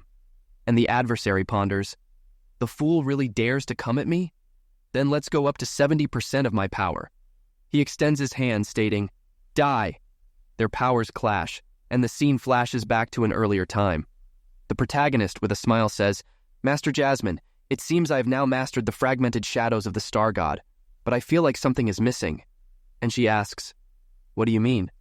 And the protagonist, with a smile, says, Master is very strong, but you only taught me profound speed techniques.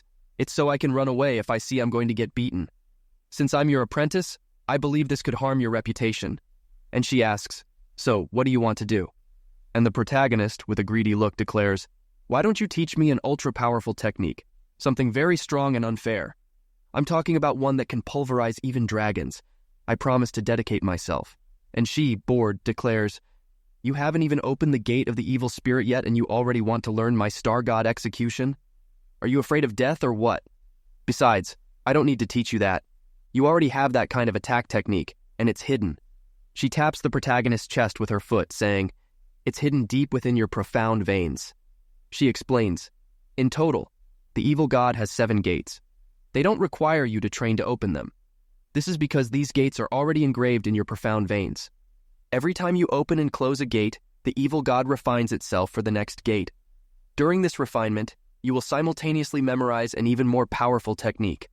And the protagonist inquires, "So you're saying that this profound and offensive technique is already in my veins?" And she replies, "Yes." And soon after opening and closing a few times instinctively, you'll realize you have it. And the technique awakened by the gate of the evil soul is called... An explosion occurs, and the protagonist exclaims, "The evil god's evil art, lunar comet." After this attack, blood trickles from the protagonist's mouth, and he observes, the young master of the Xia clan falls to his knees. The crowd watches this with their mouths agape, and the protagonist, with a smirk, thinks, "It's a little terrifying that you resisted even a fraction of this technique for a bit. If you hadn't underestimated me, perhaps even with the lunar comet, you could have defeated me. What a shame. You didn't take me seriously, and in the end, you didn't use all your strength. This is the price for your arrogance." A man exclaims, "Young master." A man checks his pulse and says, "This?"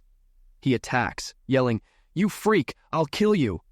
The leader quickly intervenes with a dark look and says, "How dare you raise your hands against a disciple of the mystic house? You've crossed the line." A man roars, "Crossed the line? You said I crossed the line? Until the last moment, it was a normal fight. And this freak decided to seriously injure our young master. His right arm is shattered, he has severe bruises all over his body, and even his profound veins have been damaged." Someone exclaims, "What? Xiaoluo Cheng has been crippled. Crippled by just one blow from Yi Yunche?" Gloomily, the protagonist exclaims, "Before we faced each other, we made a mutual agreement. No matter how serious the injuries were, we wouldn't blame the other side. Now you want to retaliate? You Xia sect people don't know how to keep your word?" The irritated man roars, "Shut up! Not even 100 times your life is worth more than the thumb of a young master of the family. If I, Xia Zairin, don't kill you today, I will dishonor my family." The leader looks at him with a serious expression and says, "Xia Zairin, if you continue to threaten and attack my disciple, I cannot be so courteous." The man releases an aura, shouting, "Host Qin, to protect a mere disciple? Do you really want to risk it with the Xia sect?" Leader Qin releases an aura, roaring, "Indeed, the Xia sect dominates New Moon City, but even the mystic house of New Moon City will not submit to your whims. If you persist, I, Qin, will make sure that every member of your sect present here will not leave this place alive." The man observes this with a serious look. The two continue to stare each other down. The man grits his teeth and growls, "Fine, so be it. Xia Zairin will not forget what happened today." They carry away the young master's body, shouting, "What has been done, the Xia sect will return 100-fold. The leader states, "Regarding the fight between Yi Yunche and Xiao Luocheng, you all served as witnesses. If the Xia sect returns seeking retaliation, I hope those present here can speak up and deliver justice. If I'm not mistaken, one of the first to offer himself as a witness was Elder Ye. At an opportune moment, I must ask you to take a stand and give your judgment." The man looks incredulous, says, "Oh, that," and leaves quickly, exclaiming, "Wow, looks like I have some business back at the sect to attend to." Another affirms, "Host Qin will be more than welcome, except sun on a cloudy day." Another announces, "I also have something to do, so I'll have to go." Another one replies, "Host Qin, your visit will be welcome." A man approaches the protagonist and says, "Brother Yi Yun, this is our profound recovery pill, a specialty of the Iron Spear sect. It will allow you to recover very quickly." The protagonist takes it, thanking him. "Thank you, Brother T." T adds, "Brother Yi Yun, Xiao Luocheng was seen in this branch of the sect as a great prospect, which was only destroyed by you. The Xia sect will not forget this. Although it is only one branch among many others of the Xia sect, their influence is greater than Brother Yi Yun imagines. They are definitely not someone Brother Yi Yun can fight. I would tell you to leave New Moon City as soon as possible. If that will save your life, there's no way to be frank." The protagonist thanks him. "Thank you for the warning, Brother T." Someone shouts, "Brother Yi Yun! Brother Yi Yun! This is medicine for wounds from our sect. You can take it without worry." Another yells, "Brother Yi Yun, you are very, very powerful." People crowd around the protagonist shouting, "My idol, Brother Yi Yun, are you really married?" Yuanba grabs the protagonist asking, "Brother-in-law, you've become so powerful. Before I idolized my sister, now you are my new idol." Shueru comments, "Junior Yi Yun, now that you've destroyed Xiao Luocheng, the Xia sect will certainly have their revenge. What do you plan to do?" The protagonist, with a smile, replies, "Sir, you don't need to worry. I already know how I'm going to deal with them." The other man, observing, thinks, "Funny, the way you ruined Xiao Luocheng. I already know how you're going to die." She worriedly asks, "Brother Yi Yun, you'd better be a little more careful." Another agrees, "That's right, it's better to be smart." And the leader looks at the protagonist, saying, "As for what happened with the Xia sect, you don't need to be so worried. As the leader of this sect, I will protect my disciples. Some elders have also returned home with their disciples. Yi Yunche, stay for a bit. I want to talk to you." The place empties, and the leader inquires, I never imagined that I, Qin Wu Yue, with all my authority, would be made to reflect by a child like you." And the protagonist greets him, replying, "This disciple does not know how to behave and has become a joke to Leader Qin." The leader makes a noise of disgust and argues, "In an affront to the 7 great sects, you imposed yourself as a member of this house. What leader would hesitate to protect the life of such a loyal disciple? During the battles, you, without fear, reiterated to him your identity as a disciple of the mystic house. To me, it's a little obvious that—" And the protagonist interrupts him, claiming, "It's impossible for this disciple to hide his intention from our leader." Gloomily, the leader makes a noise of disgust and retorts, "From the beginning, you weren't thinking of hiding anything from me. Now that you have my attention, tell me, what is your objective here after all?" And the protagonist raises 3 fingers, stating, "I need 3 items." And the leader questions, "3 items?" And the protagonist lists, "First, I need someone, a place that allows me to cultivate profound energy as quickly as possible. Second, enough pressure and enemies so that I can train a lot. Third, someone who gives me the conditions to face those of the second item, and naturally, who can provide me with the person of the first item." And the leader observes, "I fear your objective doesn't end there." And he thinks, from the beginning, he'll be after support for his own schemes. And the protagonist blurts out, "Within 3 years, I will reach the earthly profound realm." And the leader is startled and questions, 3 years? Earthly profound realm? Are you kidding me? Do you know that even I only managed to reach the earthly profound realm around the age of 40? And throughout the Blue Wind Empire, I was considered a genius. I haven't heard of anyone who has done it in just 3 years. The protagonist shakes his head and, spreading his arms, challenges, "Just because others haven't succeeded doesn't mean I can't. Everyone there thought I was going to lose, and then I go and crush Xiao Luocheng." The leader, upon hearing this, narrows his eyes, pondering, how good it is to be young. "Well, in light of what happened today, I will provide you with protection. After all, you are a member of the sect." He turns and leaves, assuring, "As for the Xiao sect coming sneakily seeking revenge, I hope I can help you in time." The protagonist leaves the hall observing, and Jasmine says, "You seem a little disappointed." The protagonist, somewhat dejected, confesses, "I thought that by declaring my great objectives, adding to what I demonstrated today, he would be interested in accepting me as his personal disciple. After everything, the mystic house of the new moon doesn't believe I'm worth it. So that's it. In the end, I expected too much." Jasmine raises a finger, arguing, "It's the first time they've seen you, and your intentions aren't entirely clear to them. It won't be as simple as you want. And not to mention your fight with the Zhao sect, they won't leave you in peace." And the protagonist cracks a smile, assuring, "If the Xiao sect dares to come after me, I have several ways to make them run like dogs." The scene shifts to the inside of the hall. Leader Qin, sighing, says, "That boy offended the Xiao sect so much that it will be difficult to resolve this problem." A shadow appears and he is startled. Cher approaches, saying, "Master Qin, regarding Yunche. Yunche's gift is an inspiration to me. If he had been born in one of the great sects, he would have achieved power beyond comprehension. That's what I think. But he brought us a problem. The Xiao sect will soon hunt him down. Until that happens, I ask that Leader Qin spare no effort to protect him." The leader is astonished and says, "Don't tell me, Your Highness. Have you already chosen him?" And she sighs, saying, "I have wandered through the 7 houses in recent years without finding anyone suitable.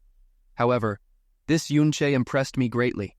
Leader Qin, extending his hand, says, "At the moment, we are 2 years away from that great event.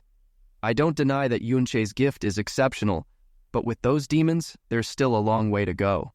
And she completes, "Being at the first level of the nascent profound realm, he managed to fight against people close to the true profound realm. This is something that even other geniuses haven't achieved.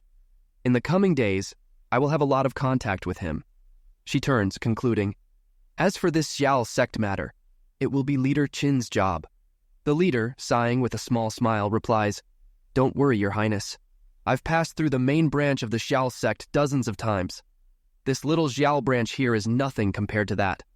The scene shifts to the Xiao sect branch. Someone exclaims, Get out of the way! A man is shown carrying the young master's body in his arms, ordering, Leave immediately. The young master of the sect is gravely injured. Hurry and inform the sect master and the other healers quickly. The scene shifts to a kneeling man, trembling. The master observes and the subordinate exclaims, Sect master, hurry! Save the young master! Hurry! He suffered severe injuries. Even his meridians and profound veins are damaged.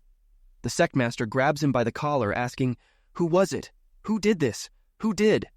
And the subordinate answers, It was the mystic house of the new moon. Our young master and a disciple of the mystic house were practicing. He was injured by him. The leader throws the man away, raging, Damn it, get out!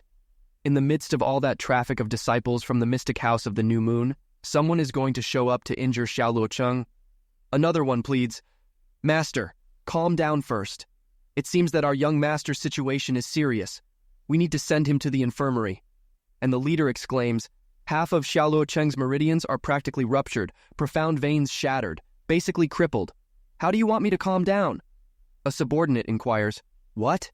And the leader orders, Zaire, you will tell me absolutely everything. What the hell happened?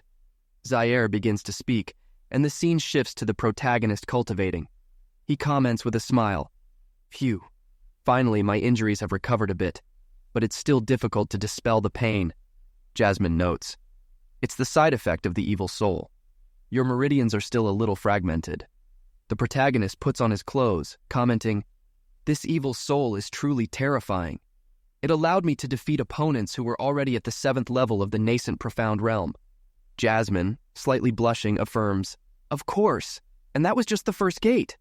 Just wait until you reach the true profound realm, and maybe you can already open the burning heart gate. It will be even more terrifying. A thud occurs, and Jasmine drops the small ball in her hand, confused. Someone yells, Yunche, surrender! Otherwise we will demolish the entire mystic house of the new moon. Jasmine, upon hearing this, narrows her eyes darkly, pointing at the protagonist, saying, It's for you.